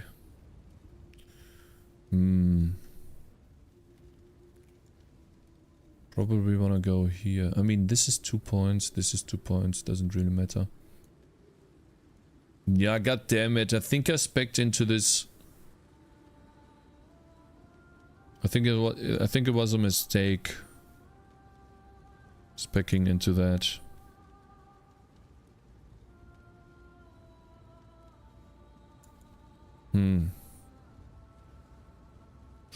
Yeah, I mean, there is not really anything to pick up here. Maybe this?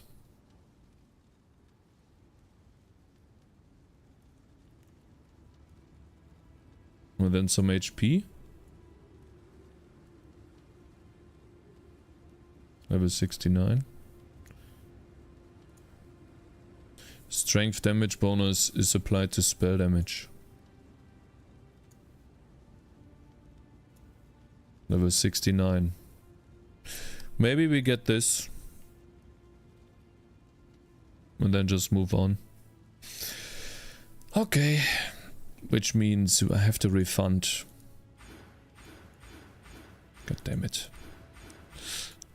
I need 1, 2, 3 refunds. God damn it. Yikes. Okay.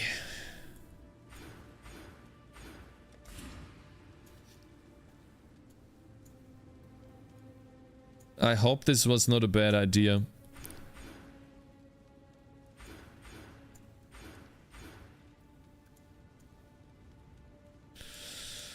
I'm just getting HP, I'm not actually getting damage.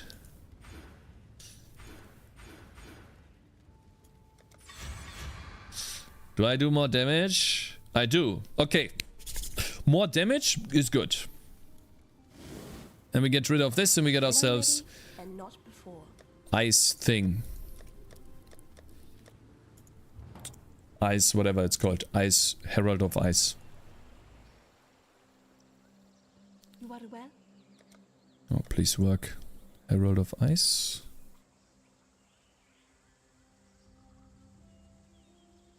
Ah, there we go. Green socket actually.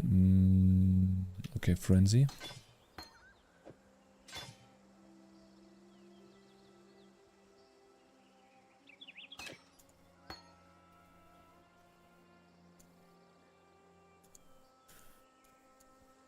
Okay, is there anything here that I don't want to sell? Yeah, the lightning tendrils. And I think the rest, I guess I'll just keep it here for now. Okay guys, we can now continue. Took a while.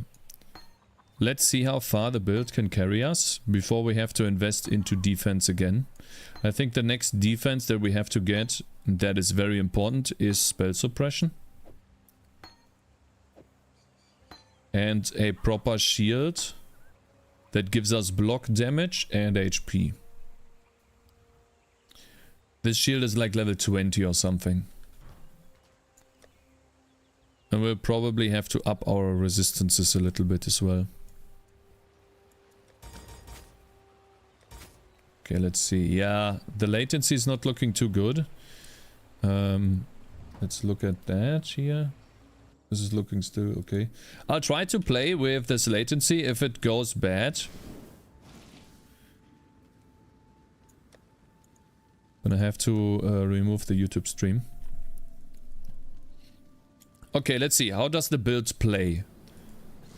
We now have updated the build. Actually, how does it work? Okay, so I do right click first, and then I do a bunch of Qs. And does... so does... this... what is this called? The thing that procs elemental overload that doesn't work, or...?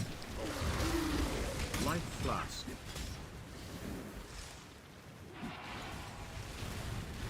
Does it not work? I don't seem to be getting it ever. Is it bugged or something? I feel like I'm critting sometimes.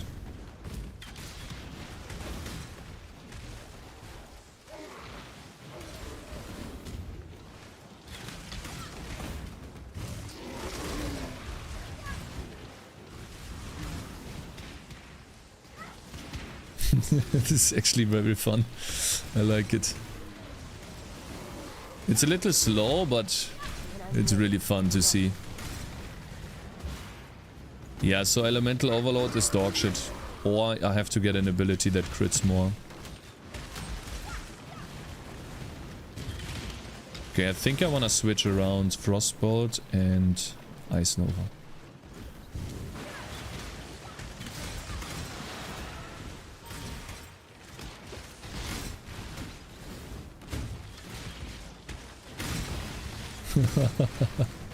Actually feels good.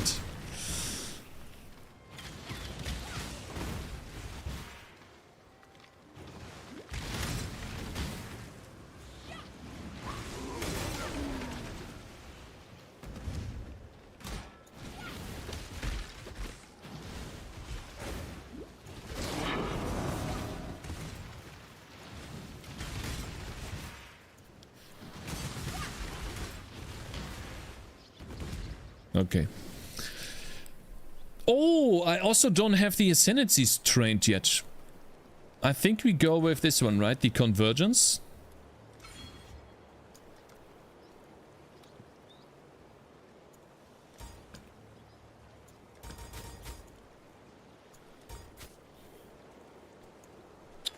Annoying.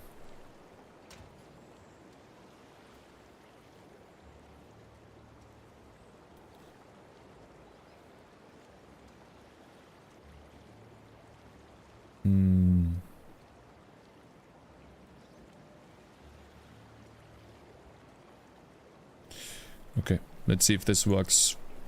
I kind of want to go with crit here. Faster casting. Returning projectiles. Fuck, I want to have crit somewhere. Maybe instead of intensify, we go with crit chance. And crit chance will give us elemental overload, which gives us 40% more damage. I think that's the best thing to do. And we crit. But yeah, crit turns into freeze. Okay. I'm excited to see how much damage we do on a boss. What specific stash tabs do you use other than currency or map? I have flask, gems. I basically have all of the stash tabs, I think. Okay, so if I don't get... Oh god. Why the fuck do I not get elemental overload? Is this fucking thing bugged? Can I get this stupid ass buff? I'm critting. You stupid game. I literally hit like 1,000,000 times. There is no way I'm not critting. I hate that. So stupid.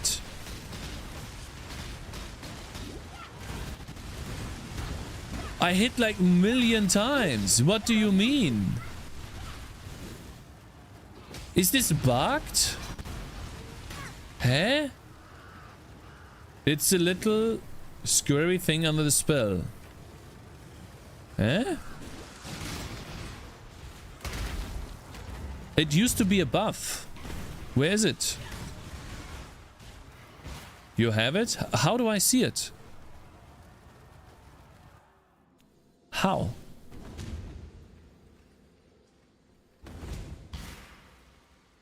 Eh? Under the spell icon.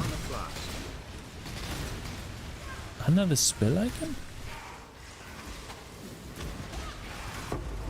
Mana flask. Eh?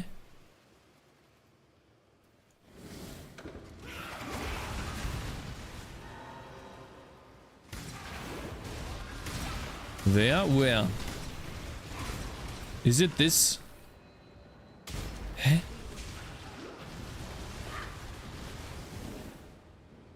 Why is it not a buff anymore? Why can I not track it as a buff? It's so confusing. Like, why is it such a small thing on the UI? That's so stupid. Eh?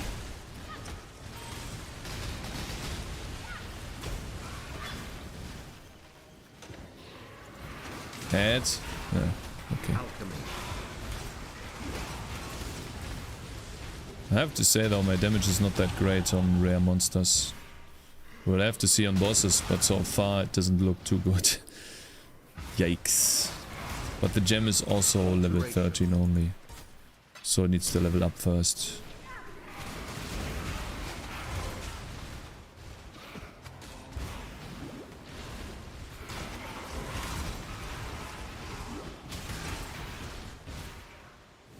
You saw it? Yeah, I see the icon, but it's dog shit. I wanna see it as a buff here.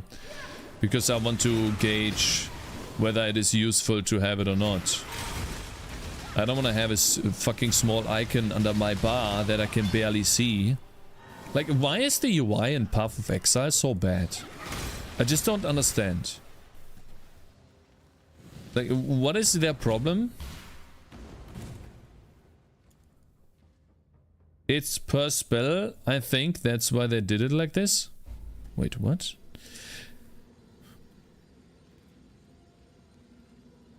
Skills that have dealt a critical strike in the past 8 seconds deal more elemental damage with hits and ailments. Your critical strikes do not deal extra damage. Aha, okay, so if this guy crits, then I deal more damage. Okay, I see. I understand now.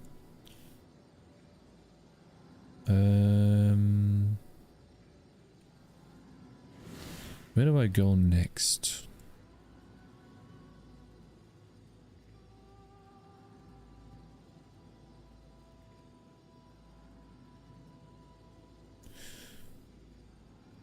I don't know where to go.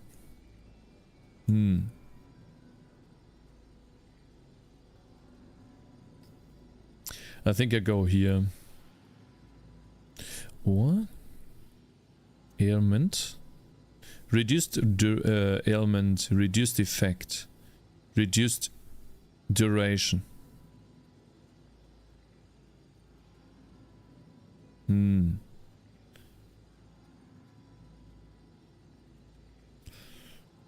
Okay.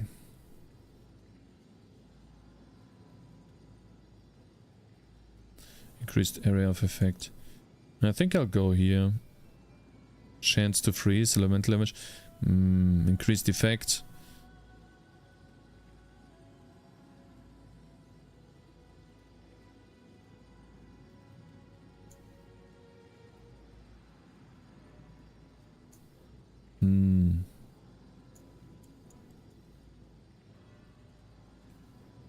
More spell damage if you've been stunned while casting. Nope. Oh, I guess I'll go, but that's only 3% HP. It's really bad. Nah, I'll go with this one here. So we'll travel. Or is there a cool one here? No. Oh, I see. We get the spell suppression. Yeah. Why does buying points per 50 is cheaper than per 100? Wait, what? You mean Path of Exile points?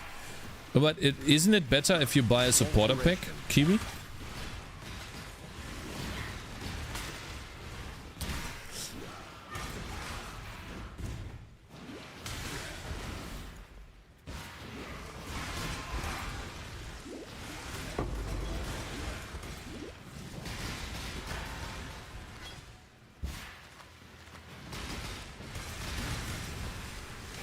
I mean, the clear on the ability is a little awkward.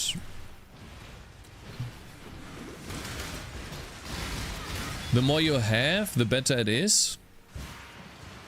Of those frost orbs, but they can also, you know, all bounce around. And then it's a little difficult to control where the damage goes. It's very split. It's not centered. Like, for example, right now I want to deal damage to this guy, but the frost bolts are away. 450, 450, 925 for 100. Supporter pack is minimum 27 euros. Oh, I see. It's too much. Okay. That's quite a lot. And you just want to have one stash tab or something? Yeah, like right now. It's a bit odd how to damage this guy.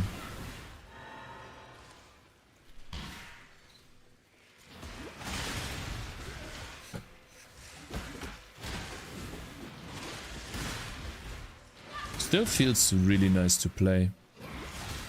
I have a feeling with a bunch of gear, this character is gonna be great. I just hope that my boss damage is not bad.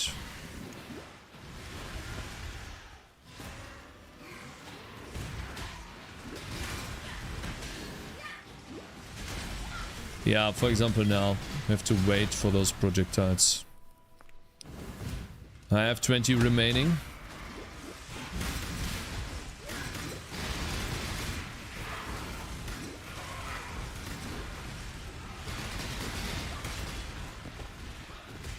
It's a bit odd.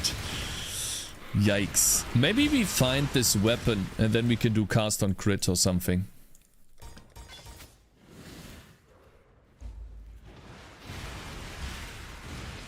Oh god, this is gonna take a while, guys.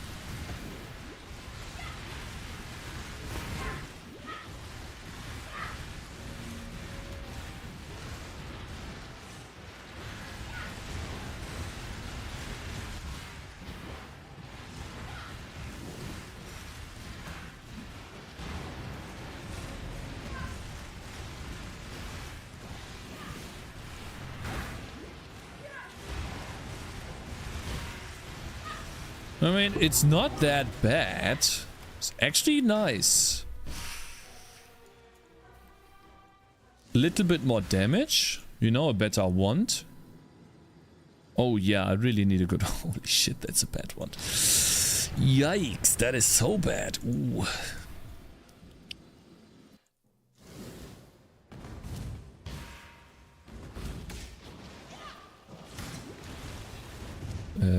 Oh yeah, we need to teleport back, right.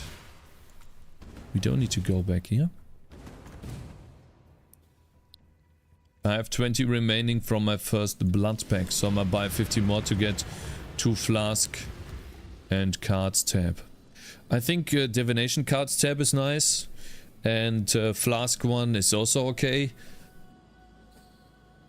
The ones I hope you have the currency one, because that one is the most important, and then the map one as well. I feel like those 2 tabs are needed on any account.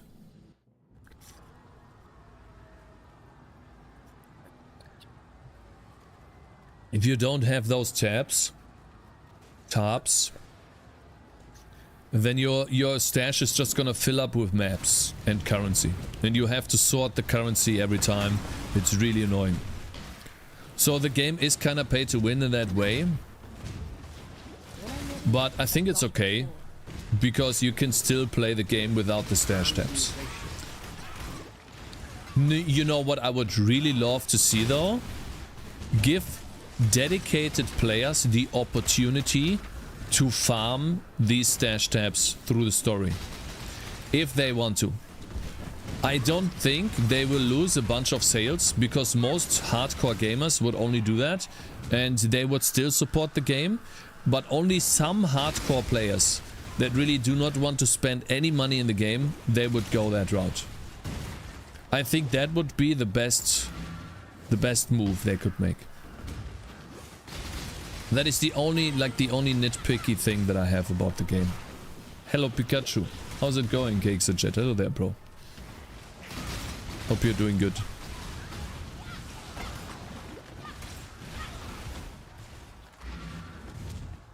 Okay, we need some item here.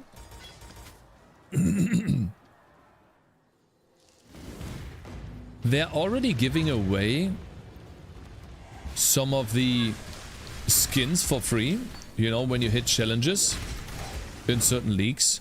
And so why not make it a challenge to, let's say, kill all of the Uber bosses, and then you get a stash tab. A certain stash tab for free. They have always given away in-game items in certain events. Why not turn that into an event for everyone that is always active? I think it would incentivize players to, you know, go or play longer than they originally would if they really wanted those stash tabs. Doing well, thanks. How's PoE? Well, I did take a small break from PoE because I had other things to do, but getting back into it. And right now, the build that I really wanted to play is coming online. I have a bunch of explosions on screen. It's a ginormous shotgun effect. So far it's going good. Now we just have to stay alive and, you know, farm some maps and gear.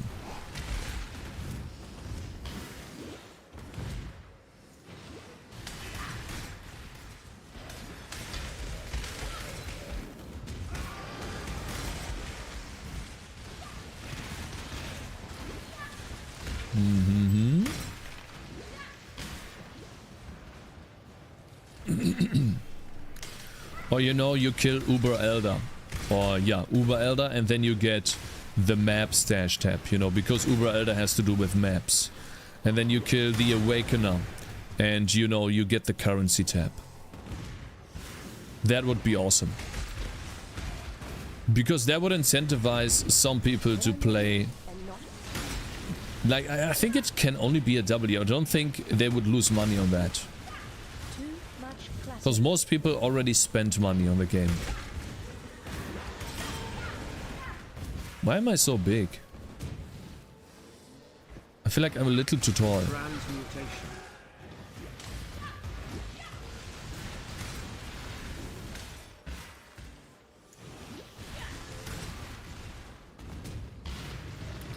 The animations are nice, that's for sure. Actually, the animations are kind of dog shit. They are reworking them. It's mostly just, you know, one frame animations. Probably eased between. But the skill effects, they are nice. The visuals.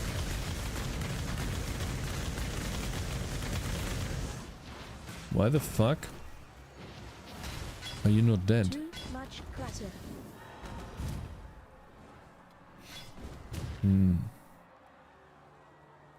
Oh.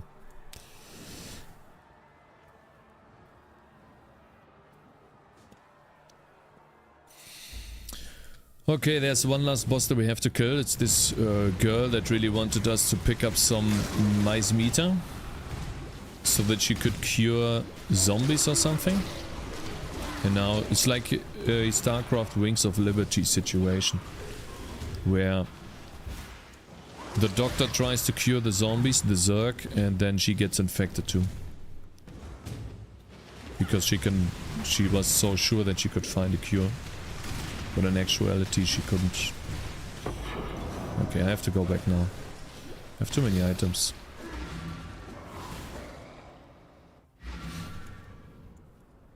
Greetings.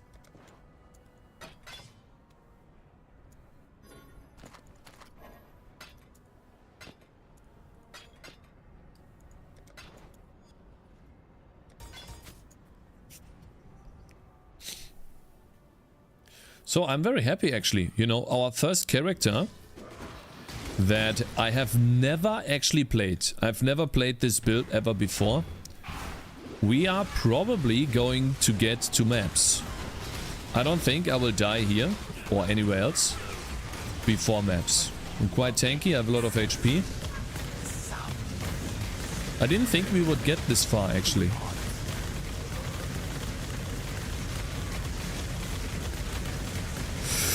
Oh, it's still a lot of damage though.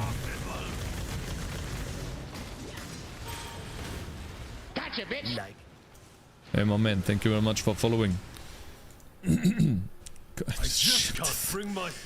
Did you go fuck off. a monster exile? Okay. Or was Thank it you very an much for accident? following. Always gets me excited, you know. Oh, someone is following. Cool. And then I take a look. Oh, it's collector of stuff. Oh, maybe he made another throwaway account to call me some stupid name. Thank you, man. Appreciate it, bitch.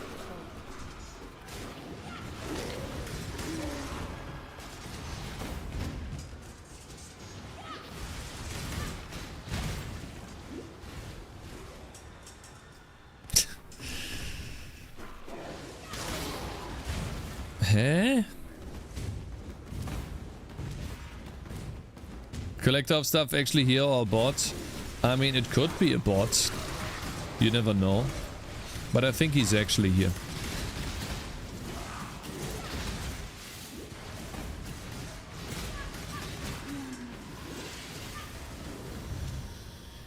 Wrong way.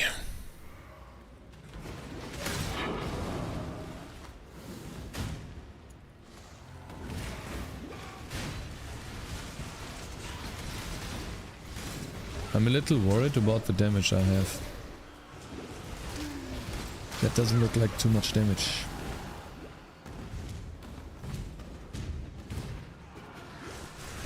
Alchemist. Should make a bot, that's a good idea. No, that's a terrible idea. Please don't do that.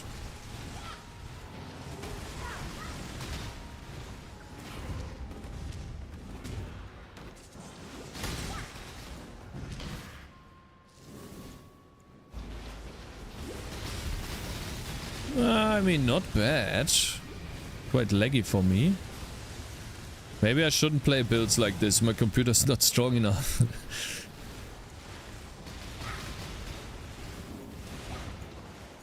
Look at this, guys. Look at all of these balls. Boom, boom, boom, boom, boom, boom, boom, boom, boom.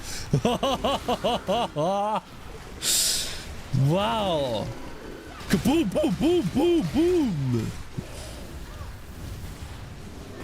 Watch. Okay, that was not so good. Wait. Boom, boom, boom, boom.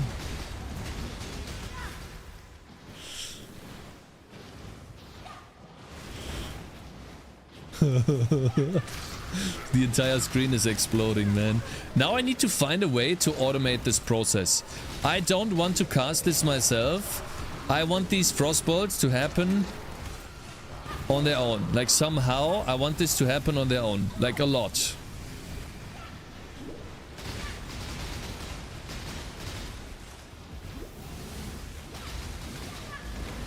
Not sure how. Nice fight. When you're actually going to do damage though, the damage will come soon, okay? I think the damage that I did was quite good. We need to better want. Bannon. You return.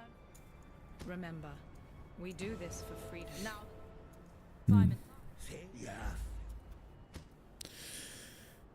Okay, let's see. What the fuck is going on? I think I have a hair here somewhere. Spell suppression, attack speed. Nah.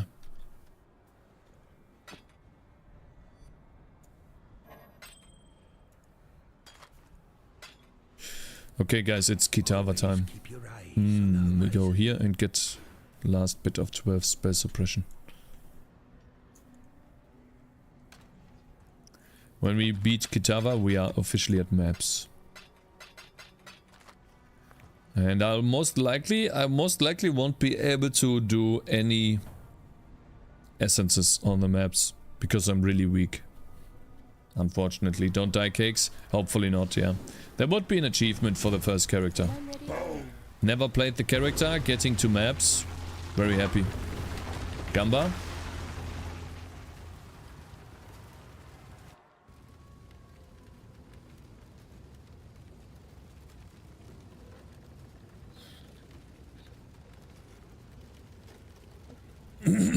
I lost the bot Kitava. No. We're going to go big dick. Only big dickage.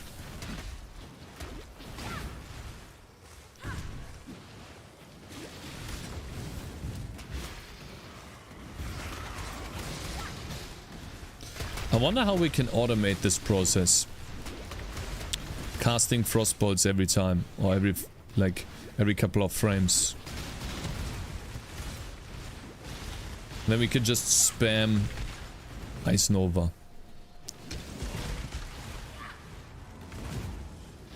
Oh my god, what was this damage? Wow.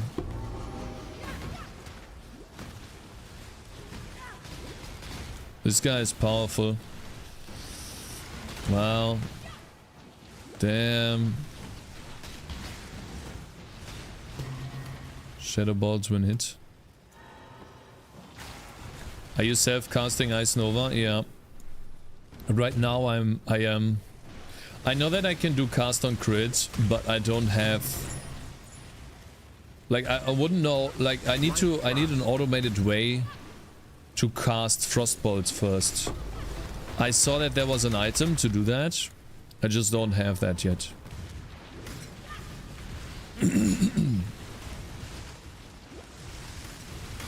So yeah, the build is still in its infancy and we need a way to automate this so we get the maximum juice out of the hits. You almost died, but you didn't see the boss yet. Yeah, he chunked me, that's true. But these guys are always very powerful. So I'm not worried. God, I deal no damage on these rare monsters. God damn it. Yeah, we're gonna be sitting in tier 1 maps for a long time, guys. Are you excited?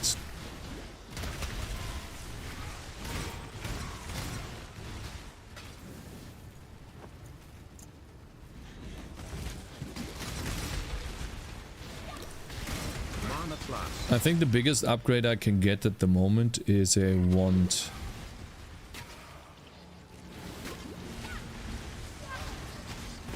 Mana flask. When I'm ready, and not before. Yeah, these guys are always very strong. Chill and freeze resistance. See, this is the problem. Kill him. Mana flask. Yikes. I can't attack him because the frostbolts are not back.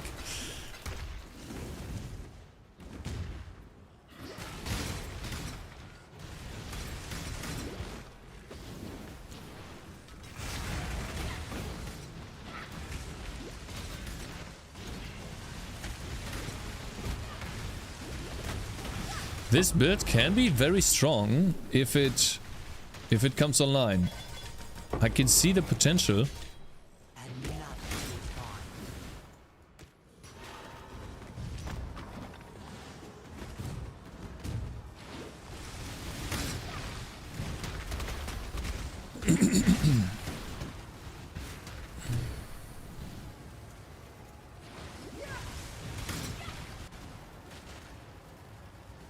Why is your molten shell not on cast when damage taken?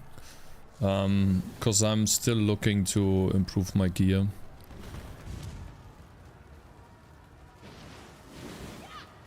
And I'm kinda lazy.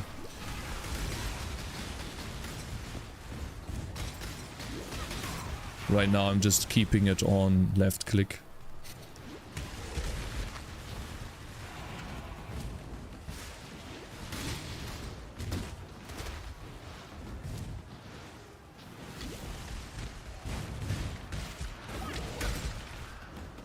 Yeah, unfortunately the spell slinger situation didn't work out with this, unfortunately. Spell slinger doesn't deal enough damage and it also takes away mana reservation, which is needed for defense. You know what I'm surprised about though? How are my chills not powerful?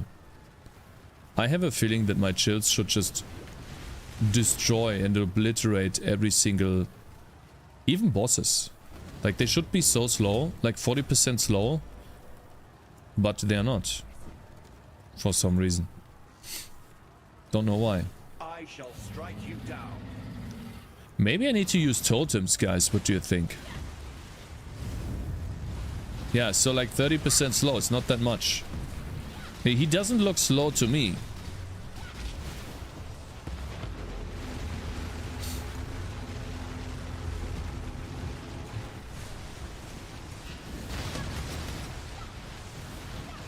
I mean, that looks like some good damage. Here we go, yep. I think I'm good. I don't think Kitava's gonna be a big issue.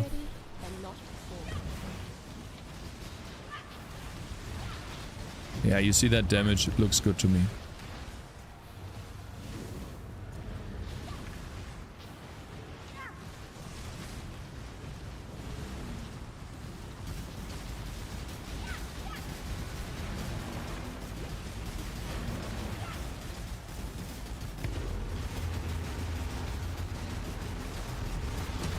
I didn't even know bosses could be slowed. Yeah, I think they have... Kill this guy! Goodness!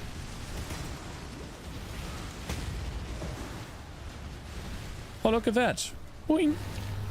Shrine buff.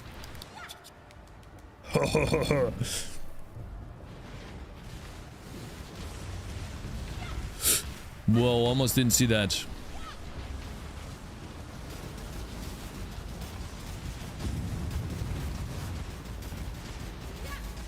Oh, look at that.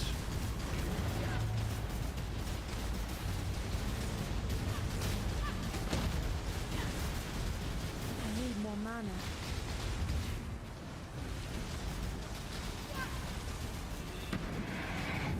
Okay, cool. They're hard to proc, but some spells nodes give guaranteed proc.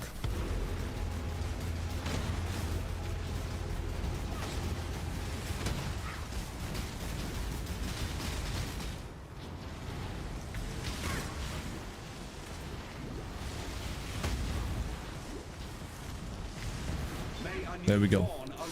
Cool! We reached maps, boys. Awesome! We have reached the maps. Achievement unlocked. Killed the last boss of the campaign. And we get... See, that's what I mean. You see that right here? We got ourselves the Night Lotus boots just by playing the game. And this is what, you know, Path of Exile does 1 million times better than Diablo 4. You get this stuff for free, and on top of that you can probably get, I think, an entire armor piece.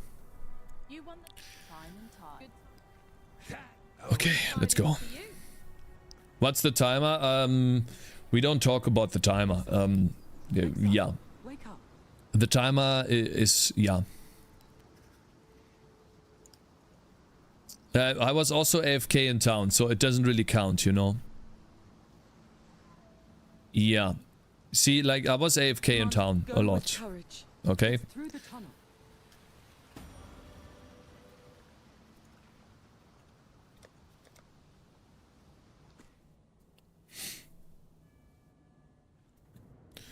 Okay, so we get ourselves 2 skill points here. Very nice. You suck. No, actually not.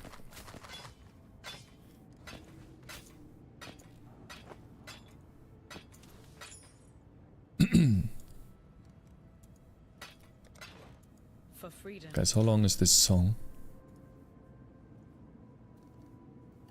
How do people like this?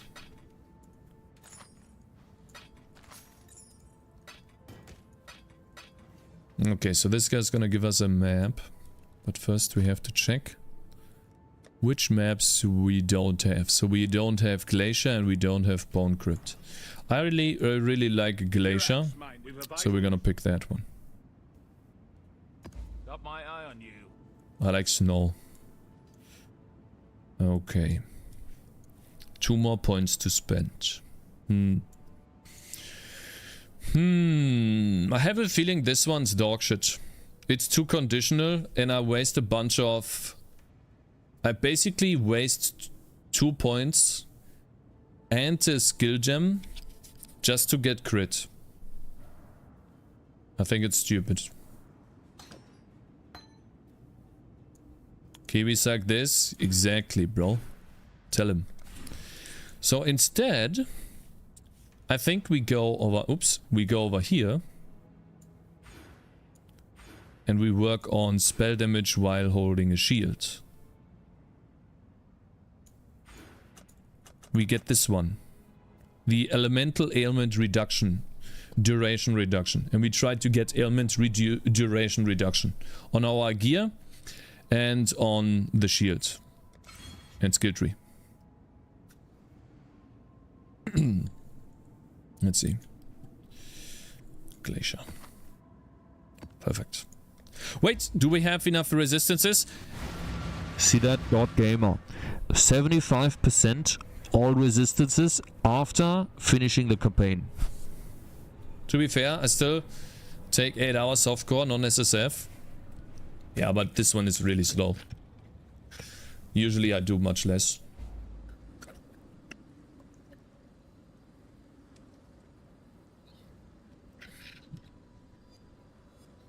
Spectral Helix, you did it in 6 hours. 6 hours is good, yeah.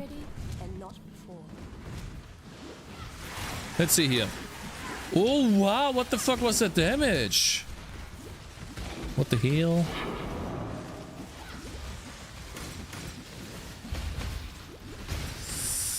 Okay.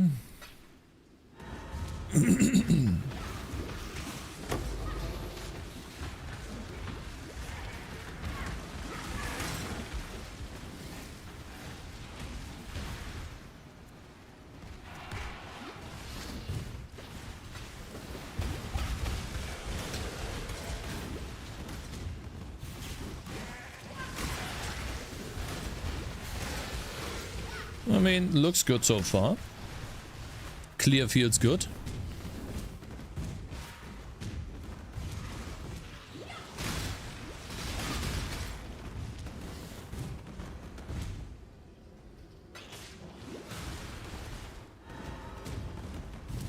Hey guys, this is our first map.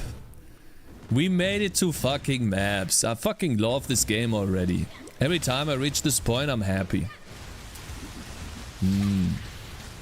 I love this. This is great. We just gotta survive and make the build turn into an automatic fire cannon. Yeah, I'm gonna skip harvest. I'm not a harvest enjoyer and usually these monsters are fucking tanky. Yeah. We'll do this another time. I clicked on this, by the way. I did not click, you motherfucker. Whatever. Why do I get so many useless? I don't like Legion either.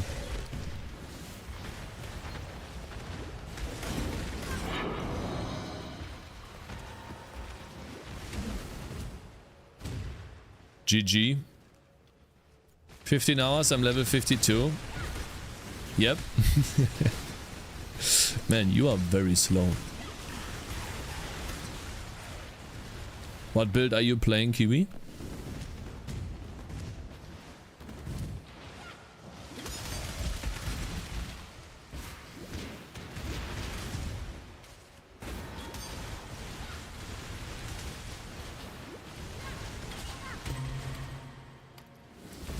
I need to find a way to continuously spawn frostbolts. Maybe it's that weapon. I don't know how to get it though.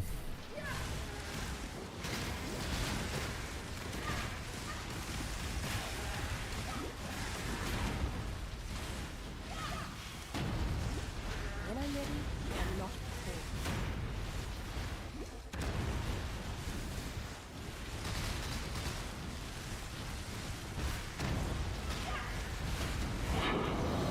Cool. First map complete. We got it. Good, good. I think this damage was actually quite nice. Excellent start. Doing every quest. Oh, you mean Incinerate Holy?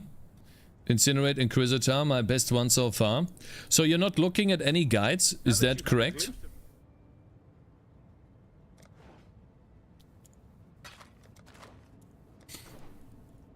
Yeah. Yeah, that's a good start. And you play softcore, right? Exile. He's trying everything, that's commendable. Keep your thank the god. I believe. Go make Yep. history. Okay, first... where do we go here? Contain an additional essence. I really want to go with essence, but I think I don't have the damage. Soft SSF, that's the perfect way to play, actually, as your first character, in my opinion. Like softcore, you try to find everything else. You can't die, like you can't lose your character.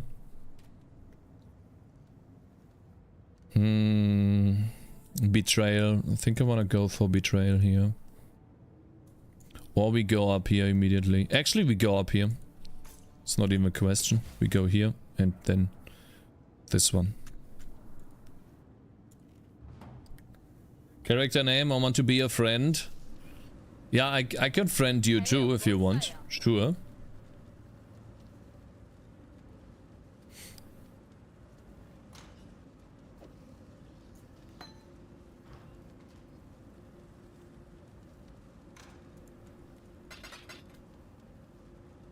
Okay, we tried to do a tier 2 map, guys. We can do it.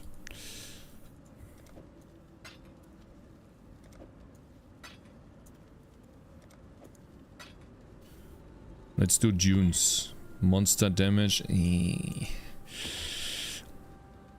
That's okay.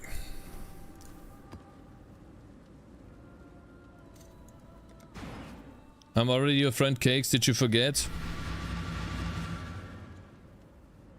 Oh yeah, you are. Aha. Okay, is there anything I could improve right now? Ah, maybe I can. In a gambling Gamble mood? for items? Nope. Okay. I need a wand that is not dog shit. +1 level to cold? Wait, don't we have that? Wait a second. Wait a minute. We have this, boys. We also have this one right here. I think this one is better. 9,900. See? I got a better one here. Good. We also have this cold damage thing. Cold damage against chilled enemies. This one looks really good. Chance to avoid being chilled and chance to freeze. Maybe we can fit this in somehow. I need some more cold resistance. Oh, actually? Ah, fuck. Lightning resistance I need. Do I have... There's not an open suffix here. There's one open here. We can get cold resistance on this.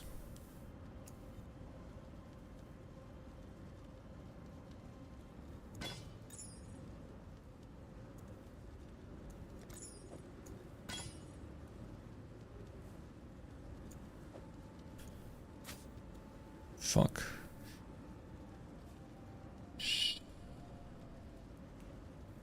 Do I have enough? That is not enough lightning resistance, unfortunately.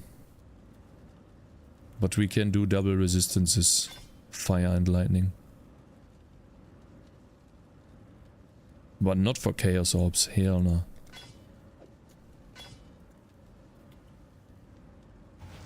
Okay. Cool. Now we have an ability. No, now we have a ring that gives us more damage against chilled enemies. And it gives us avoidance against chilled. Guys, I need to go to the bathroom real quick. Can we also improve this? No. Okay, be right back real quick. Cakes, you need to be fast. What happened? Old age caught up to you? It's a new build. It's called your new build, you fucking dummy, okay, bro? Also, I had to farm the lab to get the fucking gem.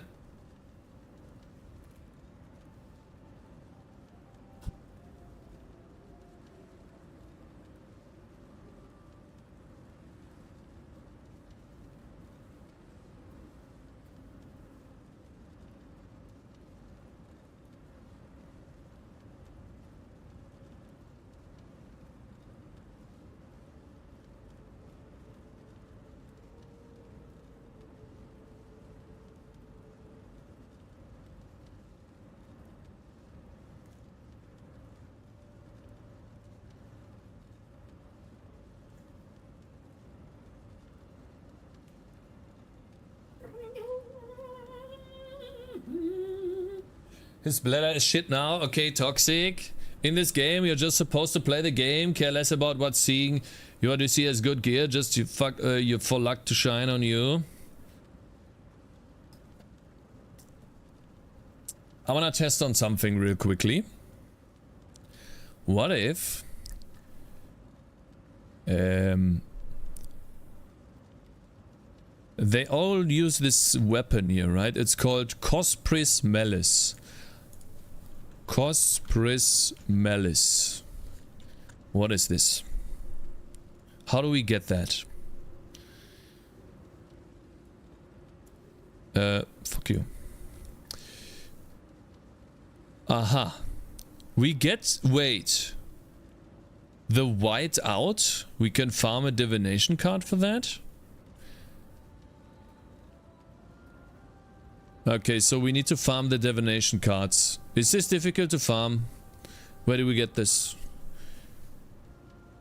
Item can be acquired from the following monsters. Stonebeak.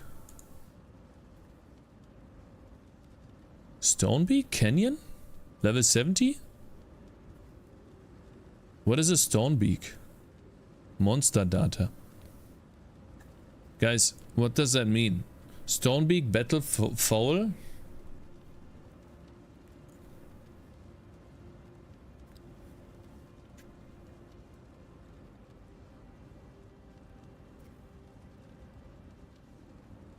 Eh?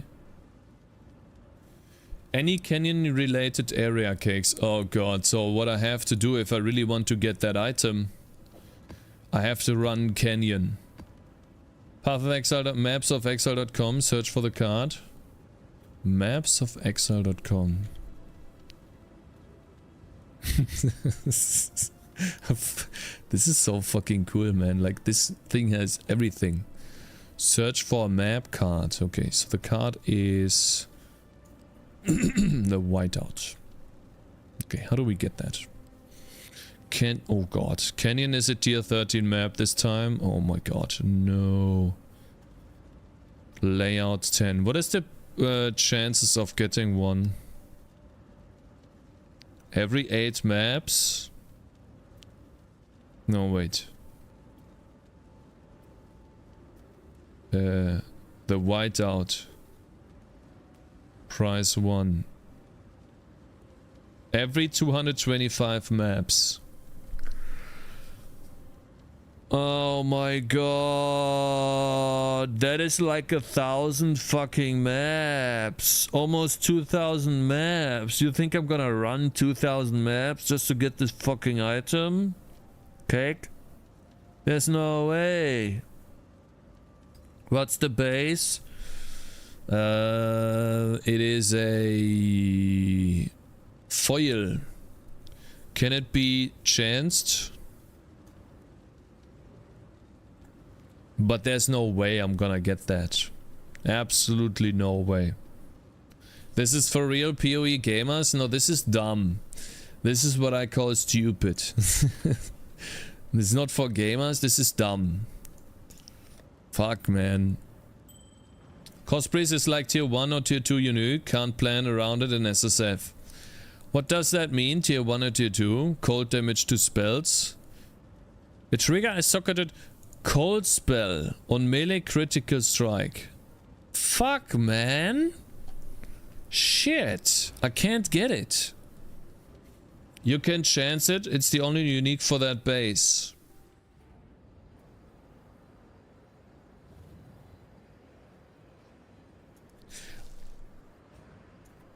There's no way I'm gonna chance it.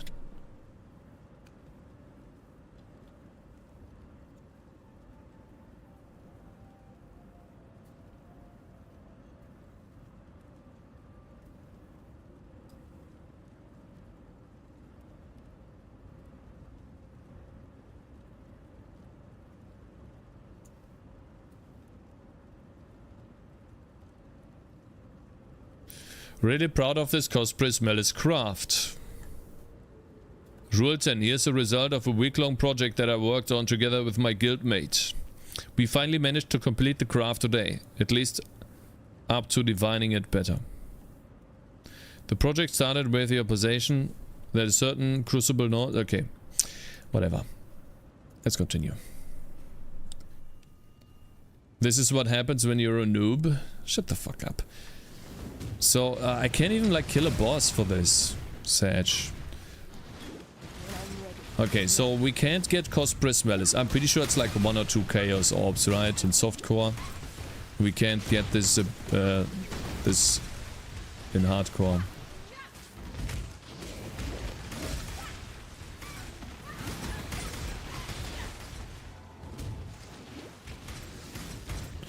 Alright, so we need to do cast while channeling. And somehow we need to find a way. I guess we can trigger Frostbolt whenever we attack or something. Like on the helmet. Tier means rarity in this case. 0 means mage blood, headhunter, and a few others. And a few others, basically like getting a mirror is like 1.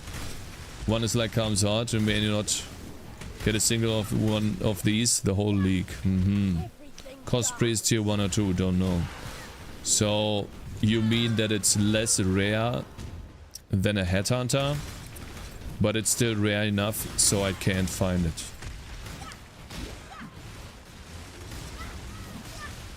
Great. Well, we'll find a different way then. Because I'm definitely not going to run 2,000 maps. Absolutely not.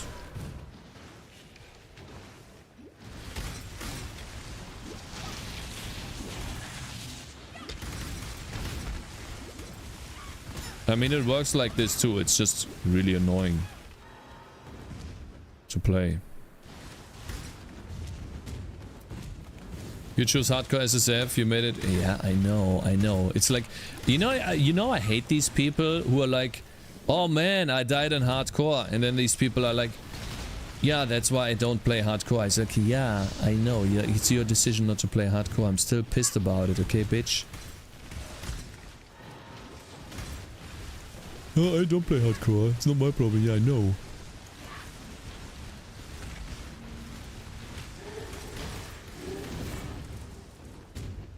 Let me cry in peace.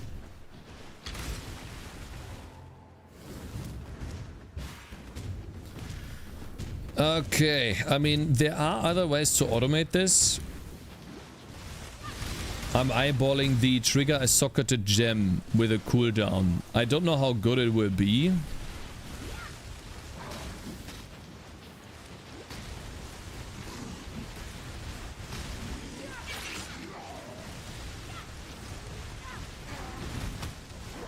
Wow!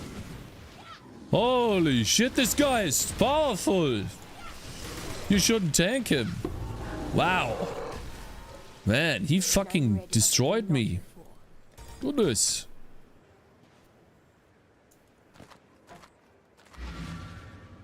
Holy shit, did you see that? Kabong. Kabong. Wow. Desecrated ground, extra physical damage, maim on hit. Should be okay.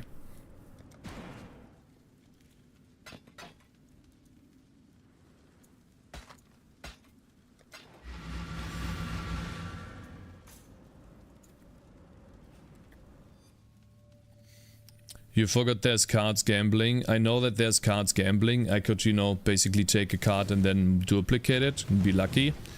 But I'm not lucky, so it's not gonna happen.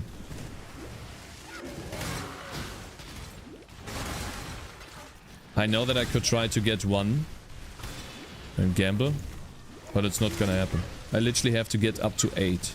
So I have to turn 1 into 2, 2 into 4, and then 4 into 8. That is not happening.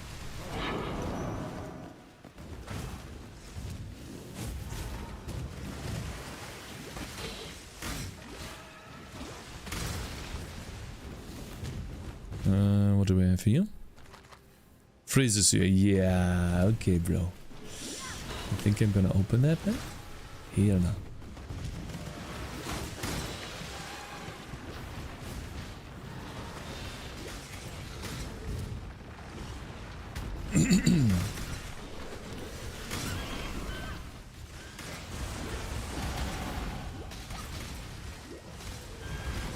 Man, I'm a little worried. My damage to rare monsters is really bad.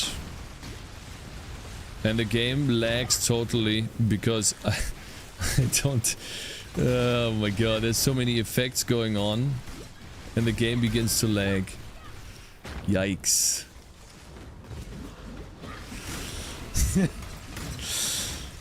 Oh god. Is it really that bad?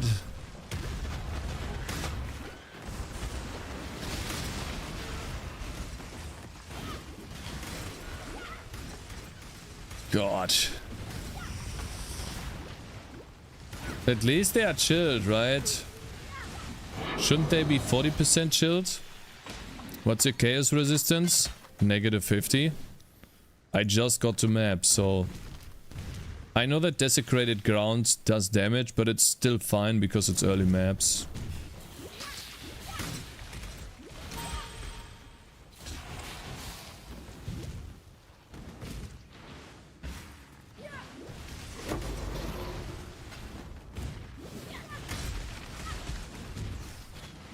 I miss when we used to be able to edit the settings config and turn the game into RuneScape graphics. You could do that, really? I didn't even know about this. Can I, like, kill these guys, please? I need more mana. What the fuck? Why are they so big? Lol.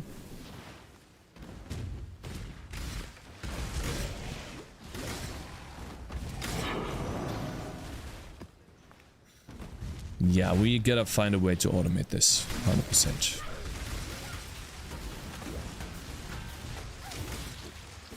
God, I hate these.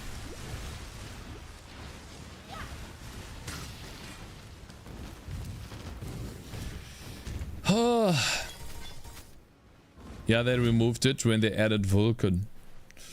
Faster casting support. Yeah, because the frost bolts are supposed to help me. The frost bolts are just there for my actual damage ability, and so I don't want to spend a lot of time casting them. That's why I use faster casting, so I can actually get to the damage faster. The damaging ability is on my right click. It is Ice Nova, and it's shotguns. So I wanna try to get it to be... I want I want to activate it on as many frost bolts as possible. If there's no frost bolts around, there's no damage. So I think the very first step is to find a way to automate frost bolts. Somehow. Because I don't want to cast it. I'm thinking about doing cast while channeling, but then what am I channeling and how am I casting the Ice Nova?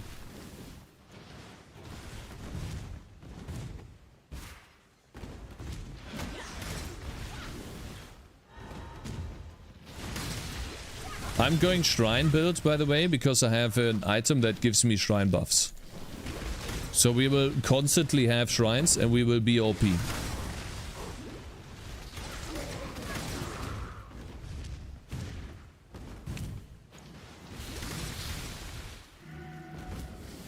There was another one. Look, I have 3 buffs.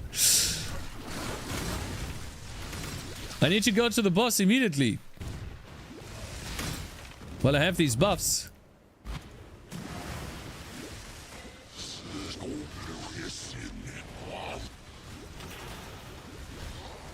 I can't see anything. Yeah, we need to dodge this ball. This one. This big typhoon. Woo!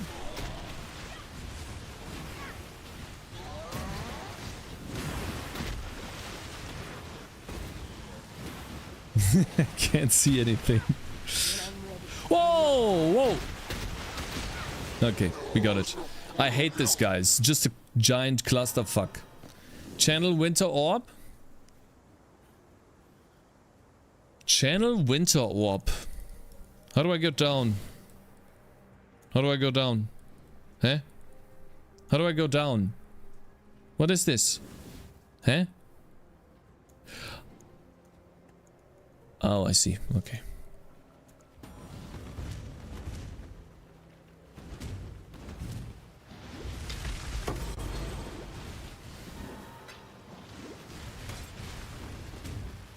There's more monsters here. How did I miss so many? Maybe here?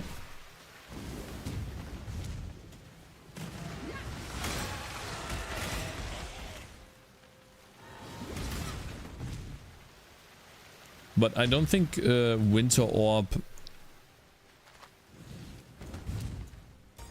Like, what you mean? I should use Winter Orb together? I guess we're fine now.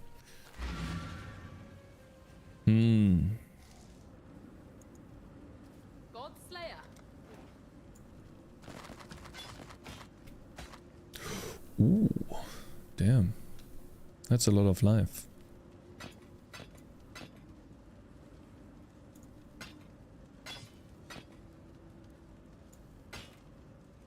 Increase critical chance, crit multi, spell cold damage. Holy shit. This is insane. What the fuck? This is perfect for my build. It gives me what? It gives crit chance, crit multi and spell damage and energy shield per second? Wow. Why is Ice Nova only a 3? Oh, it's only a 3 link. I don't know. God damn it. Oh my god. Oh, this one is OP. We keep that. 30% 3. Yeah, actually true. Okay, what is the best link here then?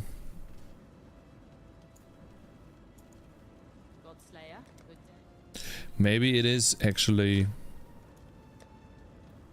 Intensify.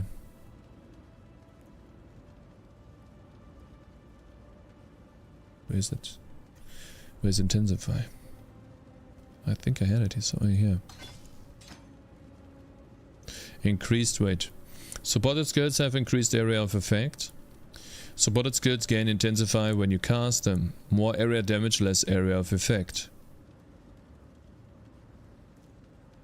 Controlled destruction maybe. This one gives me 45% damage because I'm mostly standing still. I think this one's better.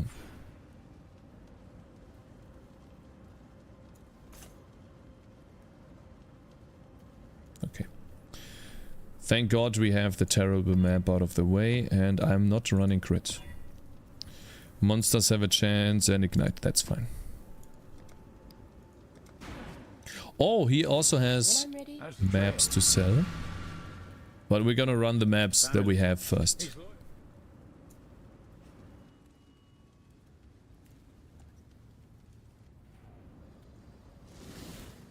Yeah, we're gonna skip the league mechanic until we are really strong.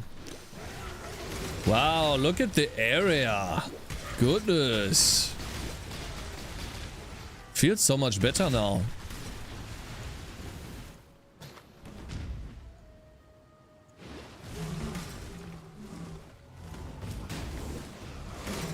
But intensify is just area of effect. Holy shit. Man, I have to say, I really like this build. Just gotta come online. Goodness. Fuck. I didn't kill it. I had no frost bolts.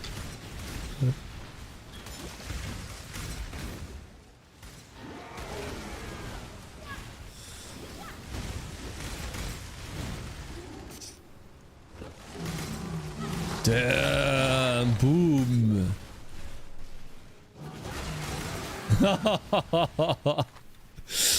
Dude.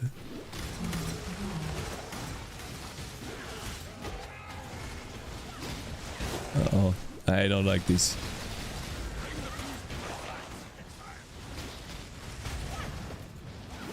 Can you come back, projectiles?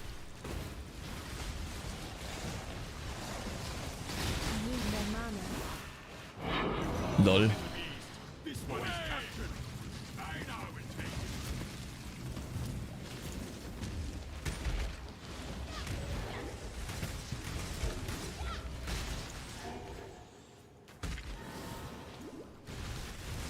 I can do the league mechanic on tier 16, but if combined with other mechanics, it's like expedition.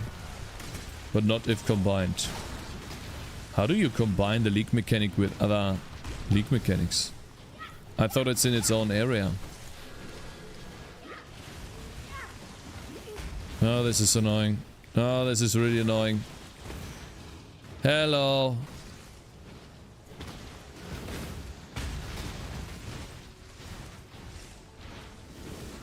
Oh god, is that annoying? Oh no. Fuck, Cakez is so clueless. Shut the fuck up. This guy just won't die. Die already, man! Fucking hell!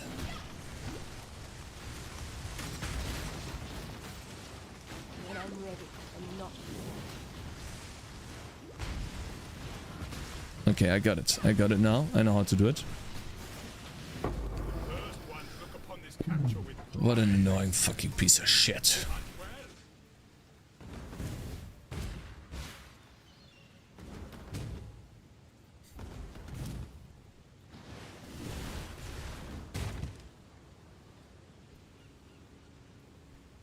I've been doing the league mechanics since level 5, yeah, but you don't have to worry about dying, bro. I do. You can just test out. Oh, okay, so I died this time. Aha, okay, so this mechanic is very dangerous. I see. Yeah. I don't have that. Uh-oh. No! What the fuck? If I die... in queue?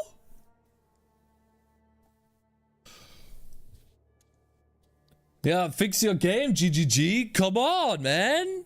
I'm trying something here. I'm having fun. Don't fucking destroy my fun now, please. Oh my god. Goodness. I went to level 2 when I saw it first time and got obliterated. Yep. Change server. Already on a very good server. It's not the server, I think.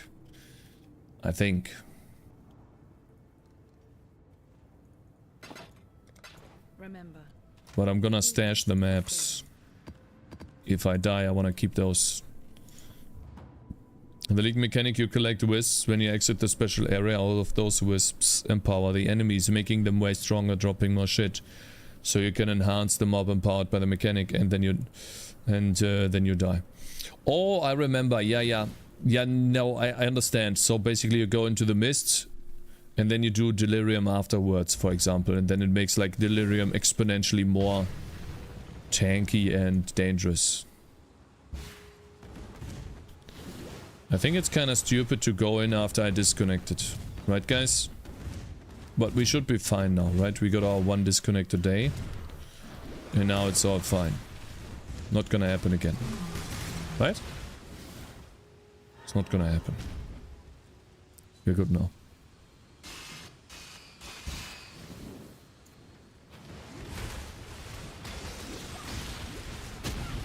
I really like close corners with this character. It's so fucking good. Nope.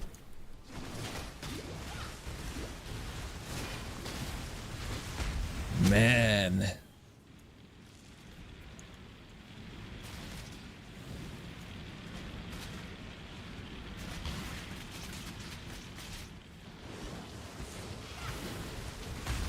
Wait. I thought the projectors would come back.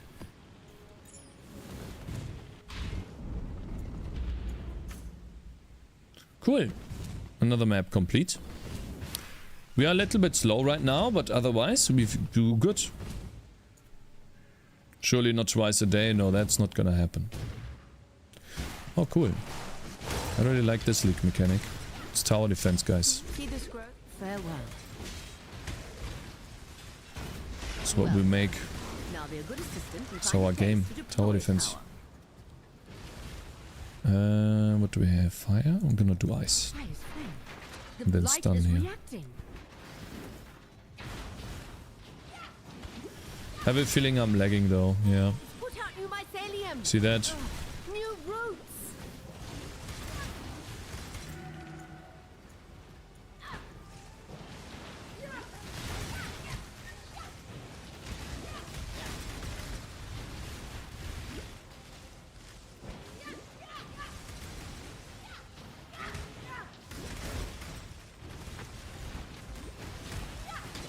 When will you craft your flask?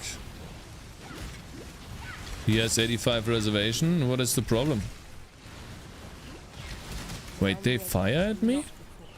I didn't know that.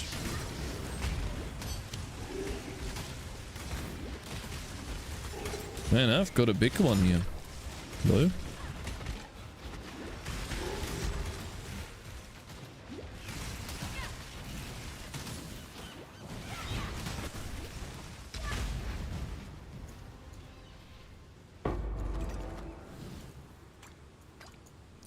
We have an mana flask with a bozo.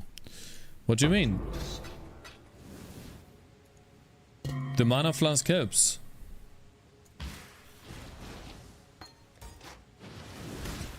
Okay, completed quests.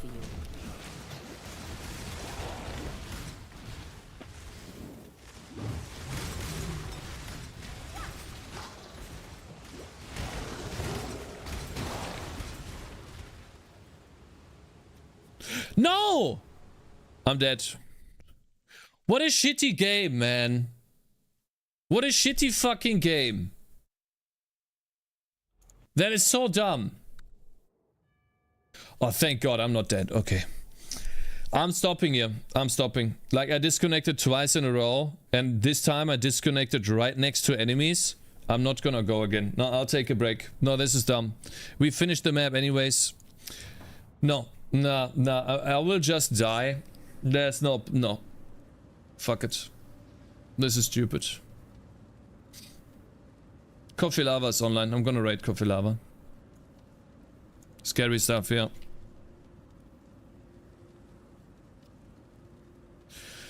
No, that's stupid. No, I'm not doing that. Thank you guys for watching on YouTube. I hope you had a great day. A great time. Thank you very much. I appreciate it, and I'll see you all tomorrow.